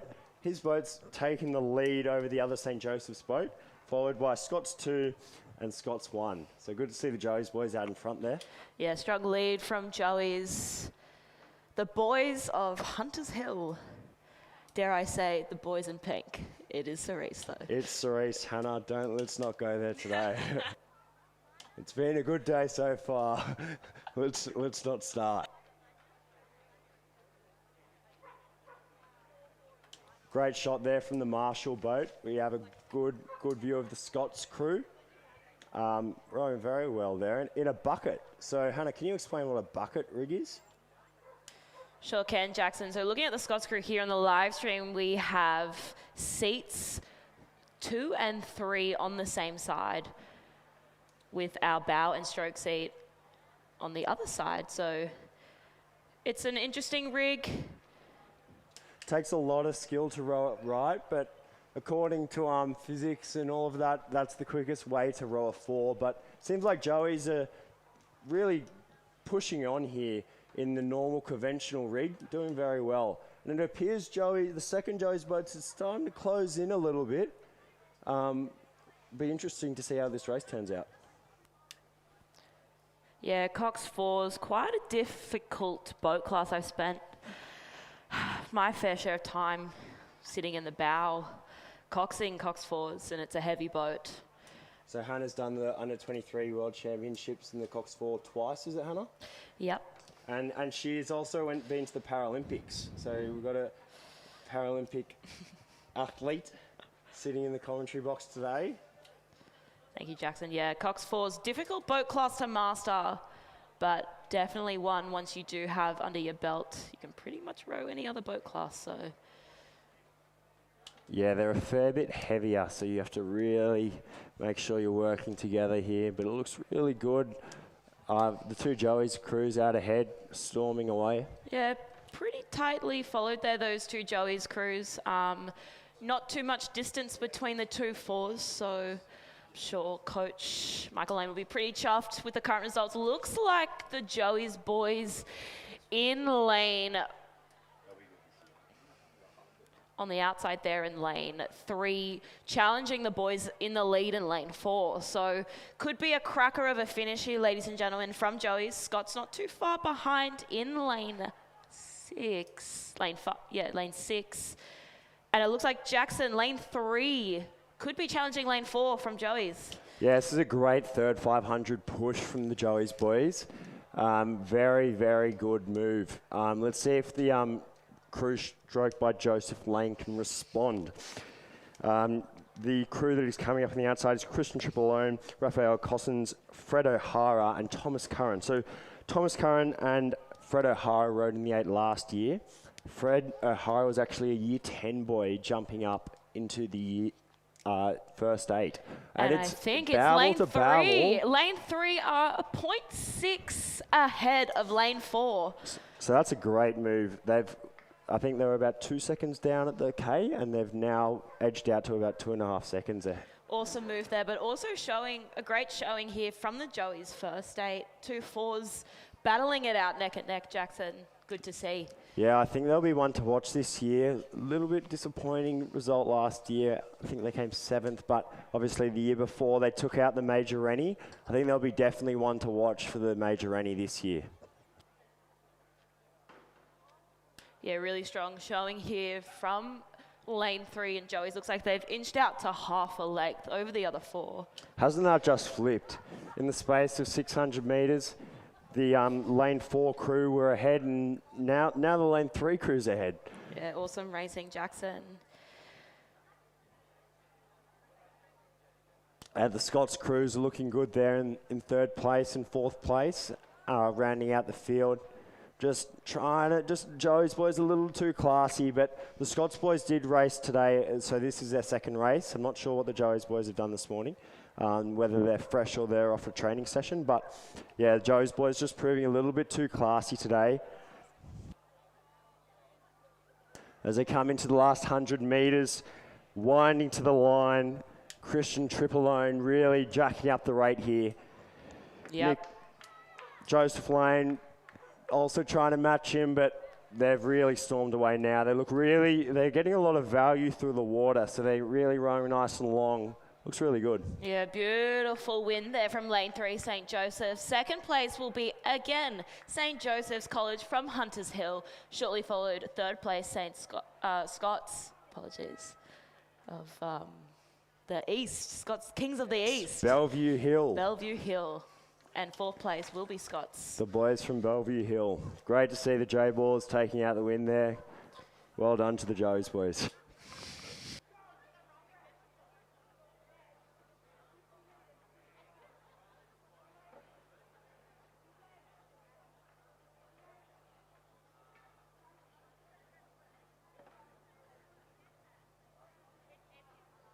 And Scots will take our 4th place here in the schoolboy Coxed 4 division. Again, a warm welcome to Joey's and Scots. Thank you for showing up at the Loreto Normanhurst Regatta. Yes, the Normanhurst sister school, St. Joseph's, taking out the win with a time of 6:53. Brother school, sorry. Followed by St. Joseph's, 5 seconds behind. Scots another 5 seconds behind, and the final Scots crew 32 seconds behind that. And we're underway, Jackson, with the Year 10 Cox Quad Scull Division 1. Now, this is going to be a great race. We've got lanes 1 to 8. We've got Redlands in lane 1, lane 2. Sydney Girls in lane 3, Askham in lane 4, Queenwood in lane 5, Kinross in lane 6, MLC in lane 7, and PLC in lane 8. So a little fun fact about MLC, they're a very small program, and a Sydney Rowing Club athlete who came over from the UK is actually the head coach there now, Rafe Stanford-Measle. He's doing a really good job at getting them a little bit, they were not a little bit quiet in the results, but I think they're starting to come back, don't you think, Hannah? I agree, Jackson. Definitely a strong showing from them last year, first year under Rafe. And again, definitely ones to watch this season, the 2025-2026 season. MLC is definitely a school to watch. So huge shout out to the program there, and huge shout out to Rafe. It looks quite close here between Queenwood and Kinross. Very impressive from Kinross, taking out the first Year 10-8 win today. And they could take out the first quad as well. Very impressive from Kinross. That's right, Jackson. Kinross challenging Queenwood here for first place in this Year 10 Coxed quad division. We are underway in the second division of the Year 10 Coxed quad. So we've just checked. This is the same girls in the quad that raced 2 8 races this morning. So this is their third race down the track, and they are doing a fantastic job. I think they might be in the lead, or no, I don't think so. Hard to tell from here, but they will be definitely challenging Queenwood, approaching the 1,500 metre mark. Really good lineup here. Again, another strong showing from Askham. 3 races in a day is very impressive, so well done to that Kinross squad. Yeah, really strong program, training out in Orange, so really awesome for them to make the journey out here to Penrith. And always ones to watch out for. Kinross have been strong for many years now, passing through the 1,500. I believe that's PLC Sydney are up. Jackson with Queenwood in second. Kinross will be third through the 1,500.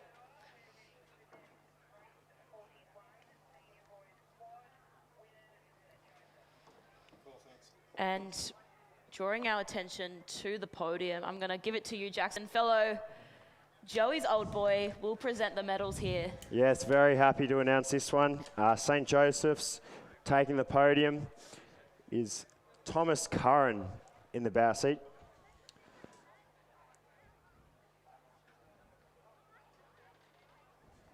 Well done to Joey's winning the schoolboy 4. Thomas Curran in the bow seat. Fred O'Hara in the 2 seat. Raphael Cossins in the 3 seat. And Christian Tripolone in the 4th seat, with Darcy Willis coxing them. Well done to the Joeys, boys.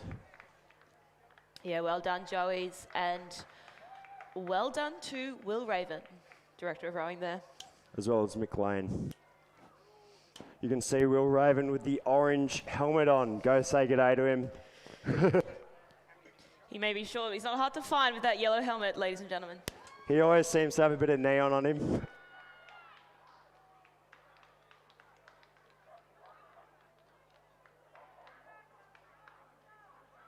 As we come down now, looks like PLC Sydney are going to take out this win for the Year 10 first. Cox quad, that's right, Jackson. Cracker finish here from PLC Sydney, coming out from, I think, 3rd place at the 500. Yeah, that's very impressive. So awesome pushy through the middle K from PLC, and I think they'll take the win. 2nd place will be Queenwood, and 3rd place Kinross, but PLC Sydney will take the win. Great finish there from the girls. Looking pretty sharp, pretty clean, pretty stoked with those results, I think. The coach is absolutely ecstatic, yelling out, hands in the air, screaming, well done to that PLC crew. 2nd a lot place of hard work. Queenwood, 3rd place Kinross, 4th place Redlands. Looks like Sydney Girls High will take out 5th. Looking pretty clean there, Jackson, from Sydney Girls. Nice clean catches coming through the final few strokes. Yes, and we share a shed with them in Tarban Creek, actually. Yeah, we do. Currently going renovations. Askham will take 5th, MLC in 6th. Congratulations, girls. Well done. Great race.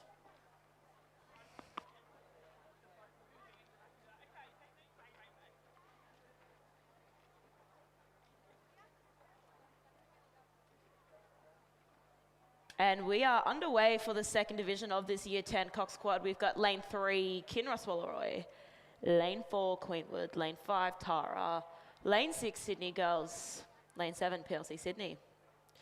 Just approaching the 1,000-metre mark. We have PLC up. Second place, Kinross. Third place, Tara. Very impressive from the PLC girls. That seems to be 2. That's right, Jackson. Looks to be one to look out for in this category. PLC Sydney currently dominating the Year 10 Cox Squad. So that's Katarina Vlandis, Isabel Graves, Zoe Lee, and Scarlett Askew, coxed by Lola Britt.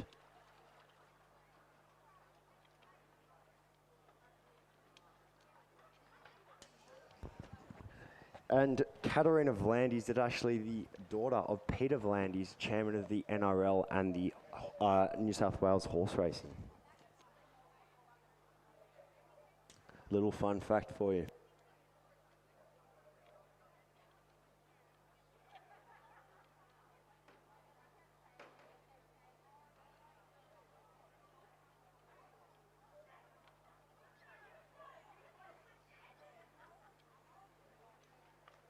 Peter, if you're watching, can you please help my beloved Newcastle Knights?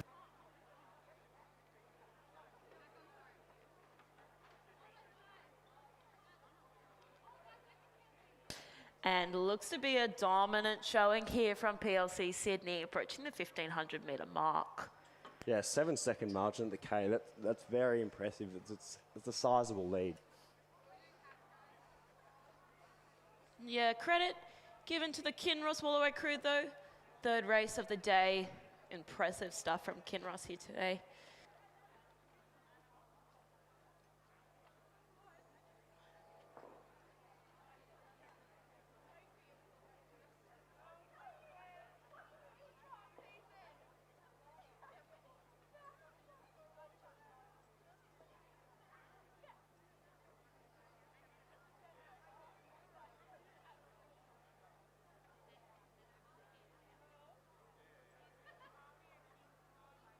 As we come through the 1,500-metre mark, it is PLC Sydney holding that same lead of 6 seconds to Kinross Walleroy. Again, that is their third race of the day. Very impressive by them.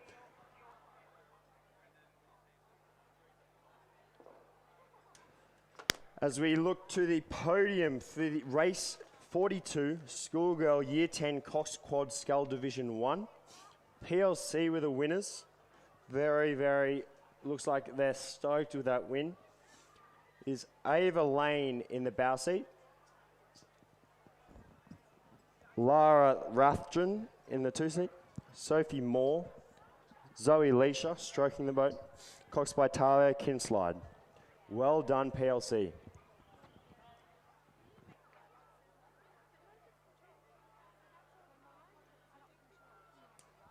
Big round of applause for the PLC crew. And it looks like they're going to win this second quad too. So great moment for PLC fans. Podium presentation and a win in the second quad. Yeah, awesome showing from PLC Sydney here today, Jackson, at the Loreto Normanhurst Regatta. And it looks like they will hold their lead, approaching the Red Boys here. Kinross shortly followed in second place. Definitely challenging them though, Jackson. Good wide to the line here from Kinross. Very impressed by Kinross, to be honest. 3 races, I'd think I'd struggle to do that. Yeah, first regatta of the season, week 2 of the term. Definitely not easy to do. Well done from the guys at Kinross. With Benny Watts leading that.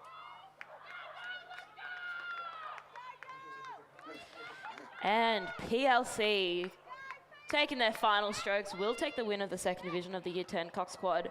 Kinross followed afterwards. Big celebrations from PLC. They are absolutely stoked with that win. Congratulations, girls. Congratulations to their coaches. And Sydney girls are coming through here, followed by PLC. Oh, sorry, Cleanwood. Cleanwood. North Sydney.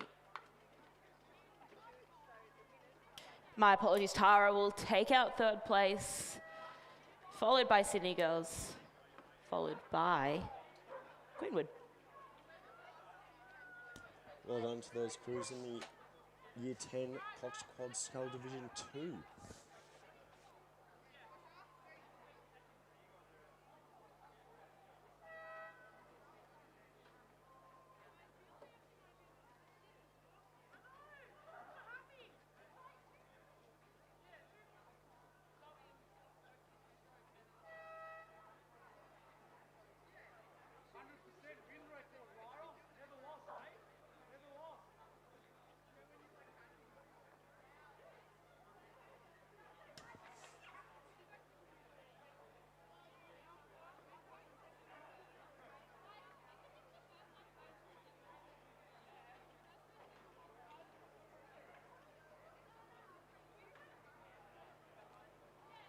Great drone shot there of the course.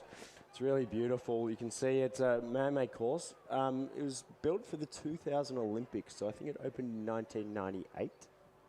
Do you have any? The first head of the river here was 1998, I believe. I could be wrong on that. But yeah, it's one of the best courses in the world, actually. I'd agree with that, Jackson. We're Say definitely one of my favourite courses. Been lucky enough to experience a few courses around the world, but Cirque is definitely one of a kind. And potentially the location for the Brisbane 2032 Olympics if they don't get started building a new rowing course. Isn't that right, Jackson? Look, isn't all that contentious? I would love to see it here in Sydney. It'd be awesome. I think it is the best course in the world. You don't get too much wind here, and if you do, it's either a headwind or a tailwind. So, look, definitely one of the best in the world. That's right.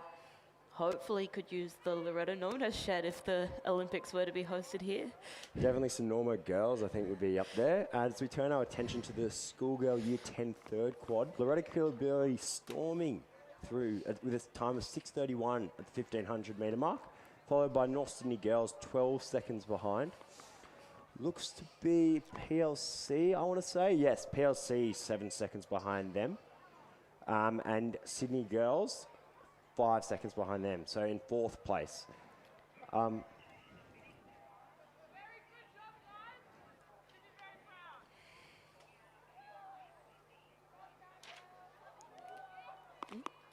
And just drawing our attention to, ladies and gentlemen, to the winners of the Year 10 Coxed Quad Skull Division 2. Winners, PLC Sydney.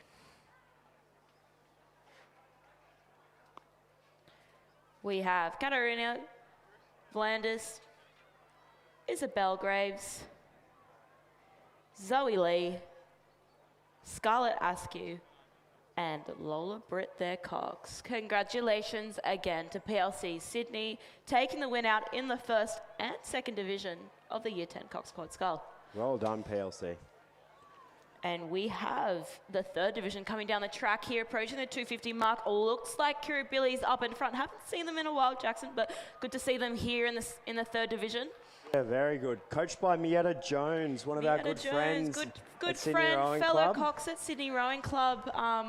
Clearly doing a great job here. They are absolutely storming home as they enter the Red Boys. They have about 5 lengths of clear water, so really impressive by that Kirribilli crew. Yeah, huge shout out to Mietta. Obviously coaching these girls to a victorious victory here. Clear water, looks like, Jackson. Yeah, Cox having a good outstanding, look. and they're absolutely winding home. Oh, what a wind. Raiders up, home. blades are in. Cox is looking up and... Crossing with a time of 8:40. And it looks to be, is that Sydney girls in second? North Sydney girls, I believe, Jackson in lane 3 there. Sorry, my correction. North Sydney girls taking out second place. Closely here, tight, close finish from PLC and Sydney girls rounding out third and fourth here Looks of the like division. quite a battle here for third Yeah, place. bit of a PLC wind, and Sydney and Just a Pim canvas in it, and it's PLC. PLC. Well done to Congratulations. PLC. Sydney Girls High, fourth Well place. done to Mietta Jones for coaching that winning crew. Yeah, huge shout out to Mietta.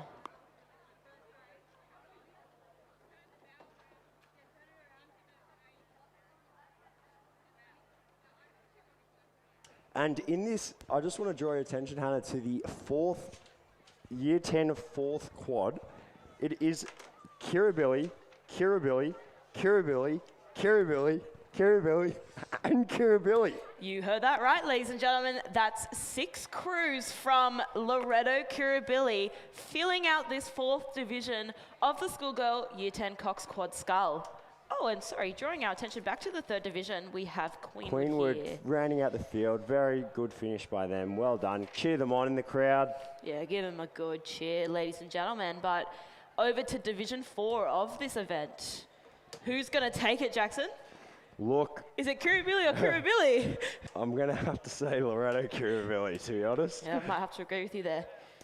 It's the sister school to us, Loreto Normanhurst. Yes. Founded by the same sister. Is that correct, Hannah? Yep, Mary Ward. Mary Yes, Ward. Shout we out to have Mary Ward. Very many Mary Ward boats at Loreto. Yeah, Yes. it's quite nice to come to these regattas and reconnect with other Loreto schools we have. Yes, definitely. There's actually quite a good fun fact. The second Year 10 quad, it's Year 10-8, rode in the Mary Ward 3, which is 20 years old this year. Yes. So it's a outstay rigger. That's right. So that means, ladies and gentlemen, the riggers of that 8 are essentially bolted to the outside of the boat. Whereas if you have a look at a lot of the other boats, you'll see them across the front. Yeah, bolted to the top of the boat, on top of the gunnel. So good to bring an old boat back in action, especially celebrating 35 years of rowing here at Loreto Normanhurst. So that boat has been a big part of the program, 20 years, taking out 20 years of the program. Exactly, been there for over half of it. So really good to see that boat back in action. Another addition to the fleet from the boatsmith, Aidan Smith. That's right, the boatsmith himself, another commendable fix and revival from Aidan Smith.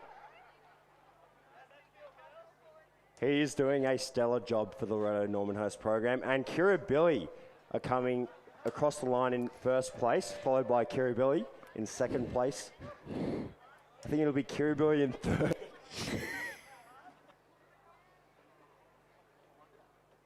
That's right, Jackson. Lane 7, Kirribilli currently... Sorry, I correct. Lane 5. Lane 5, Kirribilli currently have the win there at the 1K mark. That's stroked by Sophie Dobbin. And coached again by Mietta Jones.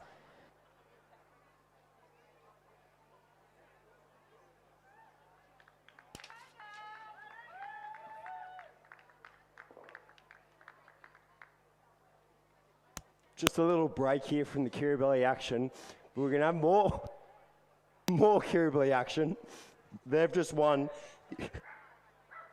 Schoolgirl Year 10 Cox Quad Skull Division 3.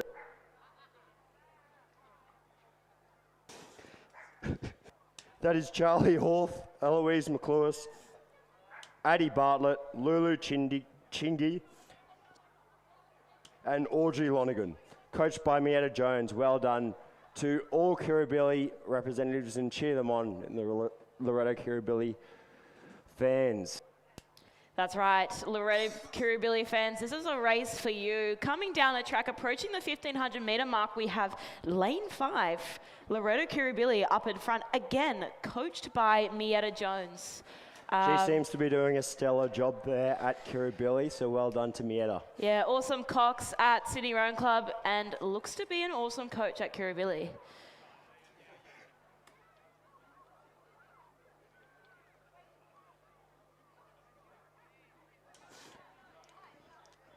So yeah, this drone shot shows quite a good picture. You'll see the snake, it looks like a snake line. So that's the Cox's line throughout the...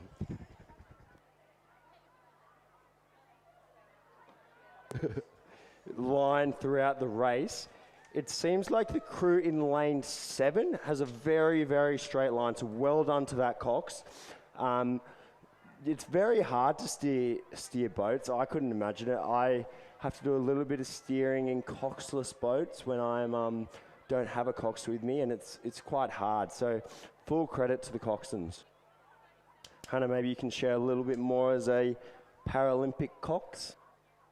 Thank you, Jackson. Yeah, it's a tough gig at times being a coxswain. Obviously, don't need to physically contribute to the boat, but definitely need to be pretty sharp mentally to make sure you are there for your athletes. Bit of a steering correction there from, I believe, lane 3 of Loreto Kirribilli, but they're back on track.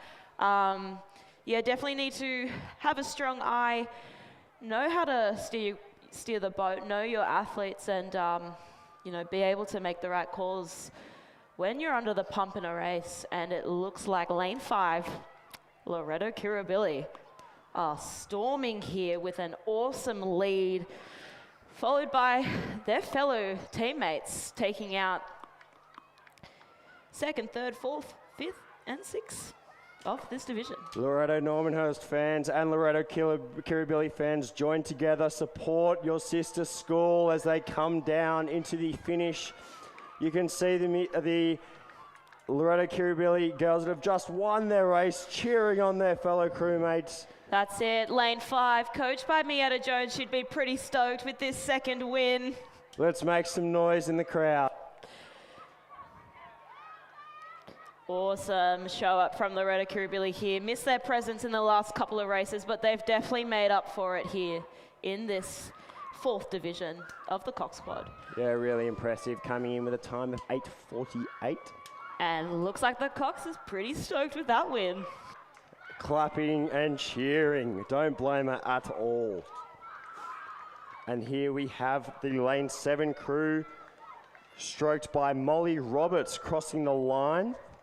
Coached by Harrison Loiterton. Seems like a bit of a battle between the coaches here. We have 3 different coaches. I wonder if there's going to be bragging rights. Bragging rights or a pay rise, who knows? Hear that, Loreto Kirribilli? Pay rise for Mietta Jones, I think.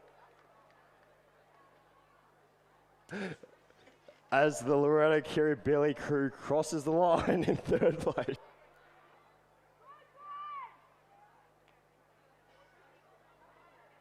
Loreto Kirribilli, lane 4, in 4th place. Isn't that fitting? Coached by Harrison Loiterton again, and finally, lane 3, taking out 6th place, coached by Lucy Howard. I think we've got to rename this event to the Loreto Kirribilli Cup. And I'm just going to turn our attention very quickly to the next race. It's the Schoolboy Year 10 Cox Quad Scull.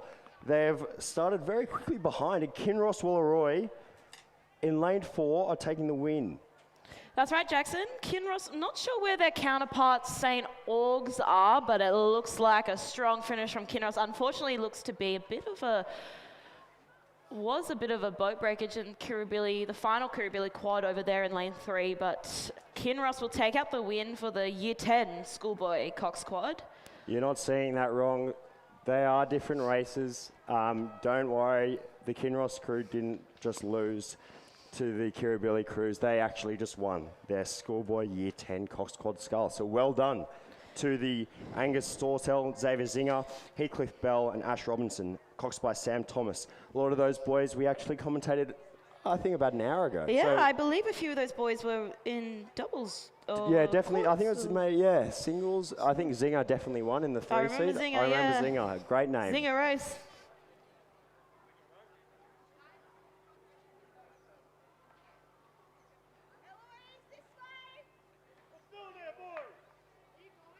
And congratulations to Loreto Kirribilli Lane 2. They're rounding out the 4th division of the Year 10 Cox Squad. And again, huge shout out to Loreto Kirribilli, our sister school, to Loreto Normanhurst, having a strong showing there in that 4th division.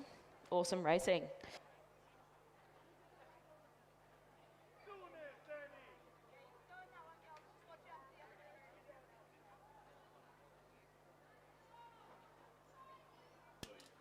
And a bit of exciting action here. We have the senior schoolgirl double scull Division 1. Lane 1, Sydney Girls High. Lane 2, Loreto Normanhurst. Lane 3, North Sydney Girls. Lane 4, PLC Sydney. Lane 5, Redlands. Lane 6, Askham. Lane 7, MLC School. And Lane 8, Kinross Wall Race. So another jam-packed race, Jackson. 8 lanes across. Back to our senior girls here now. Yeah, look, the viewers are probably, if you don't support Loreto Normanhurst, you're probably getting pretty sick of us because we're just backing the Loreto Normanhurst crews the whole way. But this one's a bit special for Hannah. Hannah coaches the Loreto Normanhurst crew of Poppy Russell and Juliette Mason.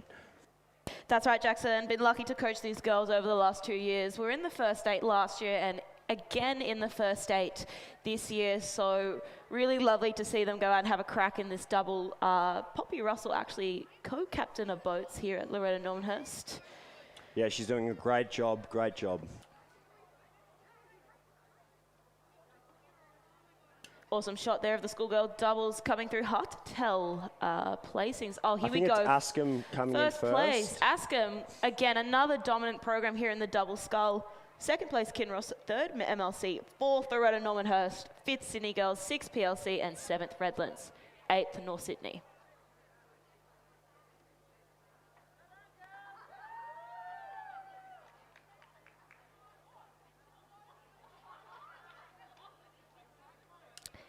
All right, and we're going to draw our attention to the medal presentation of the Year 10 Coxed Squad, Division 4. Winners was Lane 5, Loreto Kirribilli.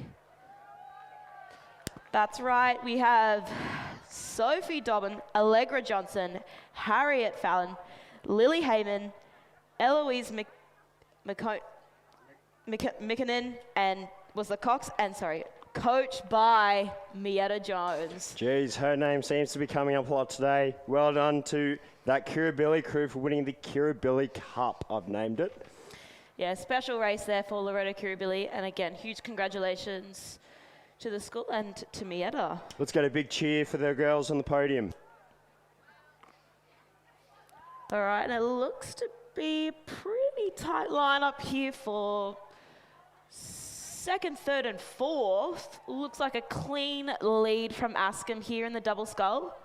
But I'd say pretty tight here for second and third and fourth, Jackson. Yeah, looks like we've broken away into 3 different sections here. Looks like lanes 1 and 2 are in their own sort of race. Lanes 3, 4, and 5 in their race. And then the remaining lanes in their own sort of race. Almost like we've got 3 different races here, Hannah. So we've got Askham taking the lead at the 1,500 metre mark. Kinross shortly following them. Then MLC School, Sydney Girls, Loreto Normanhurst. Pretty tight there with the margins for third, fourth, and fifth. You know, it could be anyone's game here in the double scull. Coming into the final 500, Jackson, you could probably talk a little bit more about it, but changes of speed are often easier to kind of make a difference in a double scull compared to bigger boats. Yeah, definitely. So in the double, you only obviously have 2 people, so you can get them moving pretty quickly. So yeah, I quite enjoyed the double scull. I don't row the double too much, but yeah, I really loved it. Yeah, it's definitely a boat class where you can make a change and see a response pretty quickly. So these girls coming through in, you know, second, third, fourth, and fifth still have an opportunity to challenge their getting their boats up in front.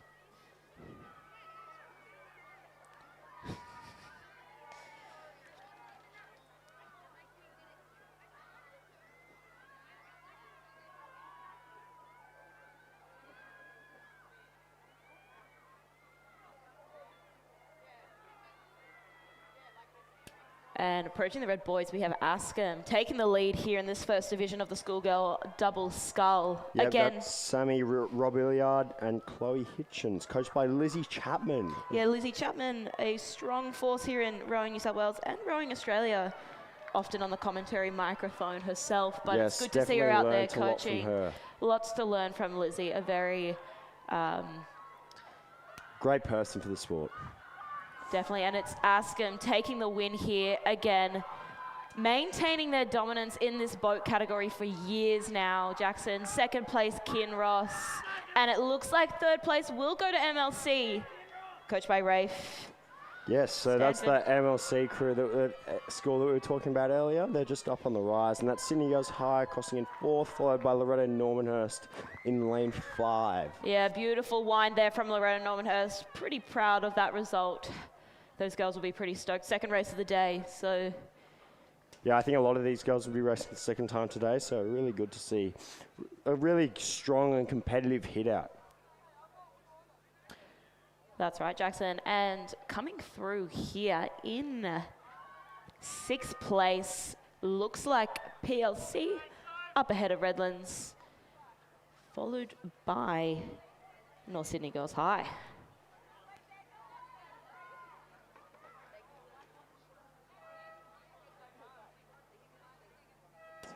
Well done to Redlands crossing the line and PLC. And as we round out the field here, let's get a big cheer. And North Sydney Girls will round out the Division 1 Schoolgirl Double Scull.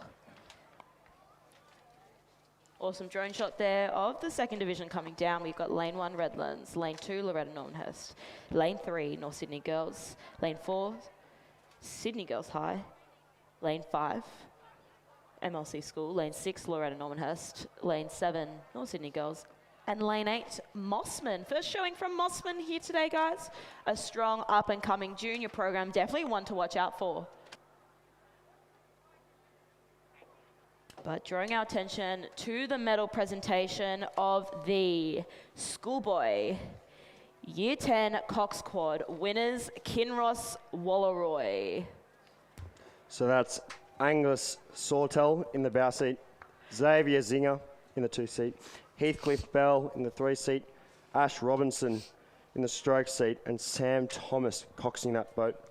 Well done. That's coached by Andrew Gannon. They're in a race of their own. It's very tough when you're by yourself, but they seem to keep pushing on and definitely put down a good time for future reference. Yeah, 100%. Definitely close that gap between the race in front of them. So awesome stuff from Kinross. Congratulations. And moving back to the second division of the schoolgirl double scull. How good is this, Hannah? Loreto Normanhurst out in front. Oh, do my eyes deceive me? Loreto Normanhurst.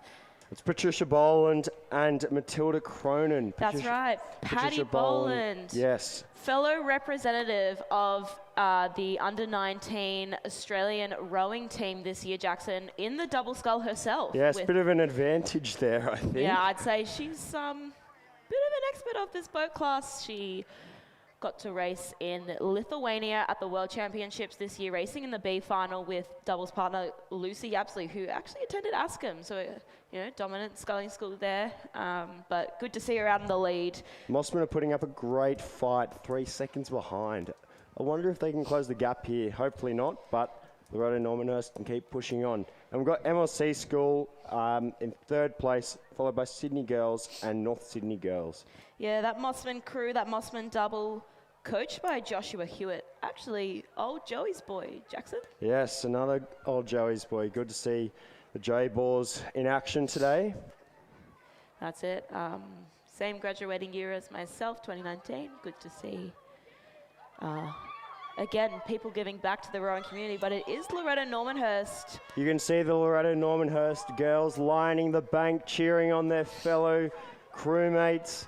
Make some noise for Patricia Boland and Matilda Cronin. Matilda Cronin, her 17th birthday today, so she'd be pretty stoked with this win. A great birthday present, I'd say, Jackson. Yeah, what a great birthday present. If she can hold off this Mossman crew, they look good. They're challenging them.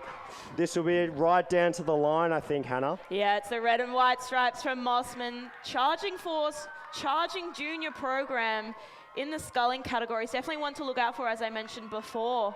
So will it be? Tom Tranco's doing a great job there. So this looks pretty close, but I think Loreto Normanhurst is going to hang on. You can hear the Loreto Normanhurst fans cheering on their friends. It's an amazing charge there. Coming through the red boys, Patty Boland stroking that double, showing her finesse in this boat class. definitely something that is familiar, and it's Loreto Normanhurst take the win. Congratulations, girls. Mossman will come out second place. Well done to those Mossman girls. That's a strong crew in that Loreto Normanhurst boat, so well done. That was a very, very close race. As we turn our attention to the bronze medal, it looks like the MLC school coming up again. We seem to be mentioning them a lot, don't we, Hannah? Yeah, definitely an up-and-coming program, one to look out for, particularly in these sculling categories. Followed by Sydney girls, and I believe that is North Sydney girls rounding out the field. Looks like the positions won't change too much in the final stage of this race. That's right, and followed behind North Sydney girls is another contender from Loreto Normanhurst. Both girls in the first 8, and then followed behind them, North Sydney girls, a second showing from them.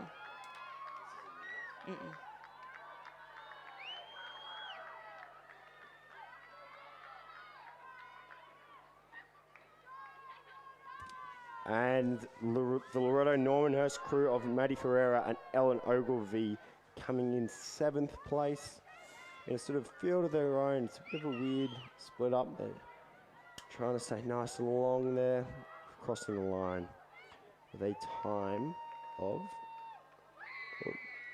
8:32, 8:33. yes. And North Sydney Girls High will round out this category, Division 2 of the Schoolgirl Double Scull.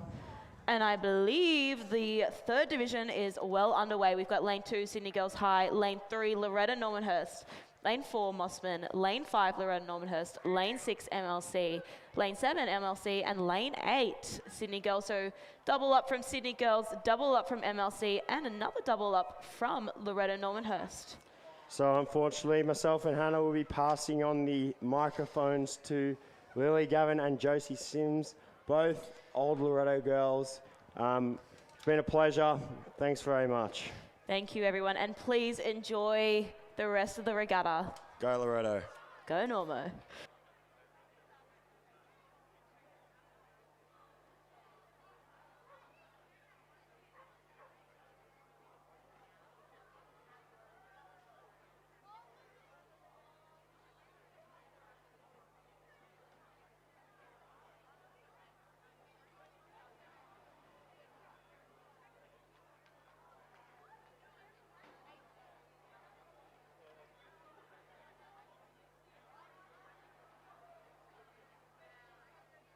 So now we have the medal presentation for race 47. The winner of that double scull was Askham, the crew of Sammy Rollerbard and Chloe Hitchkins, coached by Lizzie Chapman.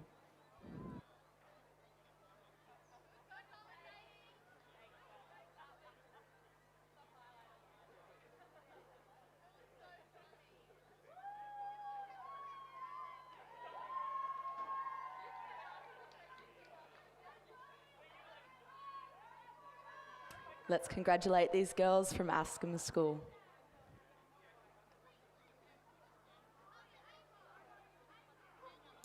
Now we turn our attention to the double scull race happening down the course. So at the moment in first place is the Armidale School, followed by Kinross Wallaroo, and third is Pimble Ladies currently.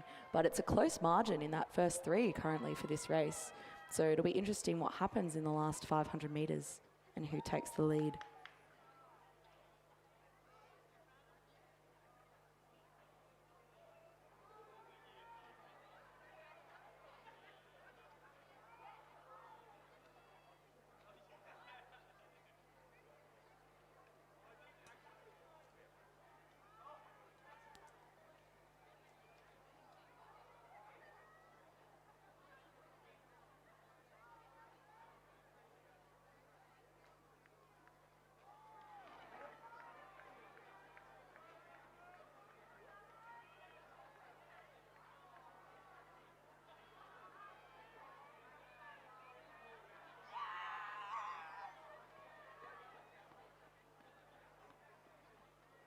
So in this race out in front, we have Mossman, the crew of Amelia and Catherine, currently in the lead. It looks like Loreto Normanhurst, MLC is coming second in this race currently.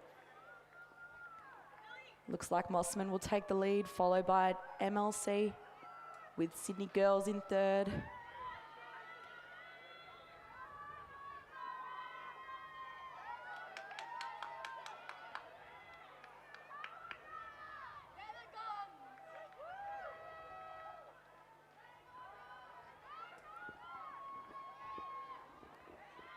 And it looks like it's a fight for 4th place in this race between does, very Loreto, tight. Normanhurst and MLC.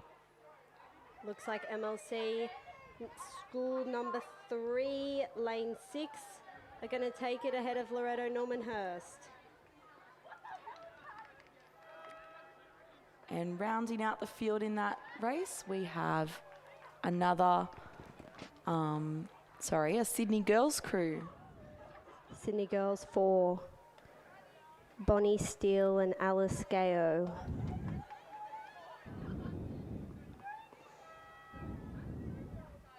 Well done, girls. Good race.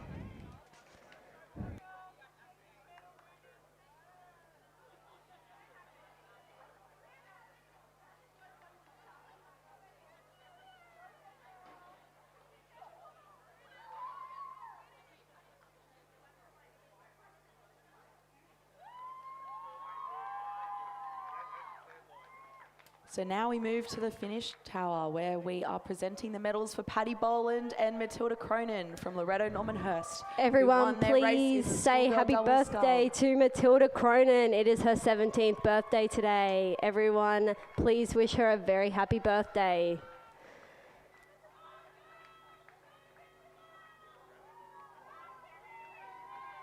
Let's congratulate this Loreto Normanhurst crew who finished with a time of 8 minutes, 12 seconds.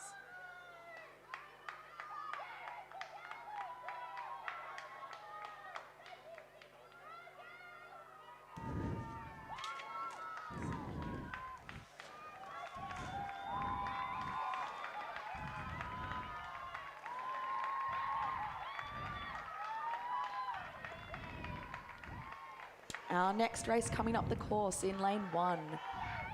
We move on to the schoolgirls single scull. In lane 1, we have Isabel Bugg from Askham. In lane 2, we have Rebecca Beaton from MLC. In lane 3 is Summer Phillips from Pimble Ladies. Lane 4 is Lucy Reedy from Kinross Wallaroi. Lane 5 is Isabella Henderson from the Armidale School. Lane 6 from Mossman is Erica Nutt. Lane 7 from Tara is Isabel Dalimov. Lane 8 from Loreto Normanhurst is Ava Smith, and lane 9 from PLC Sydney is Emily Barrett.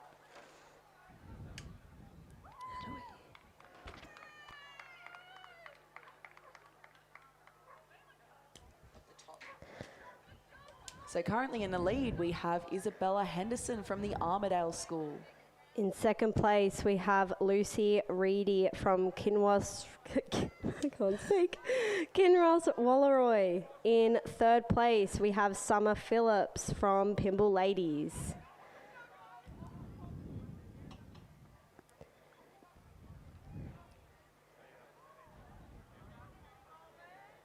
Looking to be a very tight race at the moment, isn't it, Josie? Kind of hard to tell from here.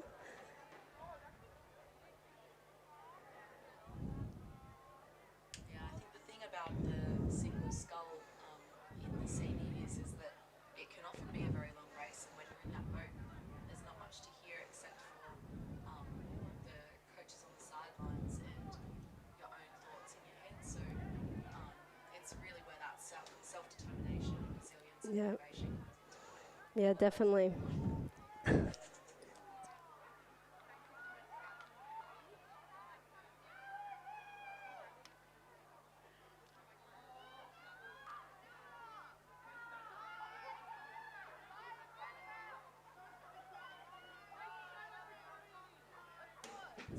Mossman lane 4. All right.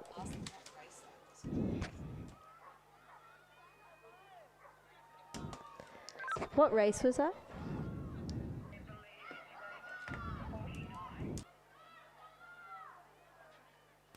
Right, coming through the finish line, we have Kinross, Lucy Reedy in second place. Actually, no, sorry. The Armidale School, Isabella Henderson, first place, followed by Kinross, Lucy Reedy.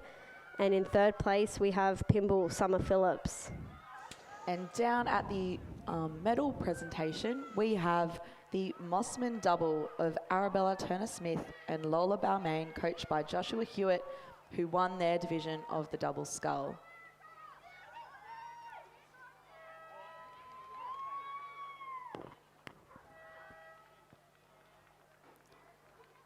Let's congratulate these two girls who won their double scull race.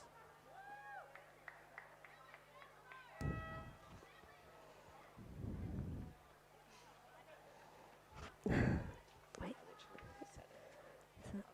Oh.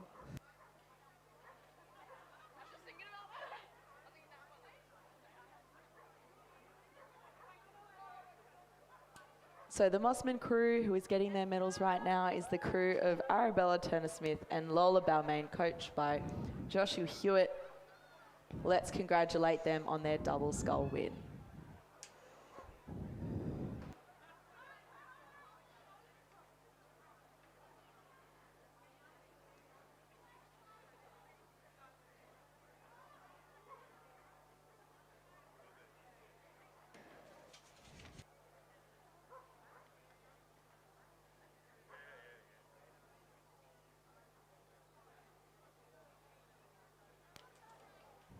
All right, congratulations, girls.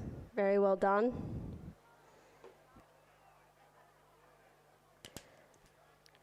We move now to Division 2 of the schoolgirls singles scull. In lane 1, we have from Tara School, Nicole G. Lane 2 from Kinross Walleroy is Rani Jarek. Lane 3 from MLC is Eve Parker. Lane 4 from Loreto Normanhurst is Portia Gill. Lane 5 from Redlands is Alana Winder. Lane 6 from Tara is Kelly Lee. Lane 7 from Pimble Ladies is Scarlett Olsen. Lane 8 from Redlands is Isabel Campbell. And rounding out the field, lane 9 from Loreto Normanhurst is Alexandra Ward. And coming through in first place is Kinross. Rani has just come through the 1,000 metre, followed by Redlands' Alana Winder. And in third place, we have MLC Eve Parker. At the 1,000 metre mark, it looks like there's a competition between third and fourth place, but Yes. the rest of the field is kind of bit spaced, you could say, with 6-second gaps between the different scullers. Yeah, by the 1,000 metre in a 2K single scull, usually starts to spread out a little bit. But it's still one of those races, it can be anyone's game. So did you ever race single sculls, Josie? Yeah, it was always a very long race, I think. Yeah, when there's not a coxswain or somebody encouraging you, it really makes it more difficult. And I think because it's usually a little bit longer than when you're racing in 8s or quads and 4s and the rest of it, it makes it a really challenging race. But I think a lot of these girls know that and like to kind of take on that challenge when they do this race. Yes. What do you think, Lily? Yeah, very mentally challenging race. Had my fair share of single sculls when I rode, but yeah, no, always one of my favourite boats rowing through school and through when I finished. Not that I lasted that long, but anyway, still good, great experience. I think what's great about these single sculls is you can really learn a lot about yourself as a rower and your strengths and your weaknesses, and then can apply that to bigger boats. Definitely.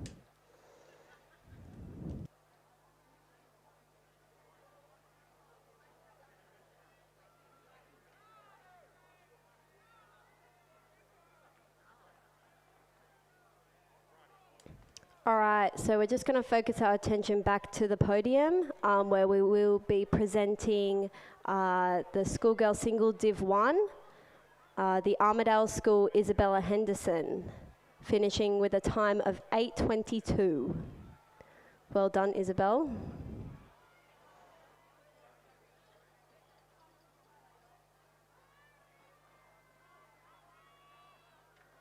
It's always the Armidale School in the distinctive fluoro bucket hats, isn't it, Lily? It is. Now, it does look like this Kinross Walleroy sculler, Rani Jarek, is going to take the lead in this race. Followed by Redlands, yeah. Alana Winder. And we've still got MLC School Eve Parker sitting behind Alana. And then it will be a very close finish between Redlands and Pimble Ladies College. I think that's what we often find in these spread out fields sometimes, that there's a few scullers that have a bit of competition against each other later in the field. Definitely. And they'll compete for those gaps. It looks like the Redlands sculler in lane 8 Isabel Campbell is going to push into third. Very strong finish. Very strong finish. And then it looks like in fourth we had from MLC School Eve Parker. And then in fifth we had Scarlett Olsen from Pimble Ladies. And it looks to be Loreto, Normanhurst, Alexandra Ward. Yeah, Portia's on the outside and Alexandra's coming up. Oh, whoops.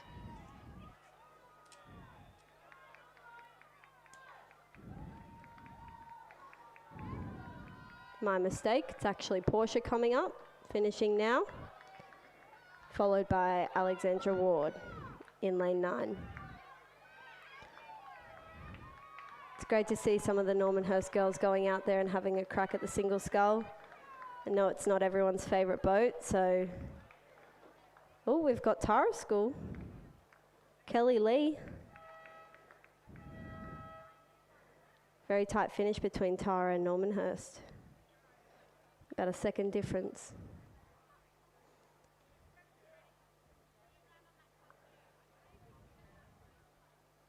And rounding out that field, we have from Tara School, Kelly Lee.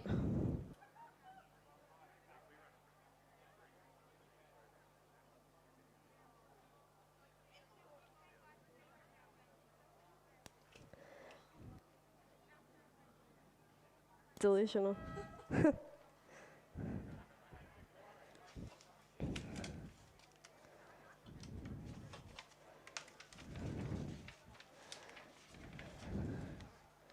All right, we have the schoolgirl single scull Div 3 coming up the field.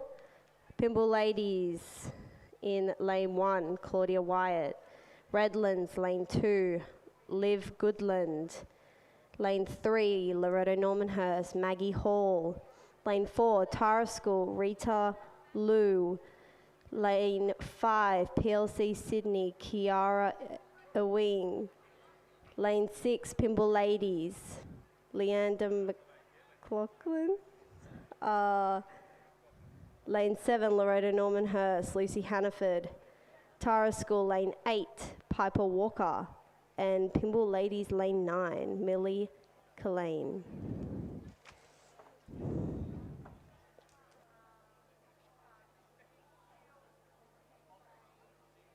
Now it looks like this race at the 1,000 metre mark, we had a close first and second place, and it looks like that has continued to the 1,500 between the two scullers from Pimble Ladies, Claudia Wyatt and Landa McLaughlin.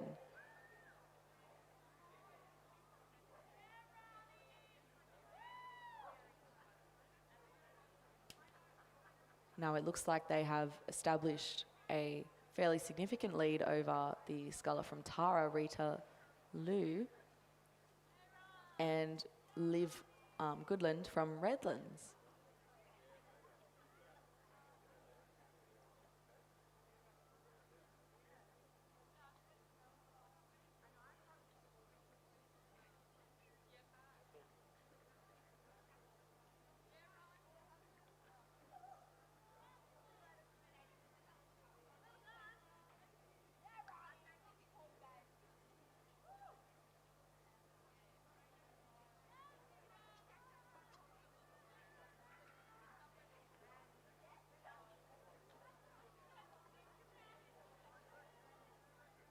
So it looks like it's still competitive between these two Pimble Ladies scullers as they come into the last 100 metres of the race.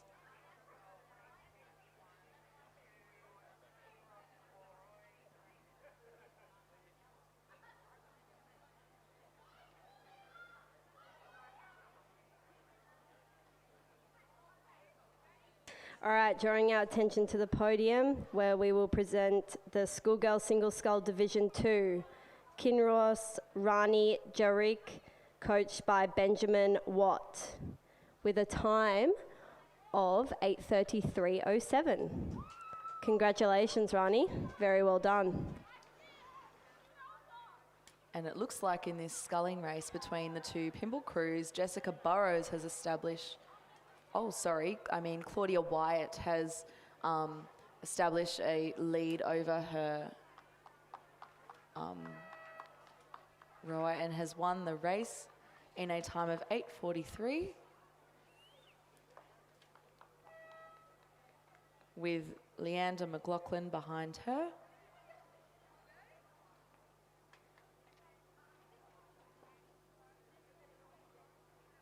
It looks like the Tara Sculler from lane 4 will come third in this race. Rita Lou, coached by Orlando Denton.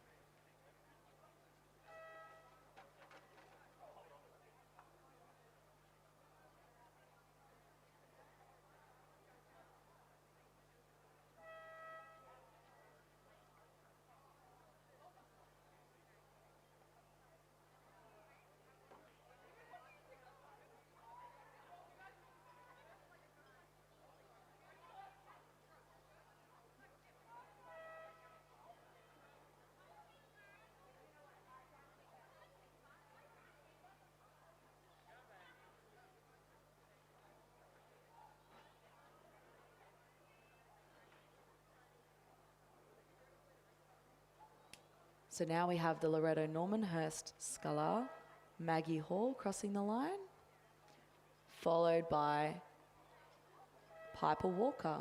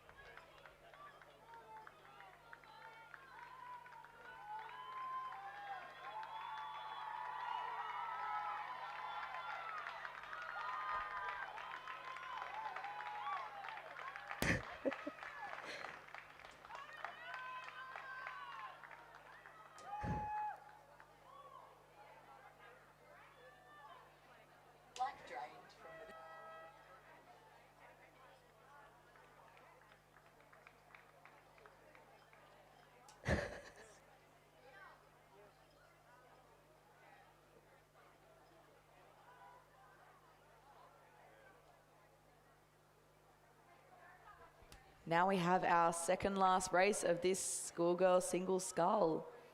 In lane 1 from PLC Sydney, we have Jessica Burrows. In lane 2 from Pimble Ladies, we have Madison Landgrebe. In lane 3 from Tara, we have Sydney McCartney. In lane 4 from Loreto Normanhurst is Elizabeth Pennington, but it looks like she was scratched. In lane 5 from Pimble Ladies, we have Allegra Torbenschlag. In lane 6 from Redlands, we have Grace Ford. In lane 7 from Loreto Normanhurst is Matilda English. Lane 8 from Redlands is Lillian Forsyth. In lane 9 from Pimble Ladies is Saskia Alexander.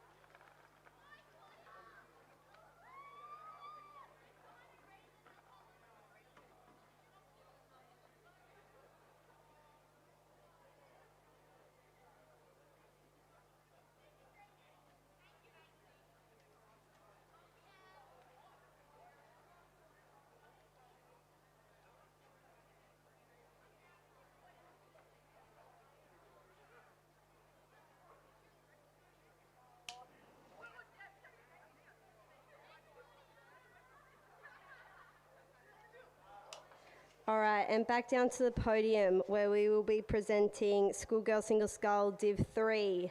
Our winner from Pimble Ladies College, Claudia Wyatt, with a time of 8:43.97. Well done, Claudia.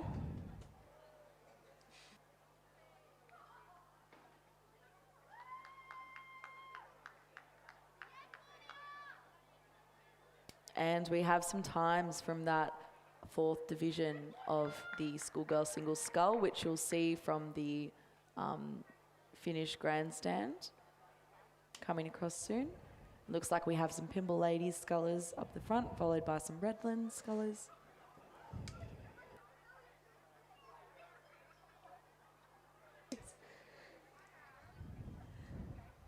looks like in the lead we have Madison Landgrebe from Pimble Ladies.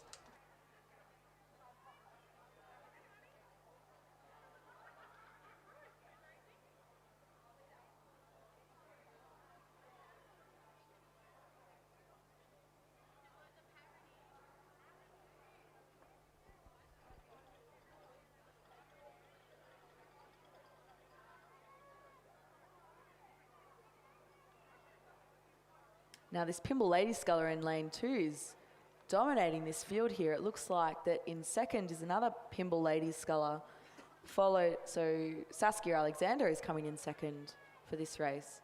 Pimble Ladies absolutely dominating this race today.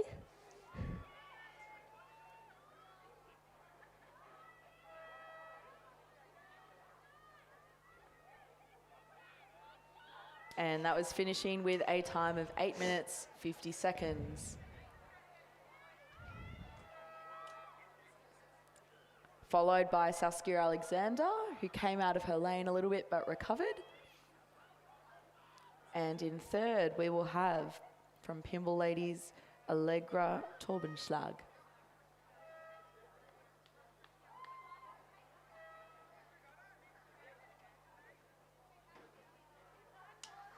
And in fourth place, we have Grace Ford from Redlands.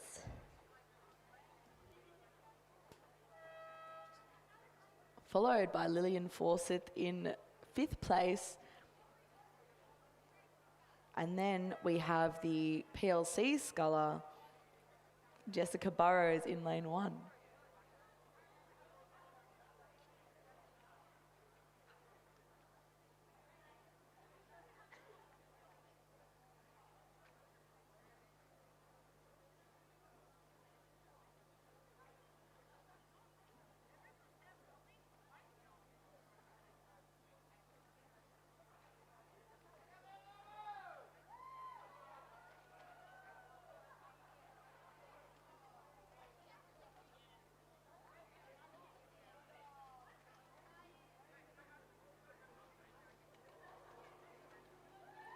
And now coming into her last few strokes of the race is Sydney McCartney from Tara School. Is she related to Paul McCartney by any chance?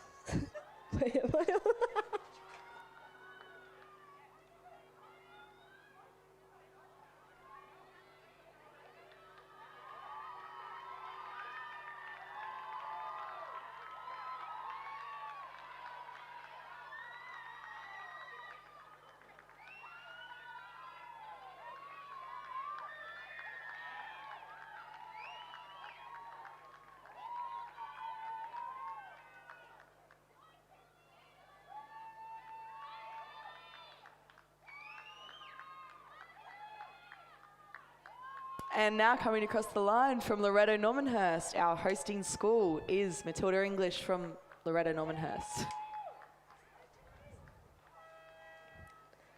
I wonder if she's from Loreto Normanhurst.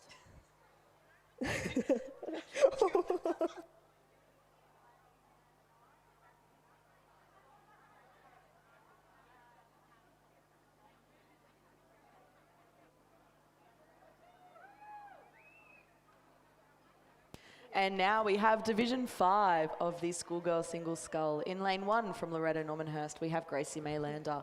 In lane 2 from North Sydney Girls is Ada Poe. In lane 3 from Loreto Normanhurst is Eloise Moore. In lane 4 from Tara School is Victoria Eaton. In lane 5 from Redlands is Ava Ford. In lane 6 from Tara is Naomi Cross. Lane 7 from Pimble Ladies is Harriet Murphy. In lane 8 from Redlands we have Eva Simpson. And in lane 9 from Pimble Ladies is Olivia Norton. Okay, mine's off. Okay, just clarifying that. Yeah, wait, is this on?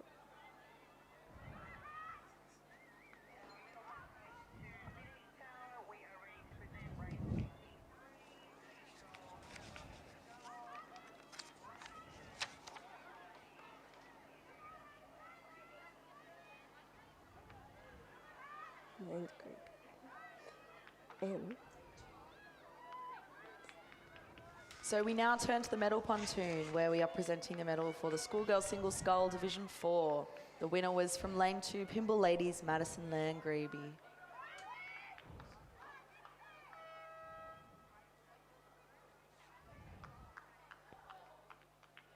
And we have another Pimble Ladies sculler who has won our 5th division, Harriet Murphy.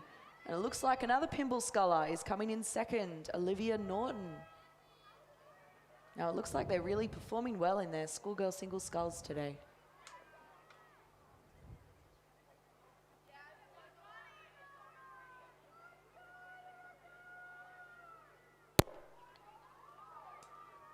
Coming up in third, we have Ava Ford from Redlands.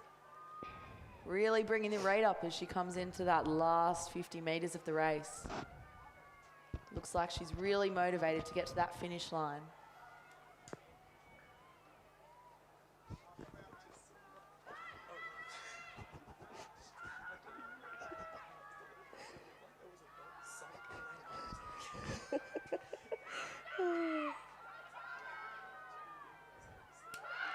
In fourth place, we have Eva Simpson about to cross the line.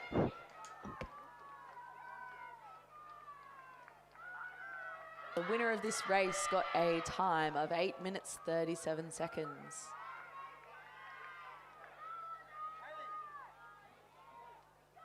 Now it looks like there's some competition here rounding out the field, and there's some screaming on the side from Loreto Normanhurst cheering on their single scullers.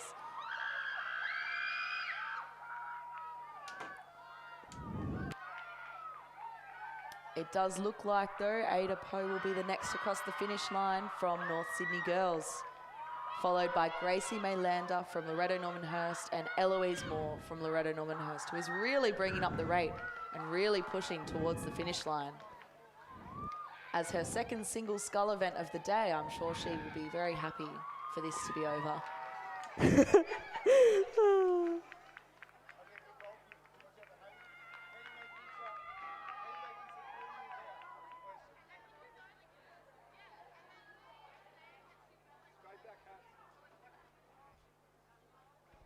And now we also have Naomi Cross coming towards the finish line from Tara.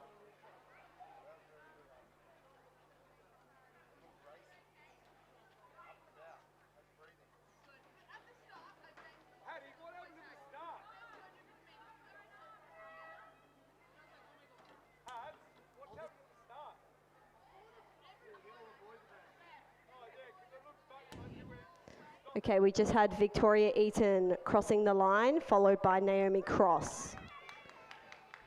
About to finish. Looking behind her, waiting for those white boys to appear. Nice work, Naomi.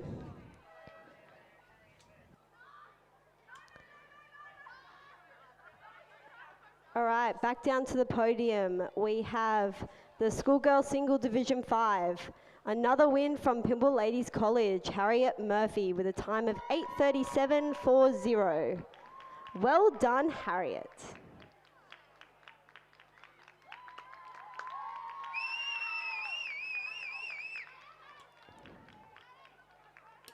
And now we have a schoolboy double scull coming down the course. So some of our boy events today, which is wonderful to have at the Loreto Normanhurst Regatta, rounding out the field. In lane 3, we have St Augustine's. In lane 4, we have Kinross Walleroy.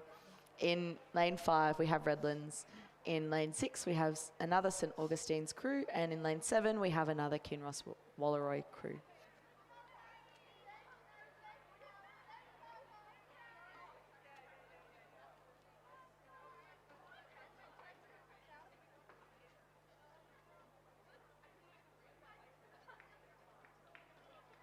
It looks like the crew in lane 6 from St Augustine's will take the lead and take the win in this race. That is the double of Rory Parker and Hamish Wise, coached by Amos Noon and Judith Ungmarch. Look at that finish. Wow.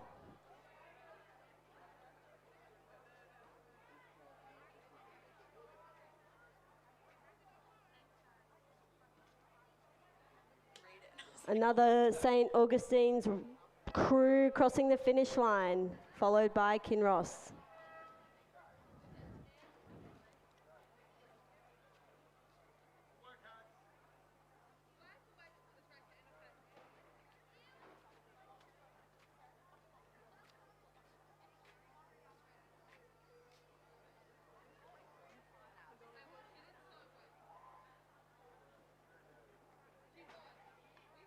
It appears that the Redlands crew have disappeared.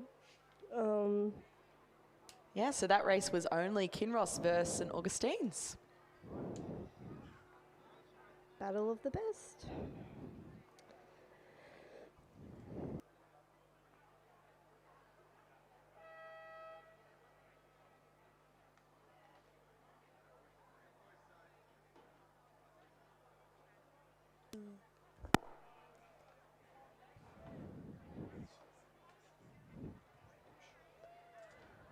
Now we have some wonderful drone shots on the live stream today.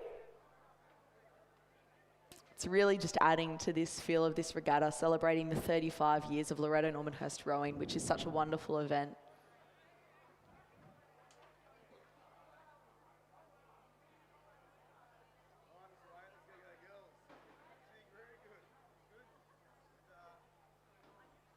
And now we move into schoolboy single sculls. In Division 1, in Lane 1, we have from Redlands, Thomas Hooper. In Lane 2, from Kinross Walleroy, we have Toby Buckland. In Lane 3, from St Joseph's, we have Joseph Lane. In Lane 4, from Scots, we have Max Berkelo. In Lane 5, from St Joseph's, we have Raphael Cousins. In Lane 6, from Kinross Walleroy, we have Tom Robson. In Lane 7, from Redlands, is Matthew McLellan. In Lane 8 from St Joseph's, we have Kajia Kenneth.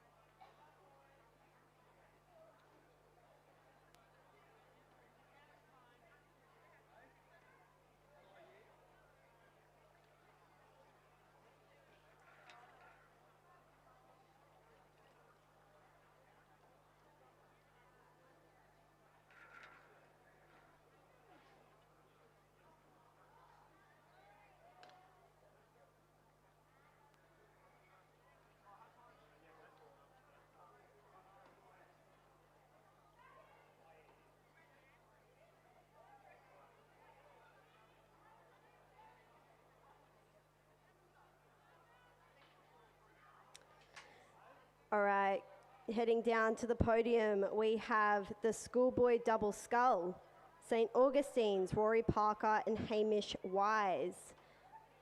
We do not know the time for this race, but well done, boys, very solid row. And as we present that, it looks like our schoolboy single scull race is coming into view from the finish tower, crossing into the last 500 metres of the race. You can see Joey's standing out with their pink hats. It's an interesting transition. All the schools love moving towards fluoro hats, even Loreto Normanhurst. We are doing that with the yellow as well. Bright yellow. They look absolutely stunning, girls. As long as everybody has them on. It looks like winning this race, we have from Kinross Walleroy, Toby Buckland, coached by Andrew Gannon.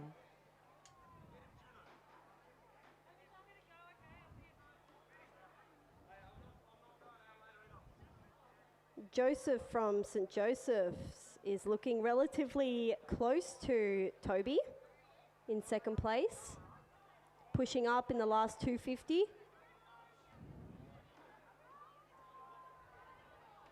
And we have a wonderful drone shot to show that wonderful finish and competitive finish in this schoolboy single scull race.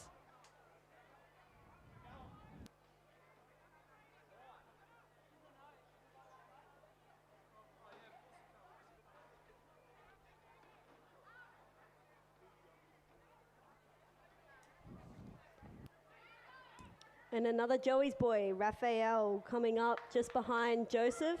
Oh, very what a close competitive finish. Wow. Oh, Joseph from St. Joseph's really caught up to Toby Buckland. That was less than half a boat length in that. Followed by Raphael, also from Joey's. And another Joey's boy coming through in lane 8, just overtaking Redlands.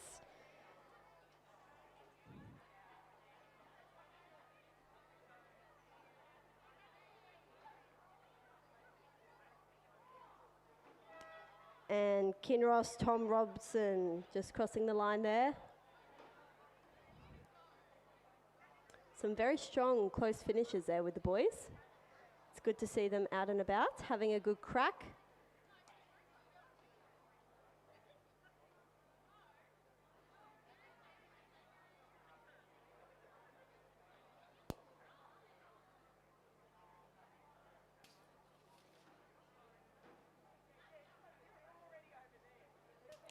And now we're down to only 2 more races of the day.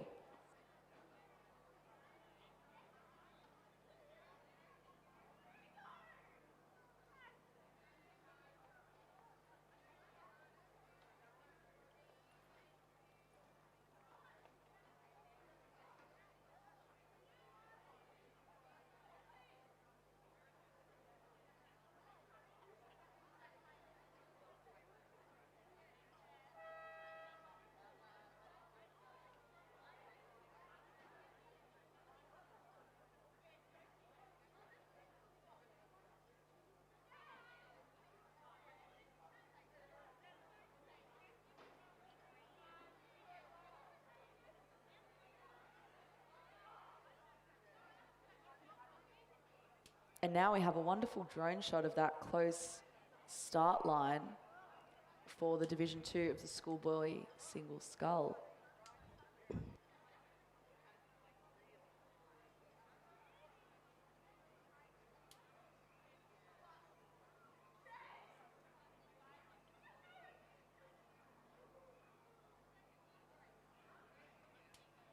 Now, as viewers from the live stream, it is wonderful to see that drone shot, and it really gives you a good view of the race and how everybody's going in the race. And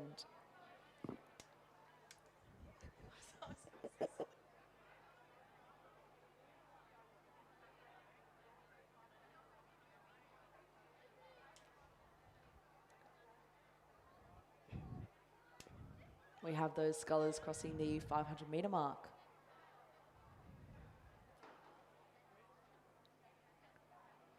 Still a lot of the race to go. I'm not,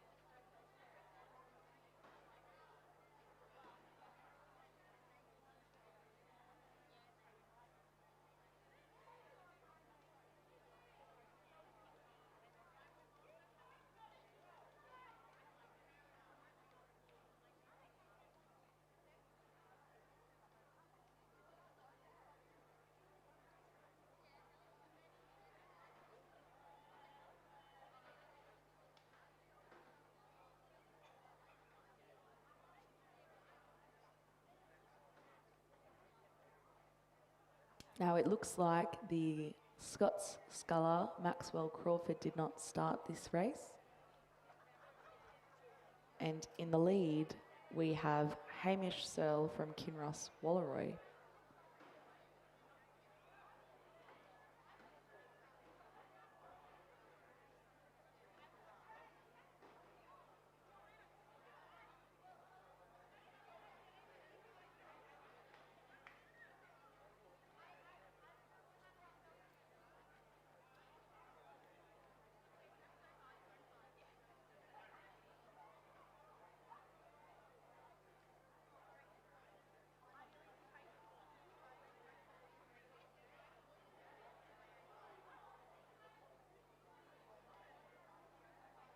In this race coming down the course that is coming into view now, we have in lane 2 from St Joseph's, Henry Campbell.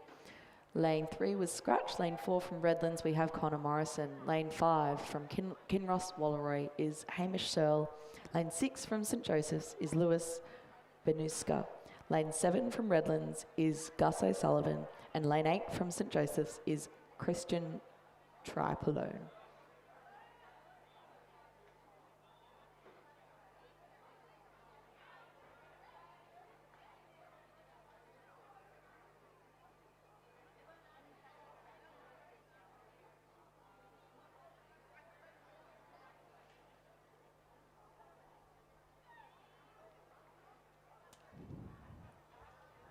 Looks to be Redlands coming through the 1500 metre mark. Toby, oh, there's a few. Connor Morrison, would it be? Yeah. Ooh.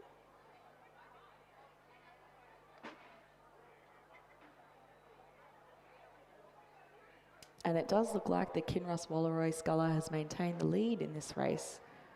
But it looks to be getting competitive with the Redlands sculler in lane 4, Connor Morrison.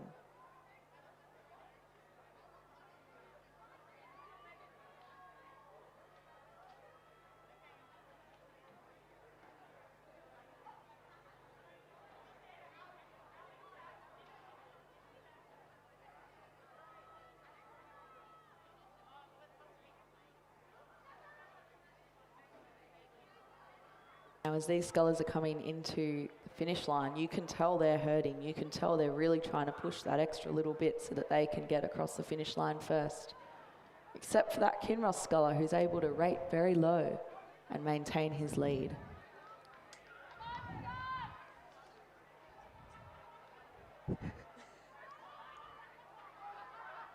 Yeah, I think that visor's meant to be worn the other way, but it's helping him win the race, so I think he'll get away with it today from his coach. Looks like there's a competition between the Joey scullers here and also the Redlands sculler in lane 4. That's Scots and yeah.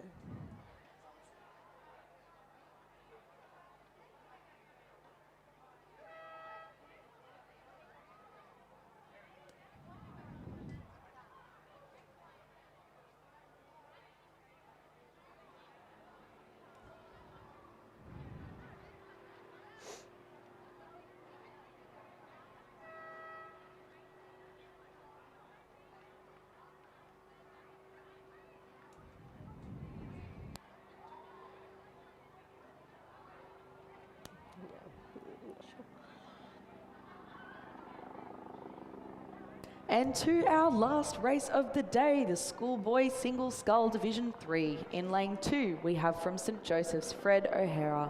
Lane 3 from Kinross Walleroy is Lockie Soster. Lane 4 from Redlands is Toby Anderson. Lane 5 from St Joseph's is Thomas Curran. Lane 6 from Redlands is Henry Dobson. Another Redlands crew in lane 7, James Foley. And in lane 8 from Mossman, we have Rocco Griffiths.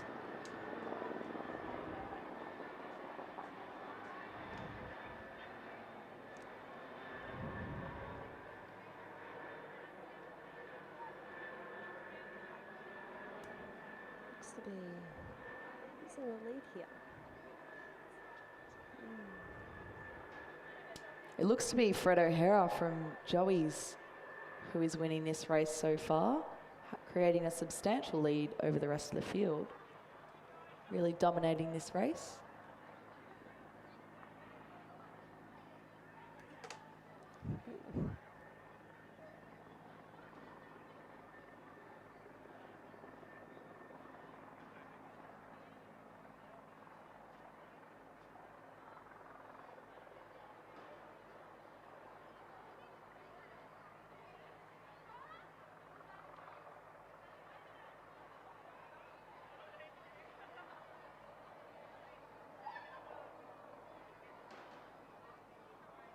Another great shot on the live stream. You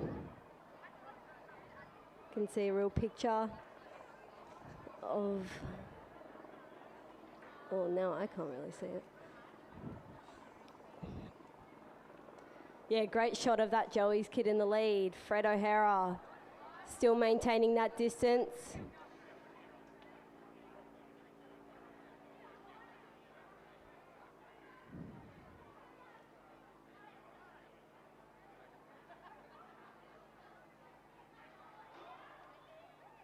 Hello from the commentary box.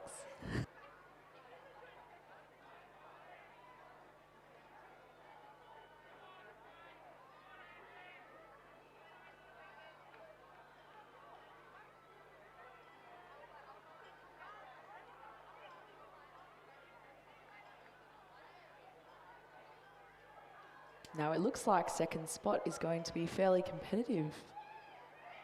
Yeah, as they move into the last 100 metres of the race where anything can happen. Looks to be a fight between Joey's, Redlands and Mossman.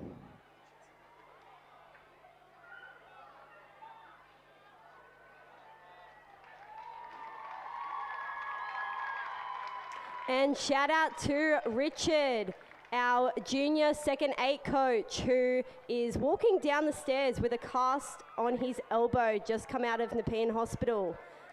Wishing him a very speedy recovery. And Joey's Fred O'Hara crossing the line. And it looks like Thomas Curran is really fighting the Mossman sculler, Rocco Griffiths, to the finish line. And he'll take the lead, but only just.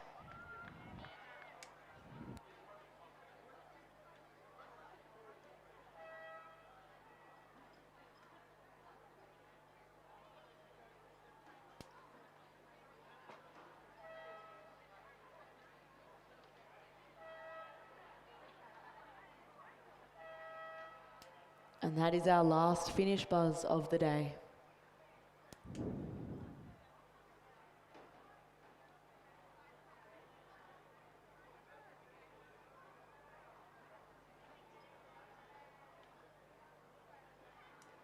All right, we will now be handing over to Mr. Smith, head of rowing at Loreto Normanhurst, and he will be presenting the points tally for today. So, Mr. Smith, signing off Lily and Josie. Thank you.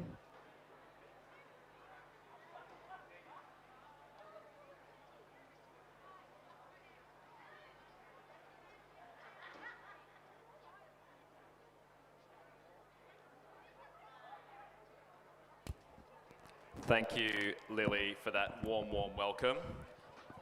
And a good afternoon to everyone at Sydney International Regatta Centre. Just want to start by, on behalf of Loreto Normanhurst, thanking everyone that helped make the regatta possible today, from the officials out on the water, to those sitting in the finish towers, the parents that helped out in the timing huts, on the water, on the barbecue, wherever you were.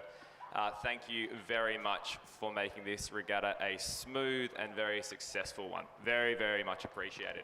Of course, thank you to the competitors as well, from the boys and the girls' schools, as far as Orange and the Armidale School, down to very, very close by on the Nepean River. Thank you very much. We will get onto these presentations shortly, but we do have one more medal presentation to do before we get to the big one.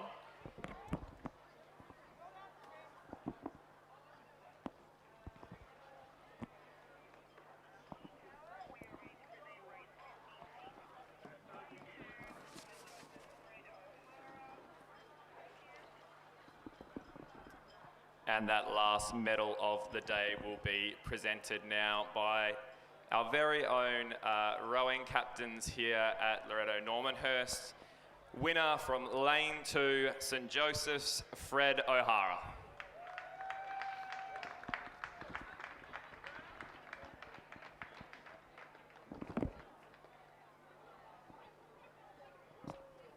Congratulations, Fred and the Joey's boys, on a fair few wins in the single scull there.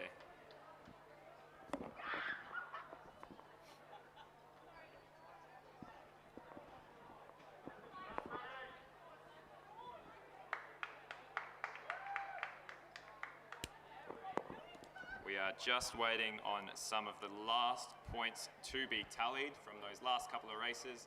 So I encourage everyone to head down to the grandstand where we will first present the overall point score for the boys racing, followed by the overall point score for the girls.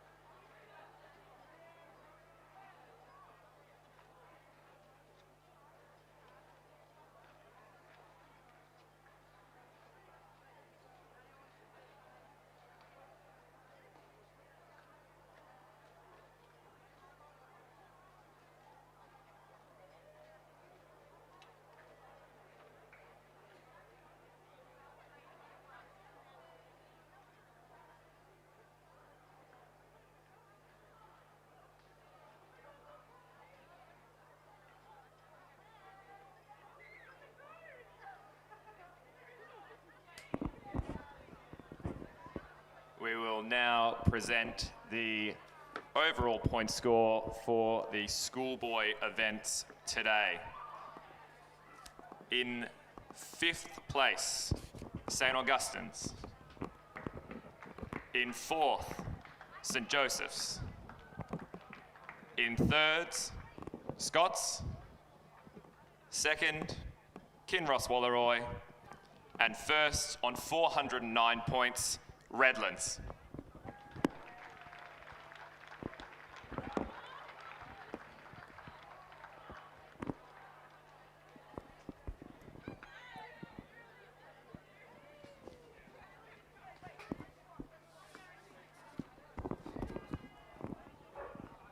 And now to the big one.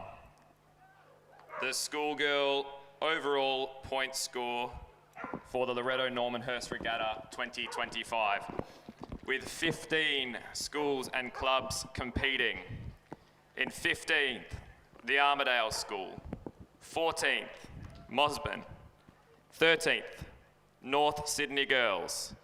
12th, Tara. 11th, MLC School. 10th, Askham. 9th, Kinross Wallaroi. 8th, PLC Sydney. 7th, Redlands. 6th, Sydney Girls. 5th, on 466 points, St Catherine's. 4th, on 609 points, Pymble Ladies. 3rd, on 628 points, Loreto Kirribilli. 2nd, on 834 points, Queenwood. And I am very happy to announce that in first place, with 930 points, Loreto Normanhurst. Presented by Principal Miss Marina Ugonotti and Rowing Sports Coordinator Miss Kate Crampton. Well done, Normo.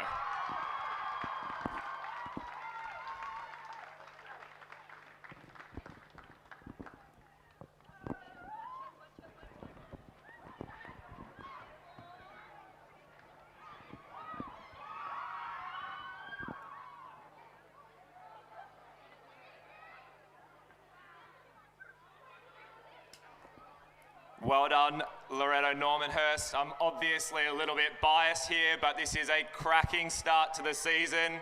Well done, and let's keep the momentum going.